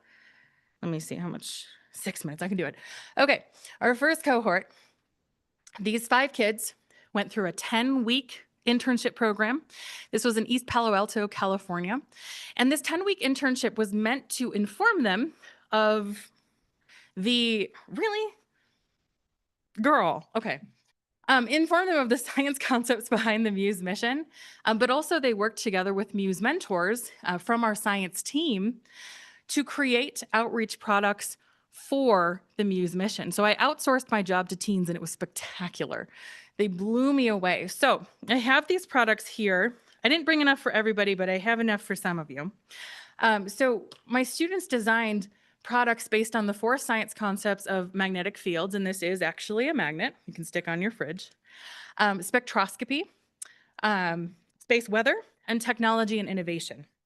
So we have been able to bring those infographics, those stickers, those magnets, distribute them nationwide at conferences and events. I actually have them going worldwide with school groups that came from France and went to the SETI Institute. And then our colleagues in Norway as well enjoy them. So that's been spectacular. And oh yeah, the spectroscopy one is hilarious, but I'm gonna blast through these.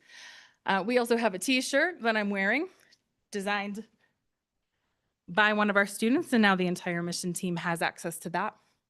And space weather. I love these graphics. I think they're genius. They demonstrate the efficacy of this program and how students were able to learn about a concept they had no idea existed, translated into just a genius simplified version of the essence behind that concept, right? And then another space weather infographic that I have for you. Now, surprise, we developed a board game because of our Boys and Girls Club interns. Now, I did a midterm interview with them. I asked them sort of where the science content was sticking. Not the most important part for this internship for me. I want them to learn skills, how to leverage them, how to identify them, that stuff. But the science is important too, right? And I found out that they They really enjoyed the concept of space weather and they got it, but they very reasonably could not remember the layers of the sun. So we turned around and gamified it. And we are actually, I will unbox this a little bit. We have featured other sister missions, including Punch, in an infographic inside each box, plus a QR code to NASA's SVS Heliophysics Fleet graphic, so that we know that we're not working alone, right? This is all of us together, synergistic missions, that's the deal. We're all together in this fleet. But this is the game board. You play as a little photon, your mission. Yeah.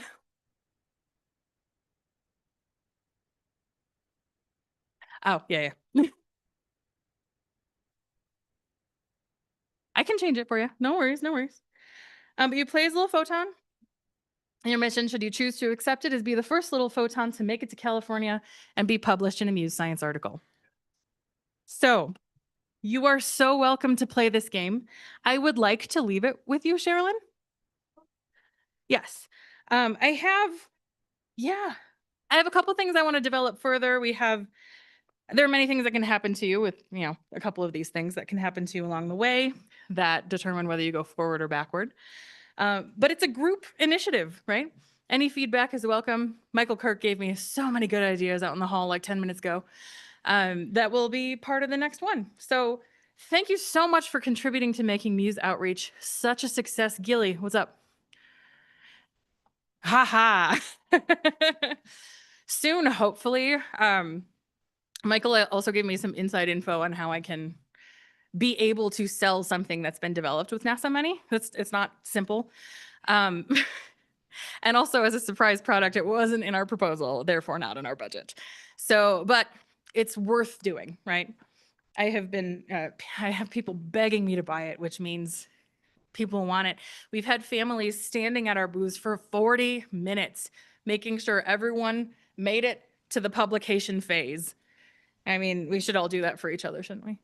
So, but I'm over time. Thank you so much. Appreciate you. Come look at the kids' products. Thank you, Darna. Oh, that was exciting, very exciting. The next talk is a virtual talk by Eleni Nico from NRL. The talk's title is CME Tracking and Semi-Automatic Reconstructions with Punch.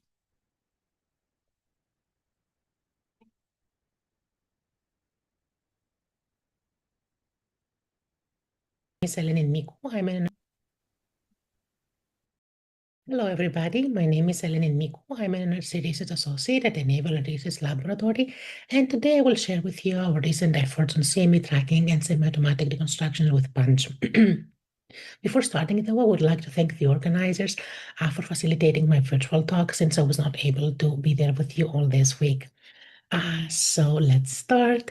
Let's start with the motivation behind our study. And of course, we're all here studying the sun, and we are all aware of the space weather impacts. Of course, we have the beautiful aurora, but space weather could negatively impact us in multiple ways, could negatively impact our satellites, communications, and so on. So of course, being able to reliably predict the space weather is of great importance. So recently, we have been focusing on a couple of questions that have to do with what kind of data is needed to improve space weather predictions, to what heights do we need data to be able to reliably predict the semi-time of arrival at multiple locations, and also how could the data availability affect space weather predictions. So of course, as we're talking about space weather, we need to focus on CMEs, which are one of the major drivers of space weather, and CMEs have been studied for decades now. What we know is that especially fast CMEs show a two-front geometric structure, and we have the dense and bright ejecta and the shock front that forms in front of it, and we observe it in remote sensing observations as a faint front in front of the bright ejecta, as you can see on the top left panel. So now these two fronts can not only be observed in remote sensing observations, but we also observe them in situ, as you can see on the top right panel.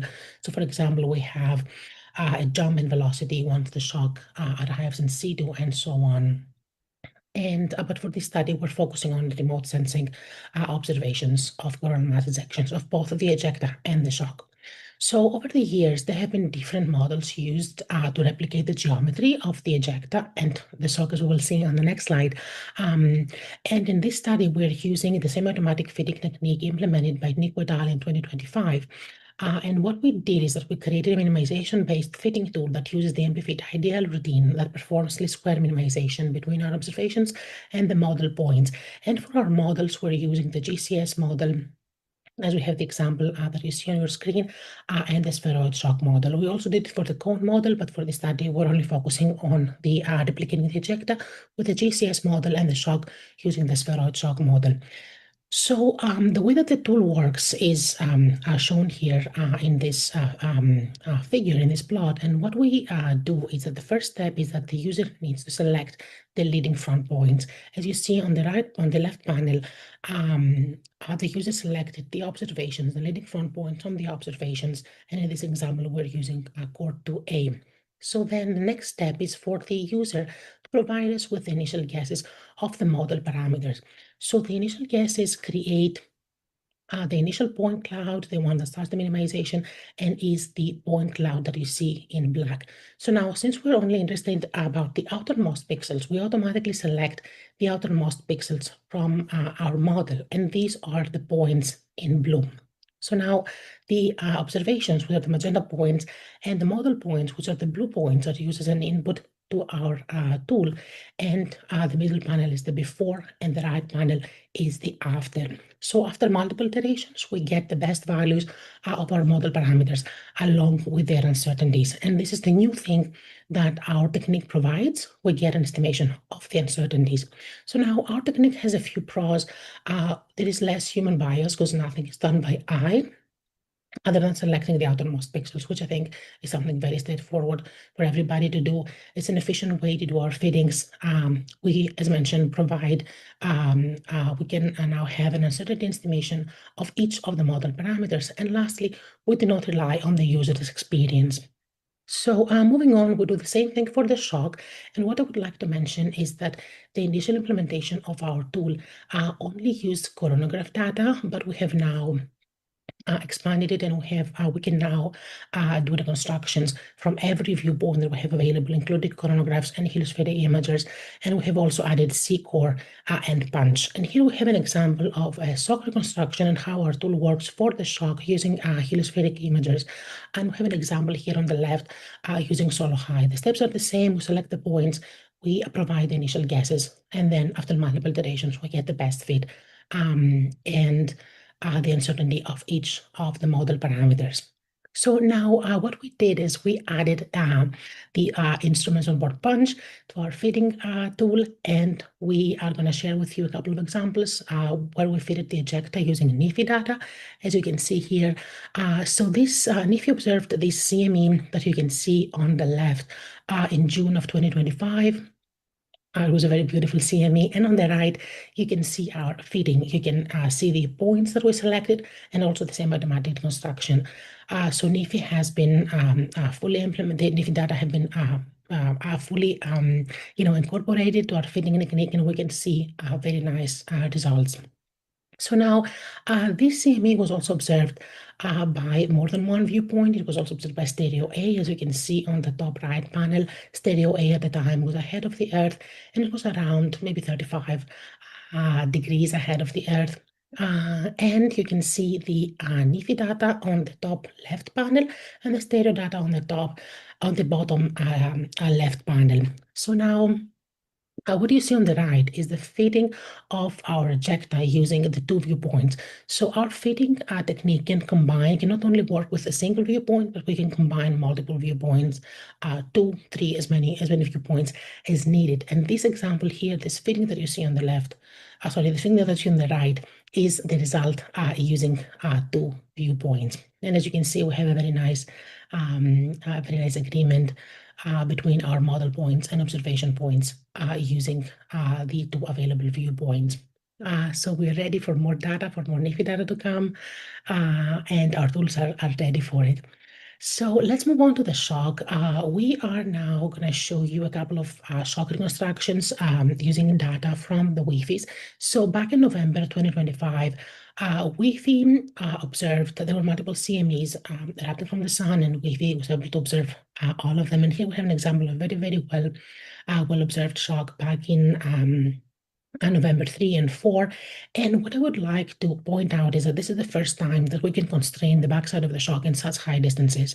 Now, the data that you see is from the version 0K. It's the very last version that was made available to the community a couple of weeks ago. And to say that I got excited when I saw this data is an understatement.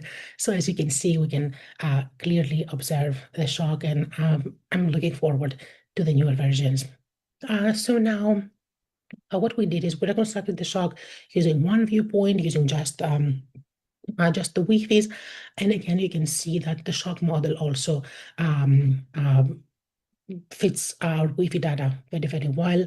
And again, the Wi-Fi data have been fully fitting the shock with the Wi-Fi data has been fully incorporated to our feeding technique. And now this shock was also observed by multiple viewpoints. Again, here we have an example of our two viewpoint construction combining Wi-Fi and data from HAO and A, the heliospheric image on board stereo A. And then again, as you see on the right, at the time, stereo A was again ahead of the Earth at around maybe 50 degrees. And you can see again that we can nicely combine Wi-Fi data with heliospheric imager data. Now, what I would like to point out is that if we only focus on the right panel, on the heliospheric imager data, we can clearly see that we end up getting under-constrained shock fittings when we're using the highs as a single viewpoint, because of course, as you can see, only part of the shock is observed. But now with Wi-Fi, then we can constrain the backside of the shock, and that combining Wi-Fi with existing instruments like the highs, like Solo High, in higher heights would very much help us to have better reconstructions. So I'm very excited about that and looking forward to, again, using more of the advanced data. Now, as mentioned, this shock was also observed by multiple viewpoints. So we have an example here of combining 3 viewpoints. So now we combined the Wi-Fi data with Solo High and High 1A. And as you can see, Solar Variability was also ahead of the Earth, as you can see on the top right panel. And again, we have a nice fit between all the 3 viewpoints. And again, remember that these are semi-automatic fittings. We do nothing other than selecting the outermost pixels and initiating our minimization using a set of parameters for each of the models used. So now the way that I see things is that Punch is an asset of our space weather predictions at multiple locations. And what we have here is an example of a case study that we worked on very recently. So we tracked the shock propagating from the sun to Mars. Unfortunately, at the time, Punch data was not available. The CME adapted shortly after Punch was launched. Of course, we don't have Punch data for that CME, but it's an example like a lot of CMEs that, we will observe with Punch or have observed with Punch, and we just want to showcase how important tracking, having data that we can track, uninterrupted data that we can track, could help us better predict the space weather at multiple locations. So what you can see here is this shock and the shock fittings. This shock was observed by multiple viewpoints. We have great observations from LASCO C2, C3, from the heliospheric imagers on board stereo, High 1A, High 2A, and Solo High. And you can see how nicely we were able to track the shock from lower heights all the way out to 150 solar radii. And these are the results. The results that you see here are only using a single viewpoint. Unfortunately, we're not able to combine viewpoints since we didn't have a lot of observation at the same time or around the same time at higher heights. So we only relied on one viewpoint. And what we did after we reconstructed the shock geometry is that we got the height measurements that resulted from the semi-automatic constructions, and we use them as an input with the two-phase kinematics model by Evangelos Paouris and Evangelos Vourlides to predict the time of arrival of that shock at Mars. And what we had is that our best prediction was a little less than 8 hours than the observed time of arrival at Mars. So on the Mars side, we used Maven data in order to have an estimation of when the shock was observed in situ at Mars. And our best prediction was a little less than 8 hours than the observed time of arrival, as you can see here in the plot. So the red line, the red dotted line, is our predicted time of arrival, and the the gray line that you see here is the arrival of the CME at Mars. Now, the important thing for this CME is that, as you can see here, the deceleration did not happen until around 100 solar radii, and this is for that specific CME. Now, regarding punch, we can see that the deceleration happened inside the punch field of view, and had we have had punch, we would have been able to, again, uninterruptedly track the CME from lower heights all the way out to the the punch field of view, and that's extremely important. So now, the new thing that our tool has to offer, as mentioned earlier, is that this technique provides event-specific uncertainties and insensitivity to the viewpoint use, as well as the type of the CME studied. So what we did here is we created a range of times of arrival using the uncertainty that we got in height. So we got our height plus or minus the height uncertainty that we got from our feeding technique, and we ended up having a range of times of arrival. So the yellow dotted line is our upper boundary, the light blue one is our lower boundary, and the red one is the time of arrival without taking into account any of the uncertainties. And what we see is that 1 sigma uncertainty is enough in the height is enough to get a good prediction, because if, as you can see here, our actual time of arrival was only 50 minutes away from our upper boundary, from our predicted upper boundary. So again, uninterrupted observations are important, as well as getting specific uncertainties, event-specific uncertainties. So now this is our last slide. What we show and what we wanted to showcase is that semi-automatic reconstructions reduce user bias, which is a major source of error in CME reconstructions. And again, as mentioned, we can reconstruct any CME from every available viewpoint and their combinations. Observation from larger solar distances are crucial to better predict time of arrival of CMEs at multiple locations. And in the case study that we presented, we showed that observations from lower heights were not enough to capture its acceleration, resulting in early predictions. Stay tuned for our paper, because we not only use the combination of instruments that we presented here, but we also combined different viewpoints, and we included observations in lower height as well. And for most of them, we got early predictions. So now punch will allow for uninterrupted tracking and reconstruction in higher heights that would play a key role in predicting space weather and improving our predictions, again, in multiple locations. Now, the important thing with punch is that being able to track the backside of the shock in the punch field of view of CMEs, especially closer to the limb, will lead to improved height reconstructions and uncertainty estimations.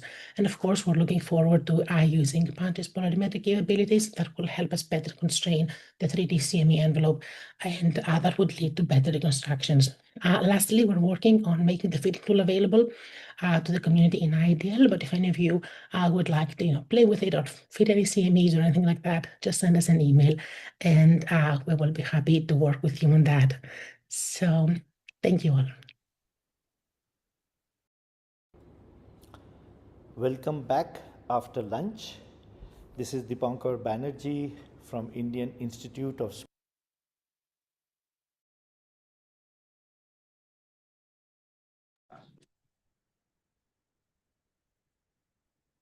It doesn't fall apart. Yeah, okay. Like it if it does. And being still hanging around. Yes, good. Yeah, we have our. Do we have a microphone? Well, the room is. Got one right there. There is mic, but you may want to. Yep. Because you have it. Thank you, sir. Yeah. Just for the online, this might be good. What's better for them? It doesn't matter to them. It's really for anybody in the room. Okay. For the mics. Right. I can run. Well, we don't need to run it. Yeah.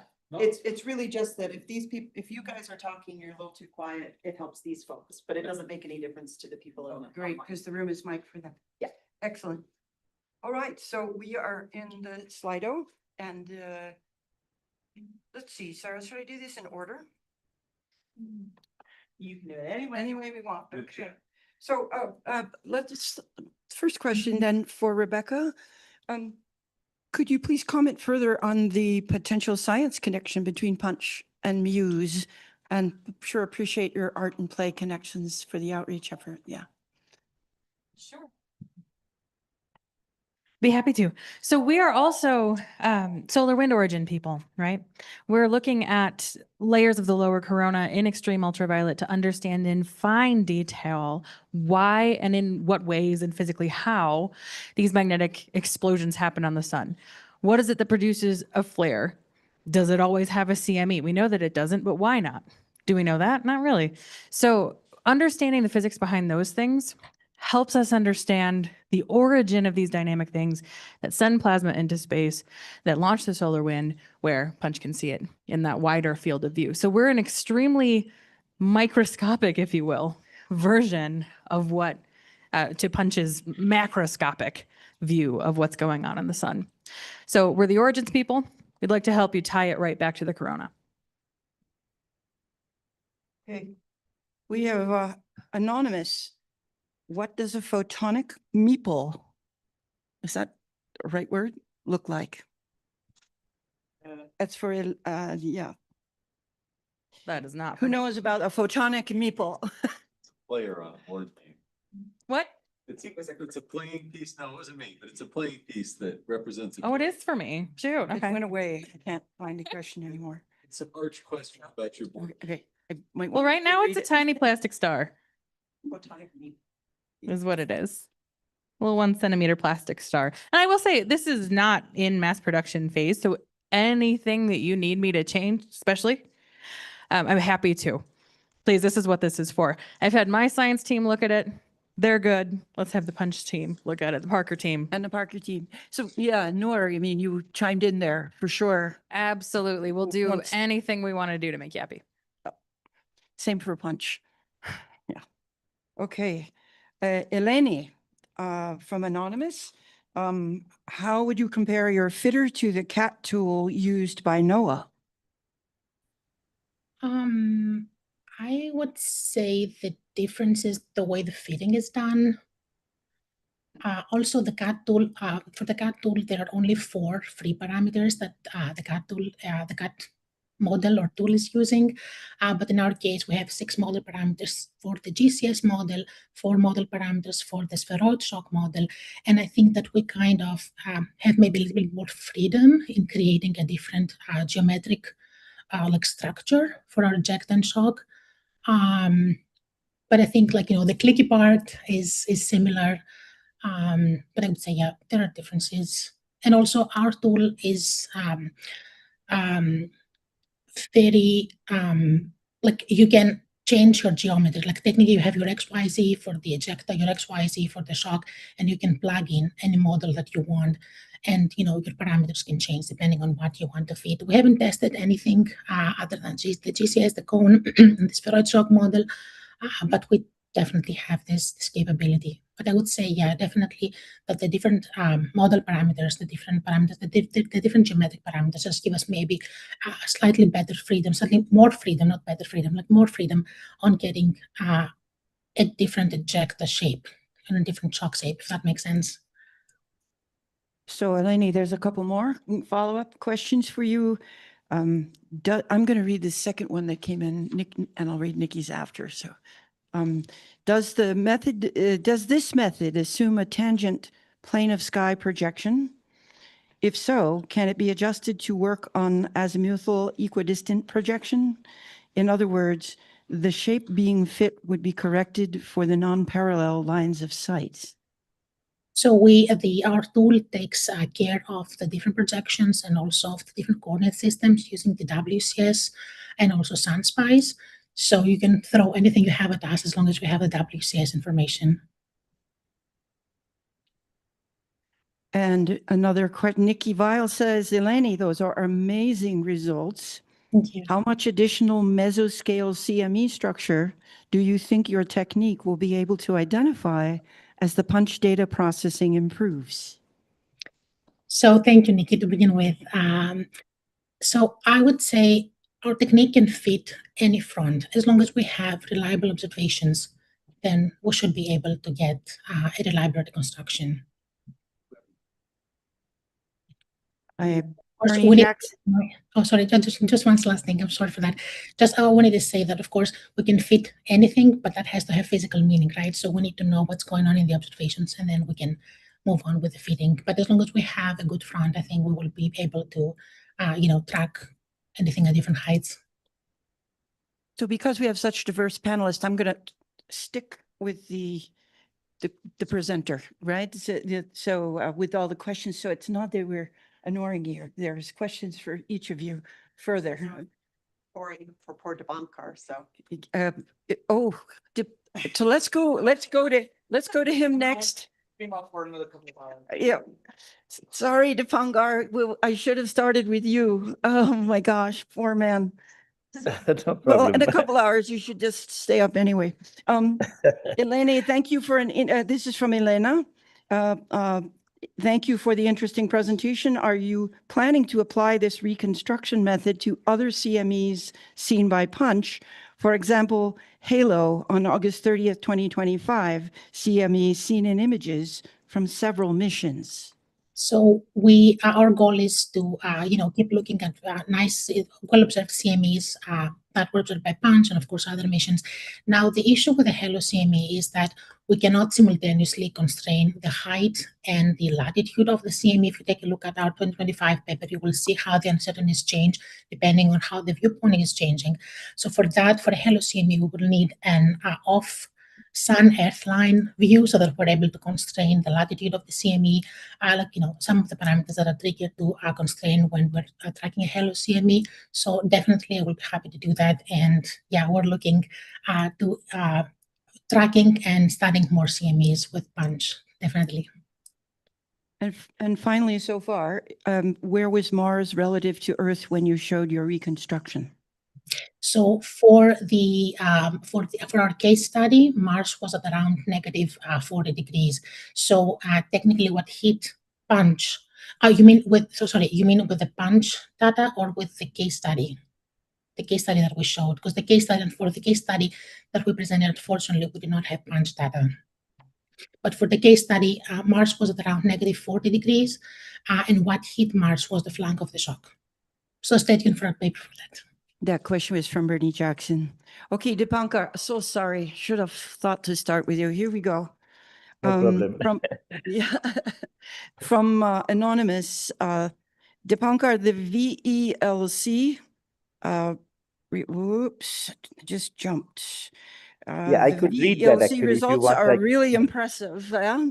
You probably said before, but how fast are you rastering for the movies that compared the 5303 and EUV AIA observations? In other words, what is the effective cadence?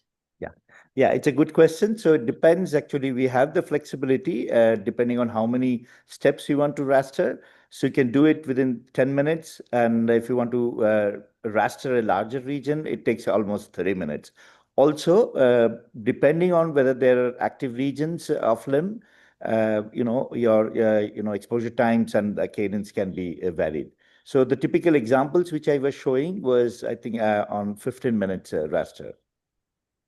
So ideally, these rastering images are going to give you the context and more spectral coverage of a larger region of active regions which are not very dynamic. If you really want to capture the dynamics and transients, you are better off with sit and stare. So the example of the CME which I was showing was primarily a sit and stare. So essentially, you just sit in, on an active region or on the top of an active region, and then if something changes in this active region, you will see the spectral signature, in that location when it that particular blob or transient crosses the slit. Okay, and then this one is mine. And this is really true for everyone, but if your Punch Outreach team wants to tell a metaphorical life story of the solar wind in our feature-length planetarium film, which of the visualizations you showed would you say are most important to use to convey birth and growth of solar wind and the leaving home, corona to heliosphere? Love to have your opinion about that. Yeah, so that way, as I think we all were trying to connect the source region with the transients, whether you call these transients in the form of jets, in the form of CMEs, or solar wind. I think in the context of impact of these transients on our near Earth environment, it is important to study how they're sourced from the sun. And I think a lot of your outreach material, which I was seeing, also was detailing the cartoon of the magnetic topology. So I think as many ways we could visualize these elements in an interesting fashion will be, very, very useful. Often to really explain a spectra to a younger minds is sometimes slightly difficult, but even to give a sense of, to really understand the physical phenomena, you need to know their physical properties in terms of temperature, in terms of their composition, can be also attempted to be explained. Because I think everybody understands when you have, body pain, you have, your temperatures are unsettled. So what it causes in terms of its effect can be sort of synonymously explained in the form of a star. And if it is, if it is not dynamically stable, even at a small portion on the surface of the star, how it can affect its neighborhood. So I think different kind of stories can be built, and as many imaginative, innovative things can be even, the students can be, or the younger minds can be motivated to think, innovatively and can be connected. So I think with all these different, global view versus local view, how we connect this could be, very, very interesting. And of course, we have all the eclipses and, the eclipse shows in the planetarium that can be also taken, because now really even from the proba, the beautiful, the topological structures, what we are seeing, comparing with the eclipse views, can be really showcased very, very nicely to common people through the planetarium show as well. Thank you. Thank you. So get your questions in for Dipankar. We have one more for him, 3 more for him. Okay, good. All right. They've been coming in. So we'll let you go to bed soon. Thank you so much for staying up so late. What can Punch do for you and your group to make the data easier to integrate? Yes, this is a very good, question, and also I would say the possibilities.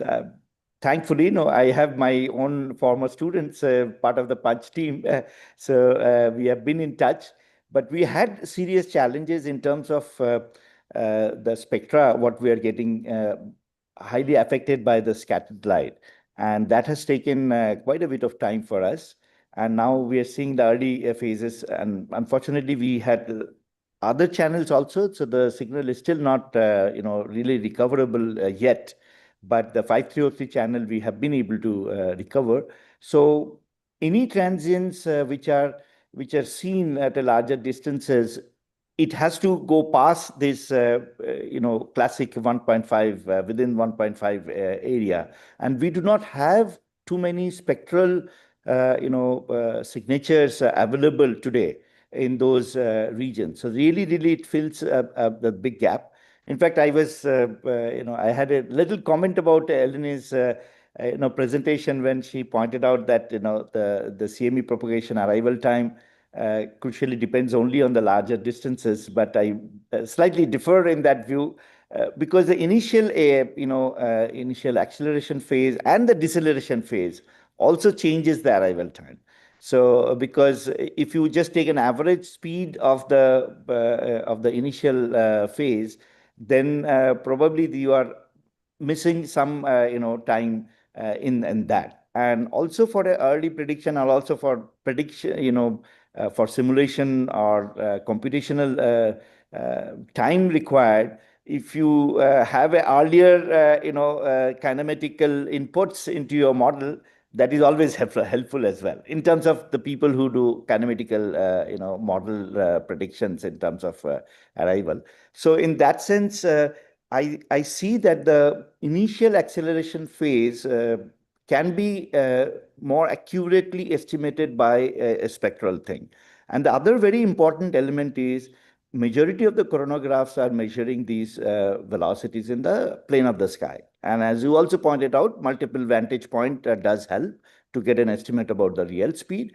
But here we have, even for a sit and stare observation, we have two components. We have the line of sight component and the plane of the sky component. That allows us to get the true velocity, instantaneous true velocity. Unfortunately, it's not in many different spatial locations, but even at a single location, if you're in a sit and stare mode, you get an instantaneous velocity, which is a true velocity by combining the plane of the sky and the line of sight. So this is, again, I think, a very important new element for providing this inputs to the modelers.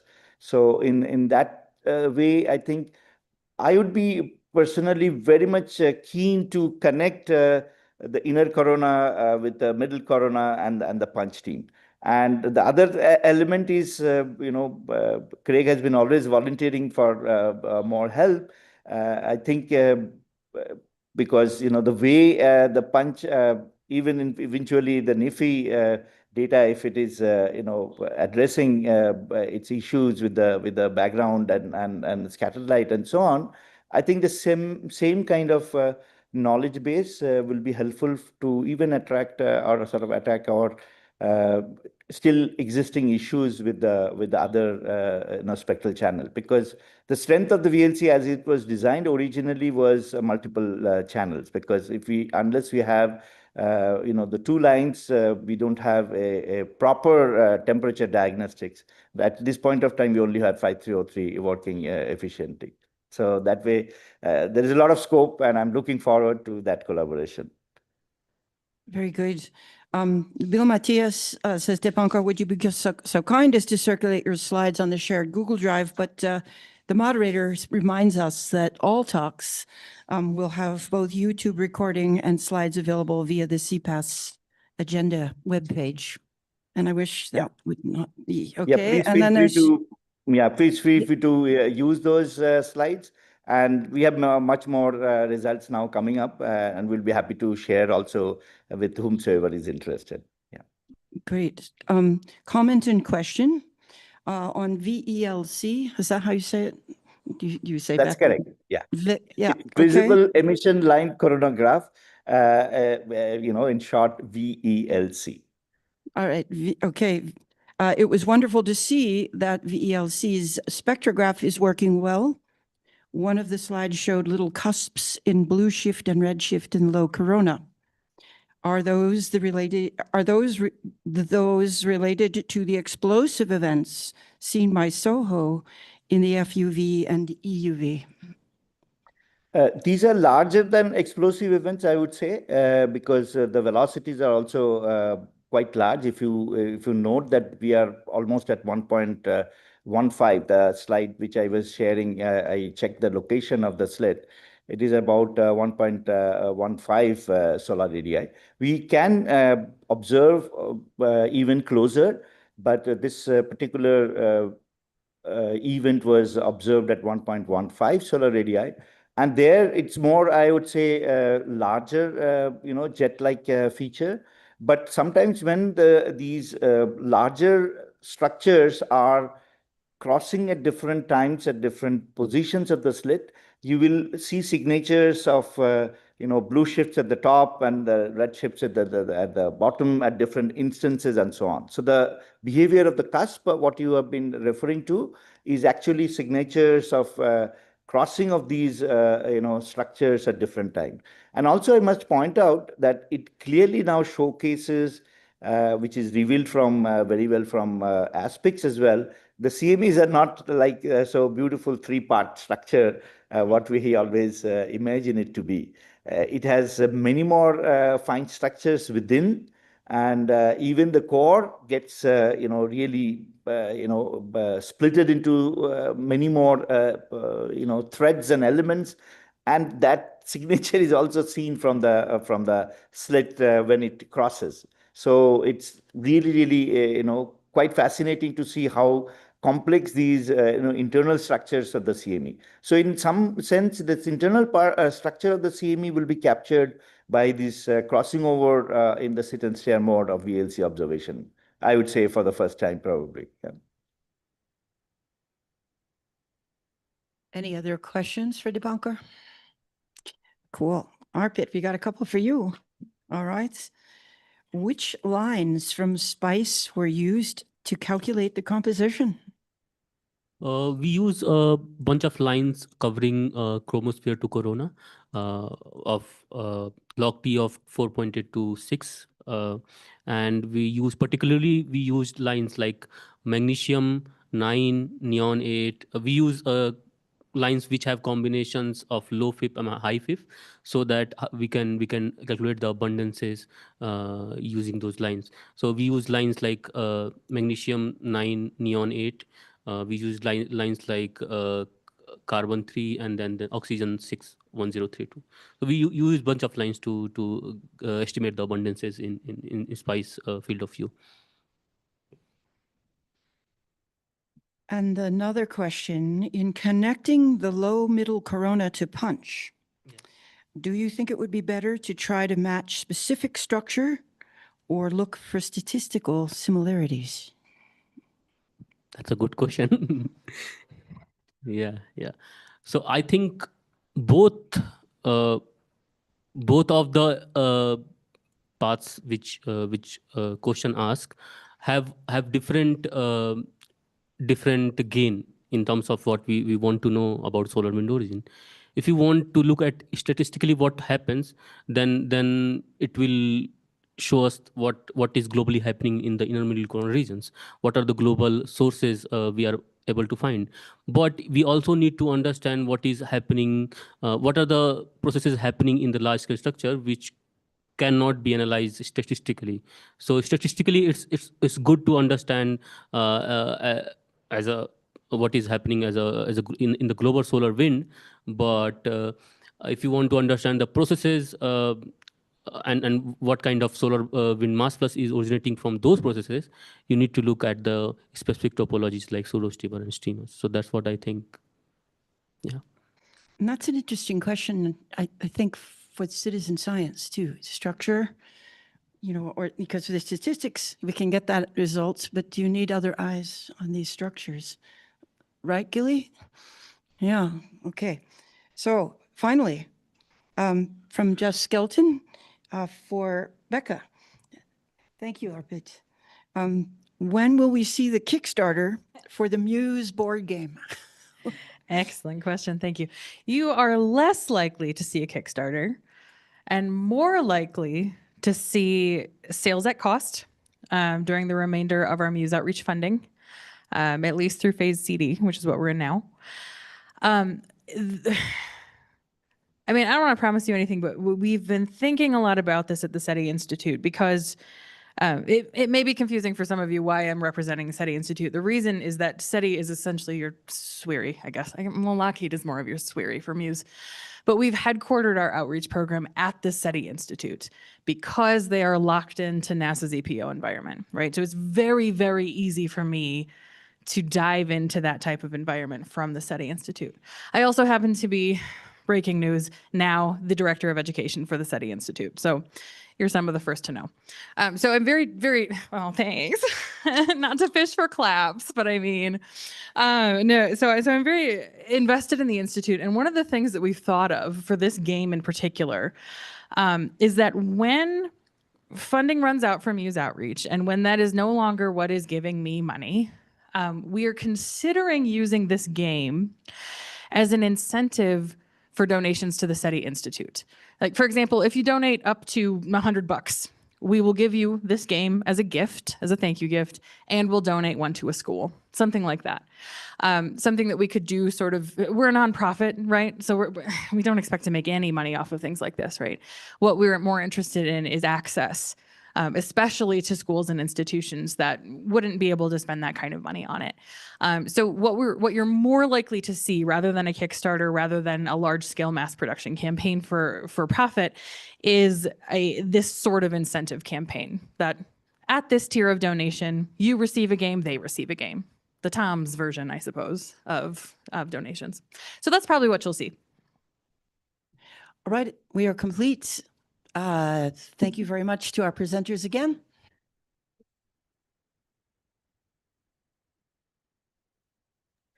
Thank you. Well, maybe not. No, Thank you. no, it's okay. Leave it there. Okay, so we're about to do our flash talk part of it, this meeting. And we have, Norm, I believe the order in the run of show is different than the one on the agenda. So we're going to go with the one on the run of show because that's the one you got queued up. So some of you might be surprised about the order.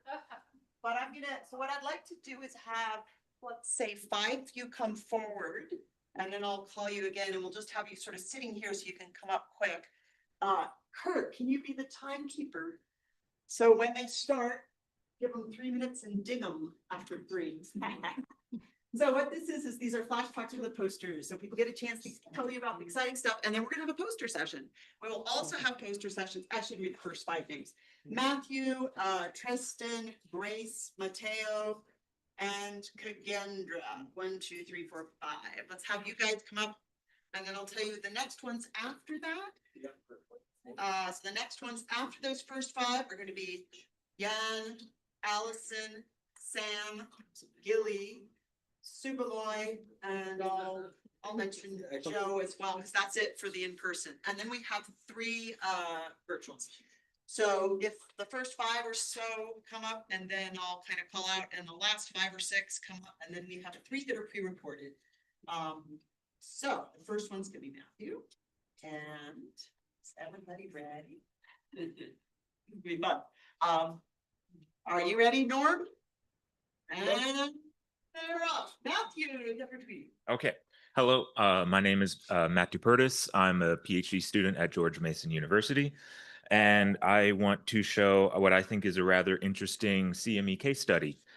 So this is, I think, a rather beautiful CME from 23rd of March, 2024.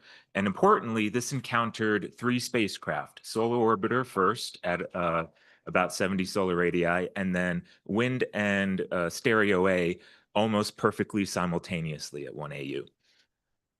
So I want to go through some of the in situ data. So this is Solar Orbiter first, and I think we see a very clear flux rope signature, magnetic cloud signature identified where I have FR. There seems to be a second magnetic structure behind it. That's not of my concern for this. Out at Wind, we see something very similar, very clear magnetic cloud signature, which is labeled as the flux rope, and similarly, another magnetic structure behind it. Again, not really concerned about it. Oh my God, time is going by.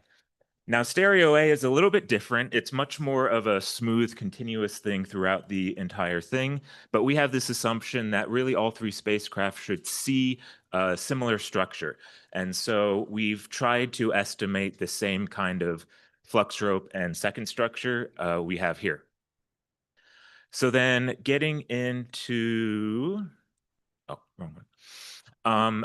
We're going to do some reconstruction with my hex core model. I'm not going to get into the details of this, but you can follow the QR code to the foundational paper published last year. Essentially, this tries to connect remote sensing observations with in situ observations. So we start with a GCS fitting, and then we can also do in situ fittings at all 3 probes. So this is the Solar Orbiter fitting. It looks pretty good. These are the fittings at Stereo and Wind, where the Stereo solution is shown in the red point cloud and Wind in the blue point cloud. And so both of these are individual fittings, and they both look pretty good, but we see a significant difference between both of them, including tilt angle. This is a simultaneous fitting where both are used at the same time, and basically it works at Stereo but not at Wind. So we are using a solar wind model, WSA and Gamera, to try and investigate this. I'm going to rush through this. It looks like there's some sort of bend in the flux rope, and we looked at magnetic pressure in the solar wind. And so we see at the top high magnetic pressure on the southwest flank And then at 1AU, some high magnetic pressure on the southeast flank. I'm sorry, I had those back around. And so we conjecture that these regions could be warping and bending this flux rope. So thank you. Yeah.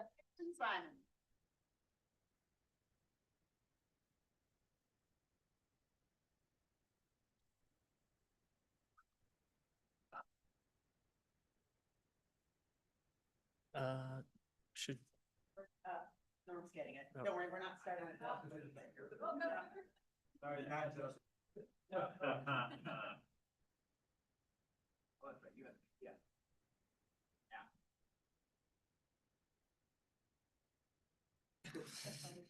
No. That used to be a joke. Now that's actually true.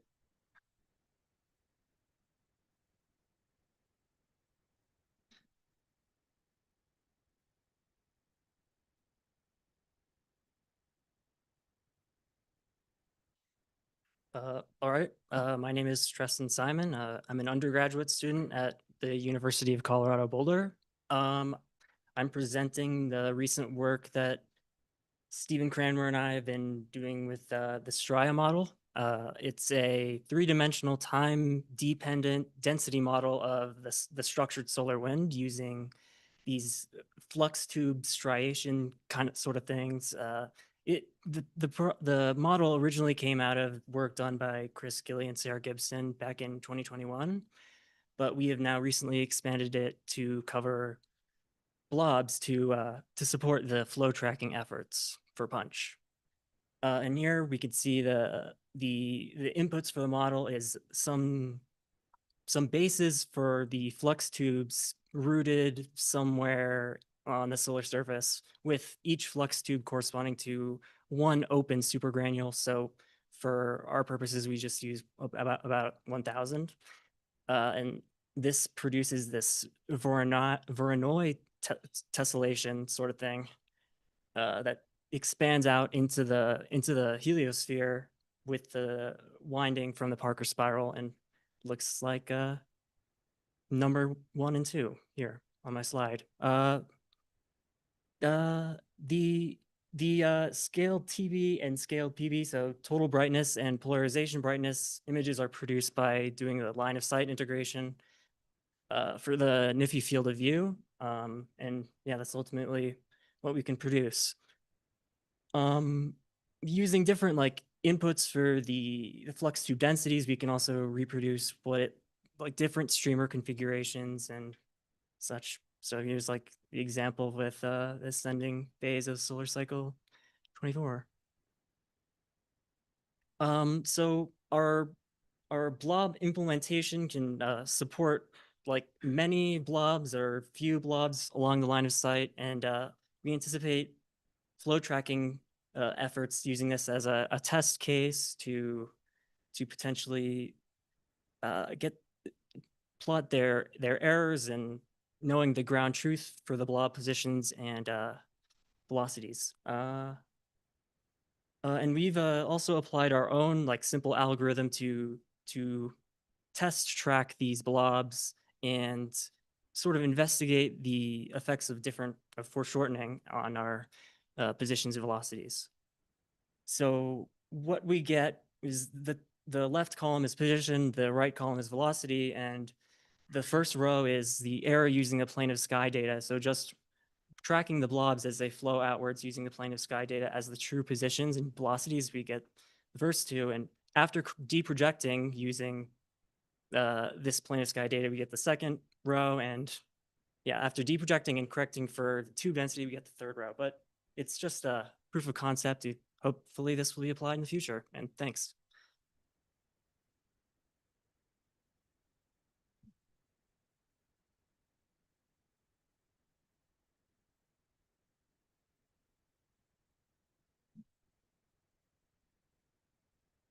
Okay. All right. Good afternoon, everyone. Hello, I'm Grace Gratton, and I am a rising undergraduate senior at Embry-Riddle Aeronautical University. So I work with both Sam Wallace and Nikki Weil on this interdisciplinary work where we are characterizing the solar sources of mesoscale periodic density structures that are responsible for radiation belt particle loss. So this work is a follow-on to a paper by Simone Di Matteo, in which he uses observations from the Beryl High Altitude balloon to identify times in which the X-ray fluctuations detected by Beryl have the exact same periodicities as the solar wind. In total, he identified 185 of these events spanning from 2013 to 2020. And in this work, we're deriving the solar sources of these events at the sun using the WSA model and characterizing each event by solar wind determined properties and model determined proxies, such as expansion factor and squashing factor, that tell us about how the solar wind formed at the sun. So in doing so, we are characterizing the solar sources of the periodic ambient solar wind that is responsible for depleting Earth's radiation belts. After our analysis, we are left with 148 events. So these histograms here show our counts against the coronal hole boundary distance and the mean solar wind speed. So in our plot on the left, you can see that almost all of our events fall within 4 degrees of the coronal hole boundary distance. Of note, between 0 and 2 degrees, that's a region where multiple studies have shown that the field is intermittently open and where interchange reconnection is driving that solar wind there. So we have about 30% of our events falling there. And between 2 and 4 degrees, this is also an interesting range because that's roughly where the empirical solar wind models derive the transition from slow solar wind to fast solar wind. So it's likely another area that it's intermittently open. And on our figure on the right, you can see that almost all of our solar wind is slow solar wind, which aligns with the solar wind originating from that open-closed boundary. But if you stop my poster, you're going to see a lot more plots that look like the one in blue. This is where we've normalized our events relative to the total number of events that we observed while Beryl was flying that was geoeffective. So if we look at that magnetic squashing factor on the left, we can see that about 50% of our events are originating with a very low squashing factor, meaning they're not originating from the S-Web. But when we look at this result, in context with all the solar wind that we could have observed, we see that more of our events are originating from the S-Web. So please stop by my poster if you're interested in hearing more. Thank you.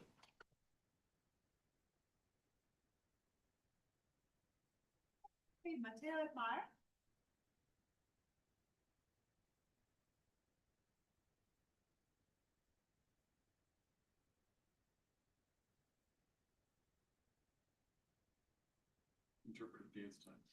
I didn't practice. Sorry, guys. Tomorrow, though.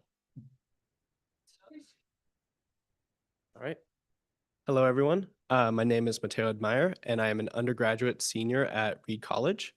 And over the course of the last year, I have been focused on using Fourier filtering methods to separate out inbound and outbound motion to hopefully identify the Alfvén surface, or at least detect some inbound motion.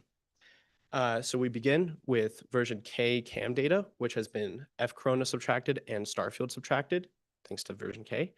To turn it kind of into that right data movie, they have been reprojected using AstroPi's reproject adaptive and SunPi's helioprojective radial functions in Python.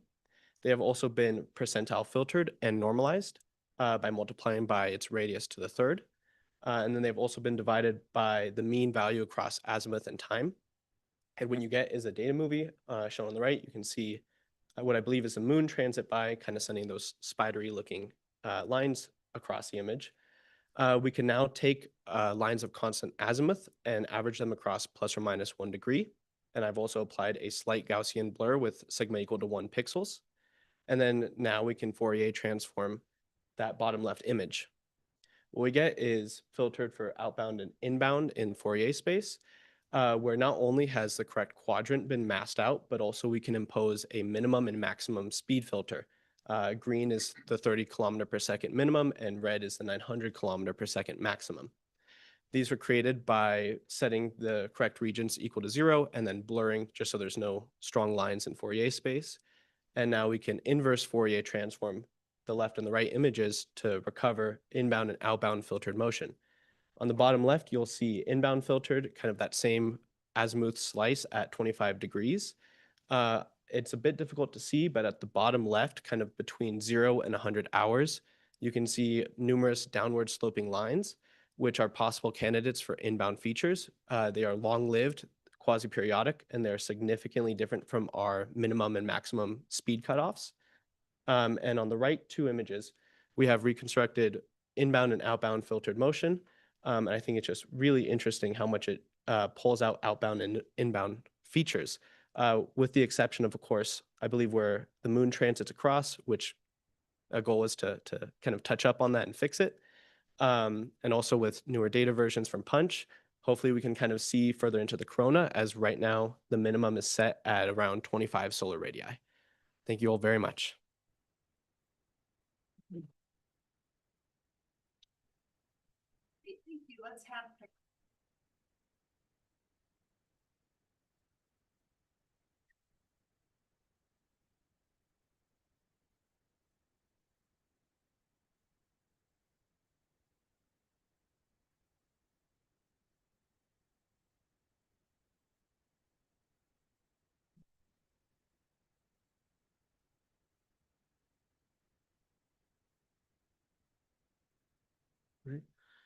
Hello everyone, my name is Khagendra Kotwal. I am a PhD student at New Mexico State University. I work with Dr. James McAteer. Today I'm going to talk about the relationship between the magnetic flux imbalance in the coronal holes with the high-speed solar wind streams. Here, oh.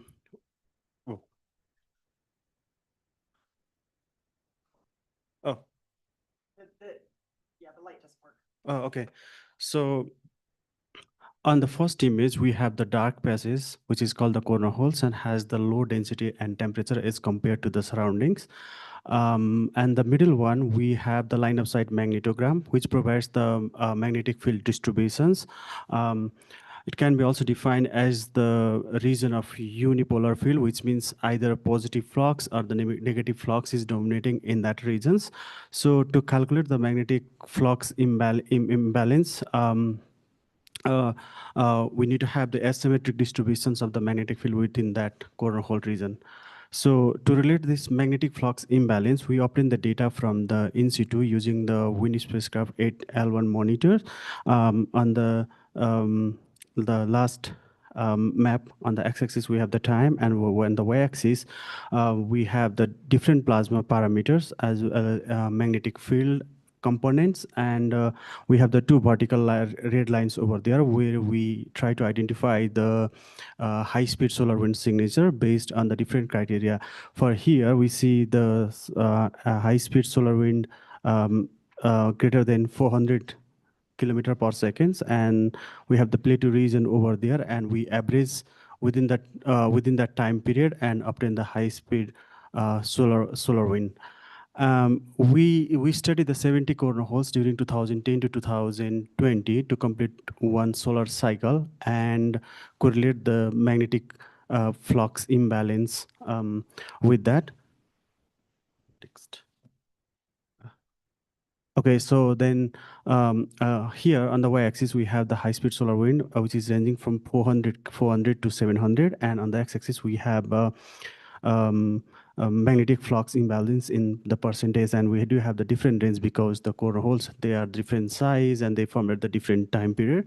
So we find a moderate Pearson correlation coefficient, which is 0.60 between the magnetic flux imbalance and the high-speed solar wind speed at 1 AU, suggesting that the flux imbalance is an important factor associated with the high-speed solar wind speed, but it influence is seen as partial, indicating that other physical mechanism also shape the resulting solar wind streams. Thank you. I also have the poster. Please come and talk to me. Thank you. Thank you. Let's have the next. Which I have here is Jan Allison's.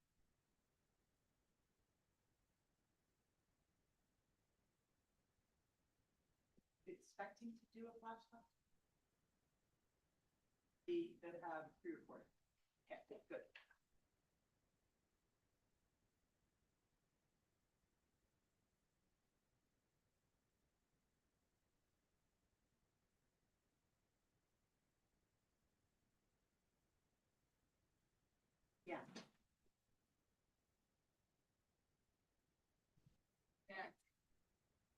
Okay. Yes.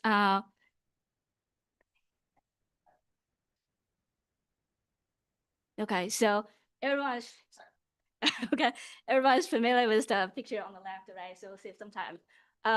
But from that picture, we can see close to the sun, we see more striation structures. And when we live away from the sun, we can see the fluctuations and also the fluctuations. One main reason this kind of picture by using like the solar wind evolution, right? The magnetic control, the solar wind becomes the dynamic solar wind, and more isotropic turbulence going to develop during this process. So you will be able to see the fluctuations and also fluctuations. And if we want to use some techniques or analysis to say how to quantify this kind of anisotropy, right?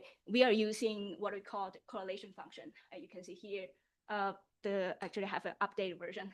So the correlation function is trying to compute the correlation at two locations. And if we are looking at the information at two different locations, then the separation between those two locations will give you, the correlation will be a function of the separation between those two locations. If the field is anisotropic, you will be able to see the correlation function along different separation directions gonna be very different, okay? And we also have some other previous work this is just a diagram to summarize the anisotropic evolution along the heliocentric distance. You can see there they use what is called slab plus 2D model. If it's more slab-like, that means the fluctuation is going to be transfers to the mean magnetic field. And if it's 2D, more 2D-like, it's going to be perpendicular to the mean magnetic field. We can see the evolution, right? So close to the sun, maybe most likely 2D-like, and then involved, you can see the slab-like mode is becoming more important, and then close to 1 AU, the 2D mode is becoming more important. So based on this previous work, we want to try to answer two questions. How does the anisotropy involves with the heliocentric distance? That means the radial evolution. And the second one is how does the anisotropy varies at different scales? The pictures that we showed before, all the results, they also depends on the scales we are looking at, very large scale or intermediate scale or small scale. Since Punch has a very global spatial coverage, so that means this allows us to just to try to do repeat analysis, but maybe gain some new insights. Here's some preliminary results from us by using the Punch data. We are computing the correlation function, okay, at a different heliocentric distance. So please stop my poster. You will see more details.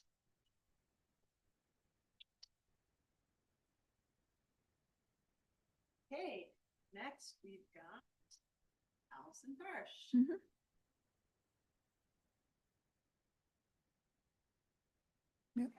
Yeah, perfect. So hi everyone, I'm Allison Farish. I'm a postdoc at NASA Goddard, and I'm here representing the WSA group. So for those not familiar, WSA is the Wang-Sheely RG model for the corona and solar wind. It's been operational as a forecasting tool for a number of years with partners like the National Weather Service and more recently NASA's Moon to Mars office.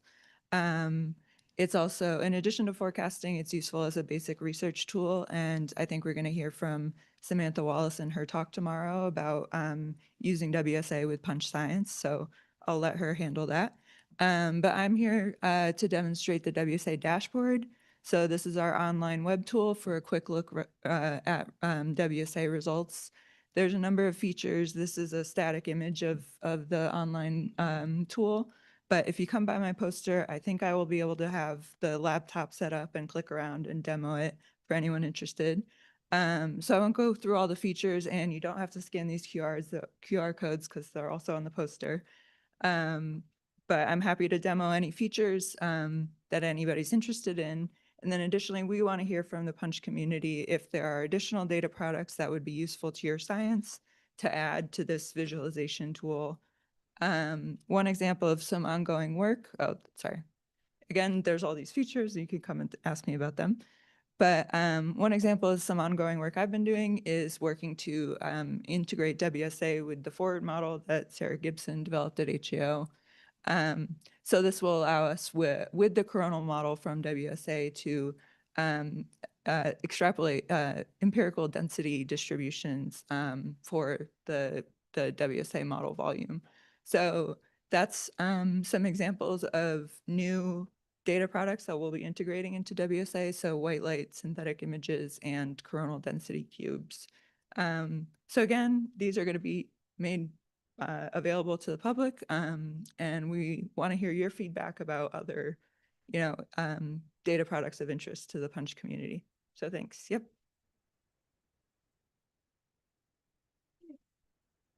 Right. And then you're up next.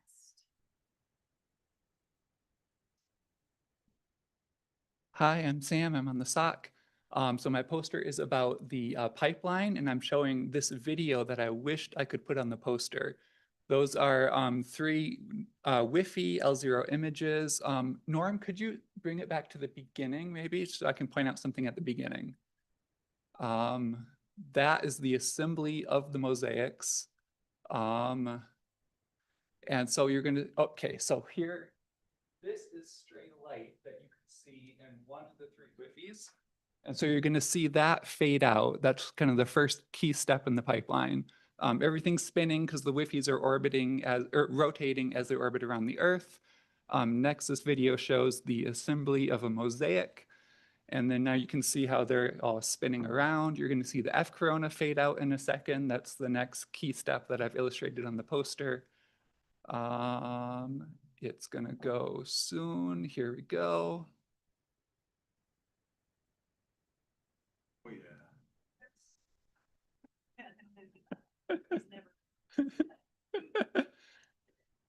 And then, so now you see without the F corona, and the last step is going to be the removal of the star field, that sort of technical preview step that we have running for K, and that's going to look a lot better for L.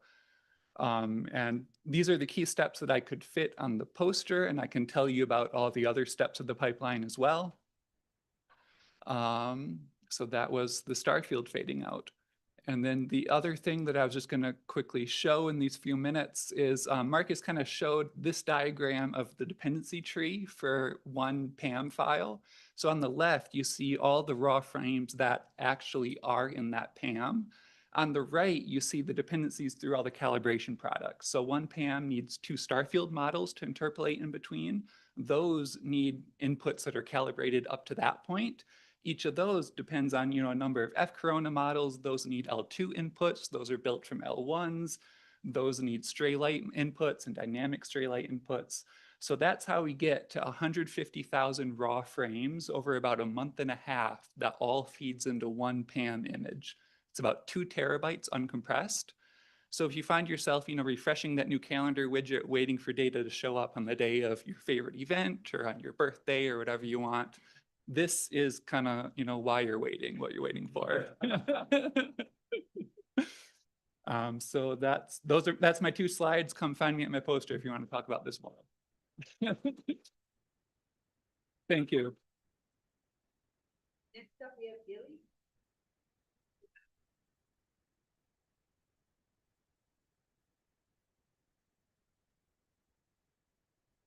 There we go. Oh, even the animations are working. I didn't know that was going to happen. Hello, my name's Gilly. I worked here for a few years as a postdoc, and now I work over at Northwest Research Associates, just down the street.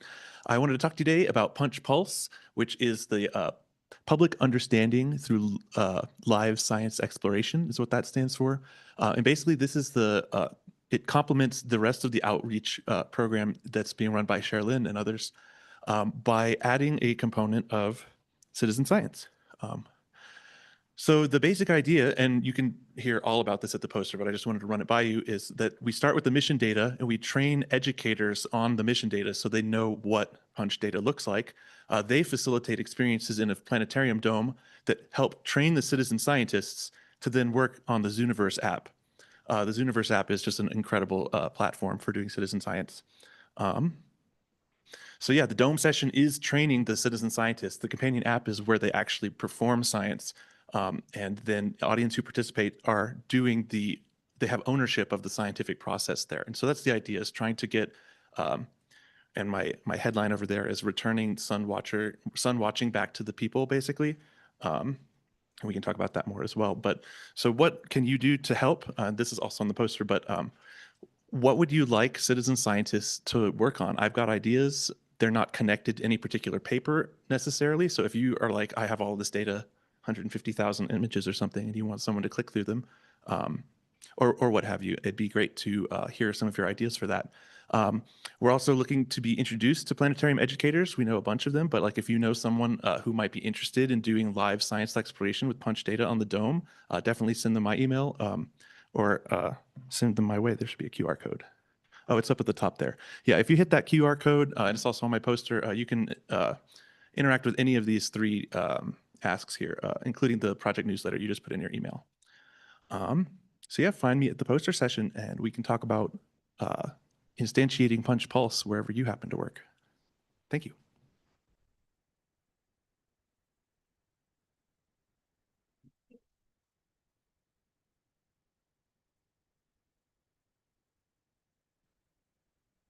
Hello everyone, this is Shubhamay. I'm happy to give you a glimpse of our poster, what it is about. So the main driver behind this is that the punch data volume is going to grow with time, and it is imperative to build an information retrieval system that does not require any human annotation. So we leverage here a new breed of machine learning models called self-supervised learners that doesn't require any human annotation. And what you are basically doing is you are taking an image and learning its augmentation invariant representation in a vector format. And those augmentations can be any set of transformations that does not affect the defining characteristics of CMEs, for example, right? So you see, so we use the elongation azimuth maps, the punch L3 mosaics, in the version 0K, and we learn vector representations of different tiles from that map. And then we construct an embedding space. So this embedding space is basically this images overlaid on 2D projections of that vector representation space, right? But what can you do with this embedding space? Okay, the first thing you can do is just take a query image and find similar matches from the past data that Punch has seen. But you can ask even more specific questions, right? So given a CME that is just starting to appear in the Wi-Fi field of view, what are going to be the potential futures of the CME, right? So what we did here is taken a query image that has just a CME starting to appear, and then we created a J map for that, starting from the T0 where the CME appears from all the way to 20-degree in elongation, right? And then you find 3 nearest neighbors and construct the J maps for each of them. And what you see is the query J map is bounded by the nearest neighbor J maps that you find, right? So those nearest neighbor J maps are actually telling you those are the potential futures for the query CME that you have. And we would like to build on top of this and include the polarization data so that we have better constraints in terms of the CME locations, and you have better constraints in the future possibilities that you predict through this information retrieval system. So yeah, our work is at a very preliminary stage, and we would like to have your feedback on this. So come see us at our poster if you're interested. Yeah, that's all I wanted to show today. Thank you.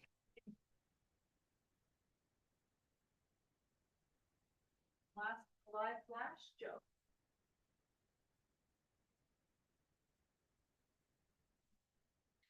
Hey, I'm Joe Plowman, and I'm talking about efforts to remove the stray light from the Punch narrow field instrument. So this is what NIFI looks like. We haven't seen as much of it as we'd like because most of the intensity that you see in this image is stray light. It's dominated by two sources. One is a spherical pattern at the bottom of the image. That is mostly from sunlight reflecting off the internals of the instrument. I'm not going to talk about that as much because it's pretty static and it's localized. It's easier to correct. The rest is in a thick ring around the image. This is affects most of the field of view, and it's due to earthshine from internal reflections. So we tackle this with a sparse matrix inversion.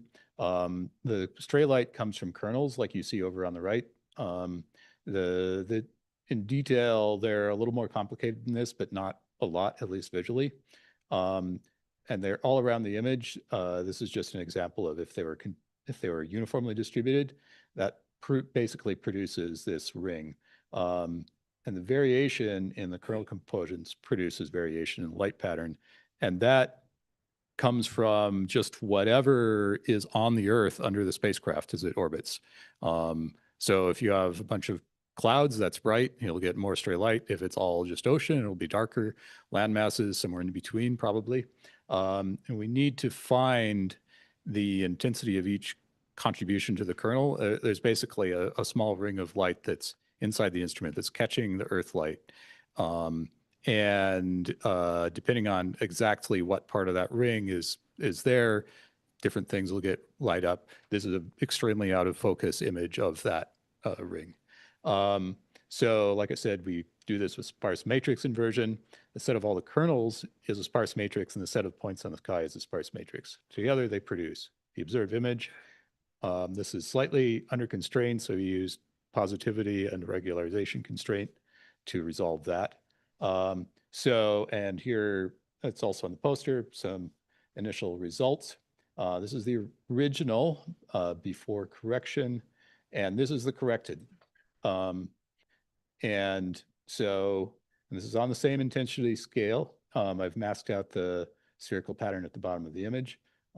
There's a lot darker, but you can see a lot of stars coming through and that kind of thing. This is the stray light pattern that we masked out. And the stray light pattern that we have subtracted out and fit. This is, that's basically current status. This is work in progress. We need to refine the kernels.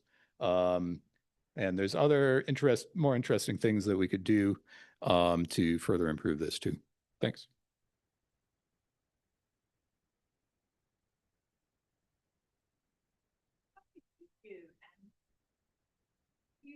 We have 3 posters that are going to be virtual posters, and we have those pre-recorded.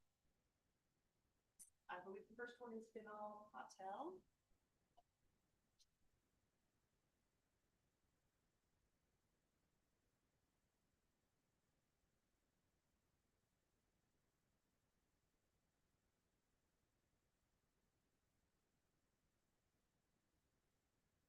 And as a reminder, we'll have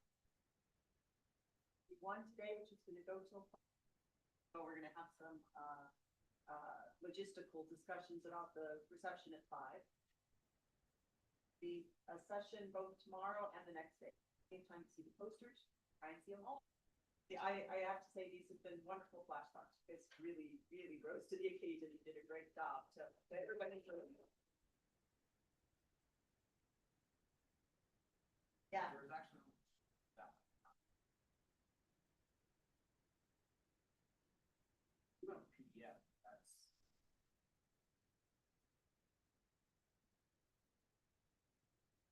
And I'll see what I can find out about.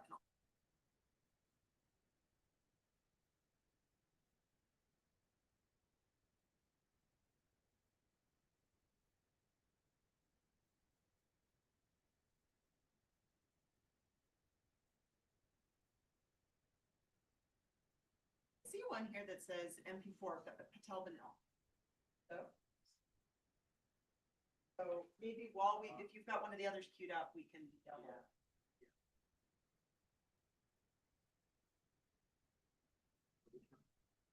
If and also.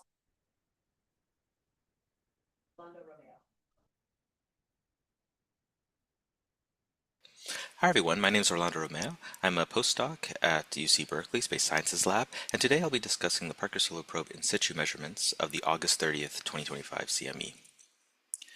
Now this was an Earth-directed HALO ICME that erupted at roughly 1950 UTC on August 30th.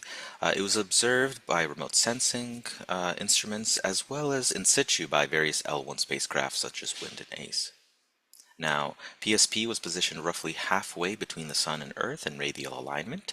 To the left here, I'm showing an Enlil model with the Sun here, Earth here, PSP in pink, and you just saw the CME erupt, again being Earth-directed. Now, as I mentioned, various remote sensing observations were made of the CME. SOHO and Punch observed it. You can see the CME erupt, and here's the leading edge observed in Punch. Now moving on to PSP in situ measurements. So PSP was in cruise phase versus its encounter phase. This means that there was a lower time cadence of ion and electron data. For the most part, it was outside of the ion instrument, SPAN-I, field of view. So we really can't use the SPAN-I plasma parameters. So we have to look toward the SPAN-E or electron instrument parameters. So we computed VDF fits and moments from the electrons. And once we had that, we could combine that with other density estimates from quasi-thermal noise and the Faraday cup on PSP known as SPC. So here I'm showing a different time series for the CME. I'm showing SPC energy spectra of protons at the top, our combined density between QTN, SPAN-E, and SPC, then the different proton and electron temperatures, and then the radial velocities from SPAN-E in blue, SPAN-I in green, and red is showing the SPC radial velocity of the protons. I'm showing the pitch angle distributions for 304 eV electrons, and then finally I'm showing the magnetic field at the bottom. And so what you can see here is that we observe a shock, a quasi-perpendicular shock at roughly 670 kilometers per second. We observe many typical ICME features like the increase in density, temperature, and velocity, as well as a large magnetic field rotation at various times. And we also observe this alpha stripe in SPC corresponding to a lower temperature in the protons as well. For further details on these different time intervals and what ICME features we find, please look at the poster we provided in the gallery. And so there's a lot of interesting data that we have from PSP to analyze this event. But comparing it with L1 measurements to the right, I'm showing PSP density now, as well as wind proton density, as well as the alpha to proton density ratio. I'm also showing PSP fields and wind MFI data to show that I've now aligned the shock arrival times to lie at the same time. And what we found was that the shock arrival at wind is roughly 27.2 hours after PSP arrival. And we hope that estimate and other comparisons will help L1 space weather predictions, as well as CME arrival times for future events. Thank you. Hi everyone, my name is Orlando Romeo. I'm a postdoc at UC Berkeley Space.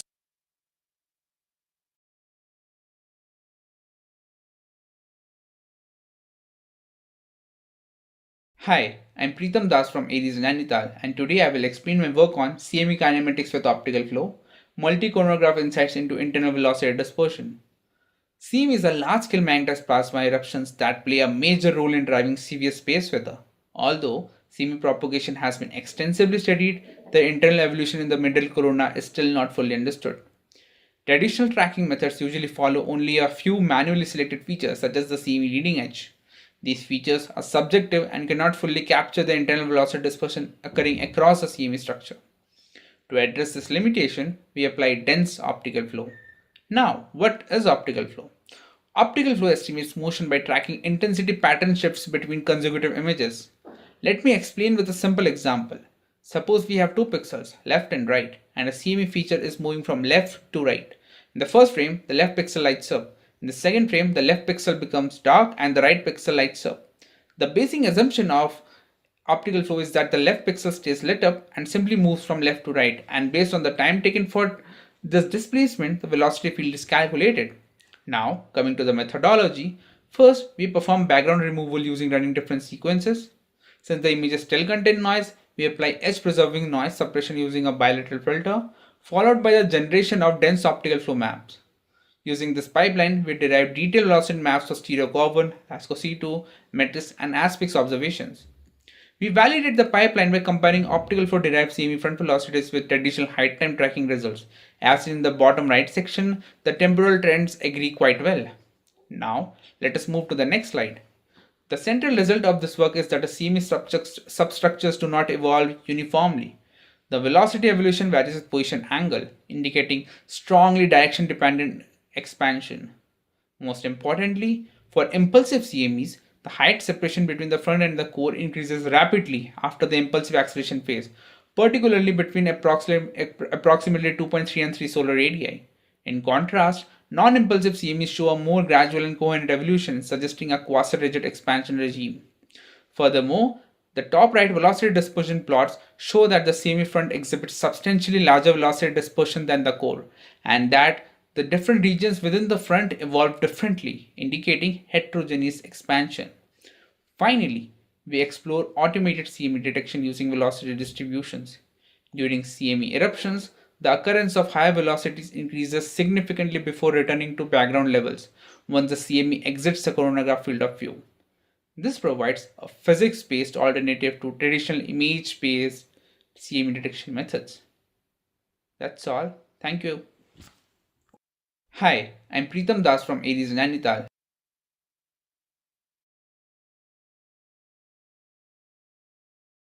Good afternoon everyone. My name is Vinal Patel and I am a postdoc researcher at Royal Observatory of Belgium. The title of my flash talk is Probing CME Evolution and Acceleration in the Inner Solar Corona with SPIX Proba3. Proba3 is ESA mission of technology demonstration and mission of opportunity in ESA science program. It consists of two spacecraft which flies in formation.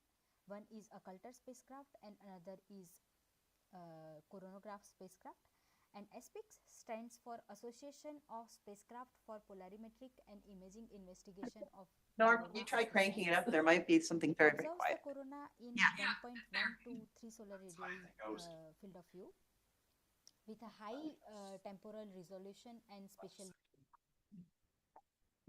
And as a reminder, all of the posters are going to be, the PDFs of the posters themselves, as well as these flash talks will be on our website to review. Julia or Norm, what is the plan for the remote? We have the 3 posters. Are we going to put them on a monitor for people to look at? So I was working with Jessica on that spare one, so we'll see what we can do. We'll see what we can do. And if it's not today, it will be, we have 2 more poster sessions. So these remote posters will also be put up so you can go and look at them in the lobby, and they will definitely be online on the CPAS in the PDF format in the next soon. In the next soon. So we'll try one more time with Vinal. And then we're going to do a logistic. I'm going to wait for after that. My name is Vinal Patel and I am a postdoc researcher at Royal Observatory.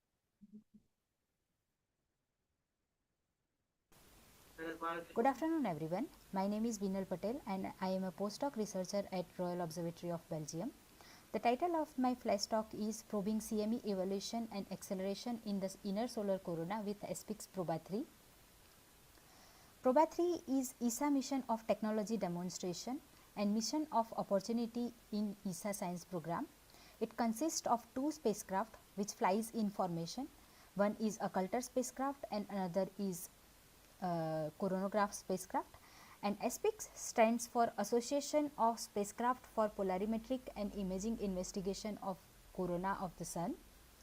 It observes the corona in 1.1 to 3 solar radii field of view with a high temporal resolution and spatial resolution. It gives us images in wideband polarimetric images and 2 narrowband images. On September 21st, 2025, we observed nice spectacular CMEs from SPIX, and this movie shows the observations in wideband images. Now I will focus on the CME which is happening in southwest region. To understand the evolution. I think it's the same problem. PowerPoint out of sync.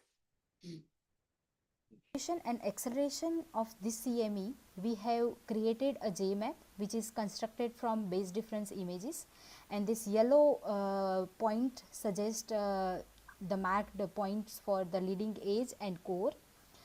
And to compare these observations with EUV and LASCO C2, we provide these height time measurements. And you can see that SPICS observations are bridging the gap between the EUV and traditional LASCO C2 coronagraph. Now, to understand the kinematics of this CME, we fitted this height time measurements with the Sheeley model, and you can see that it fits well. And here the blue points are for leading edge and the black one are for core, and the velocity are reaching up to 500 kilometers per second, and the peak acceleration for leading edge is around 65 meters per second square.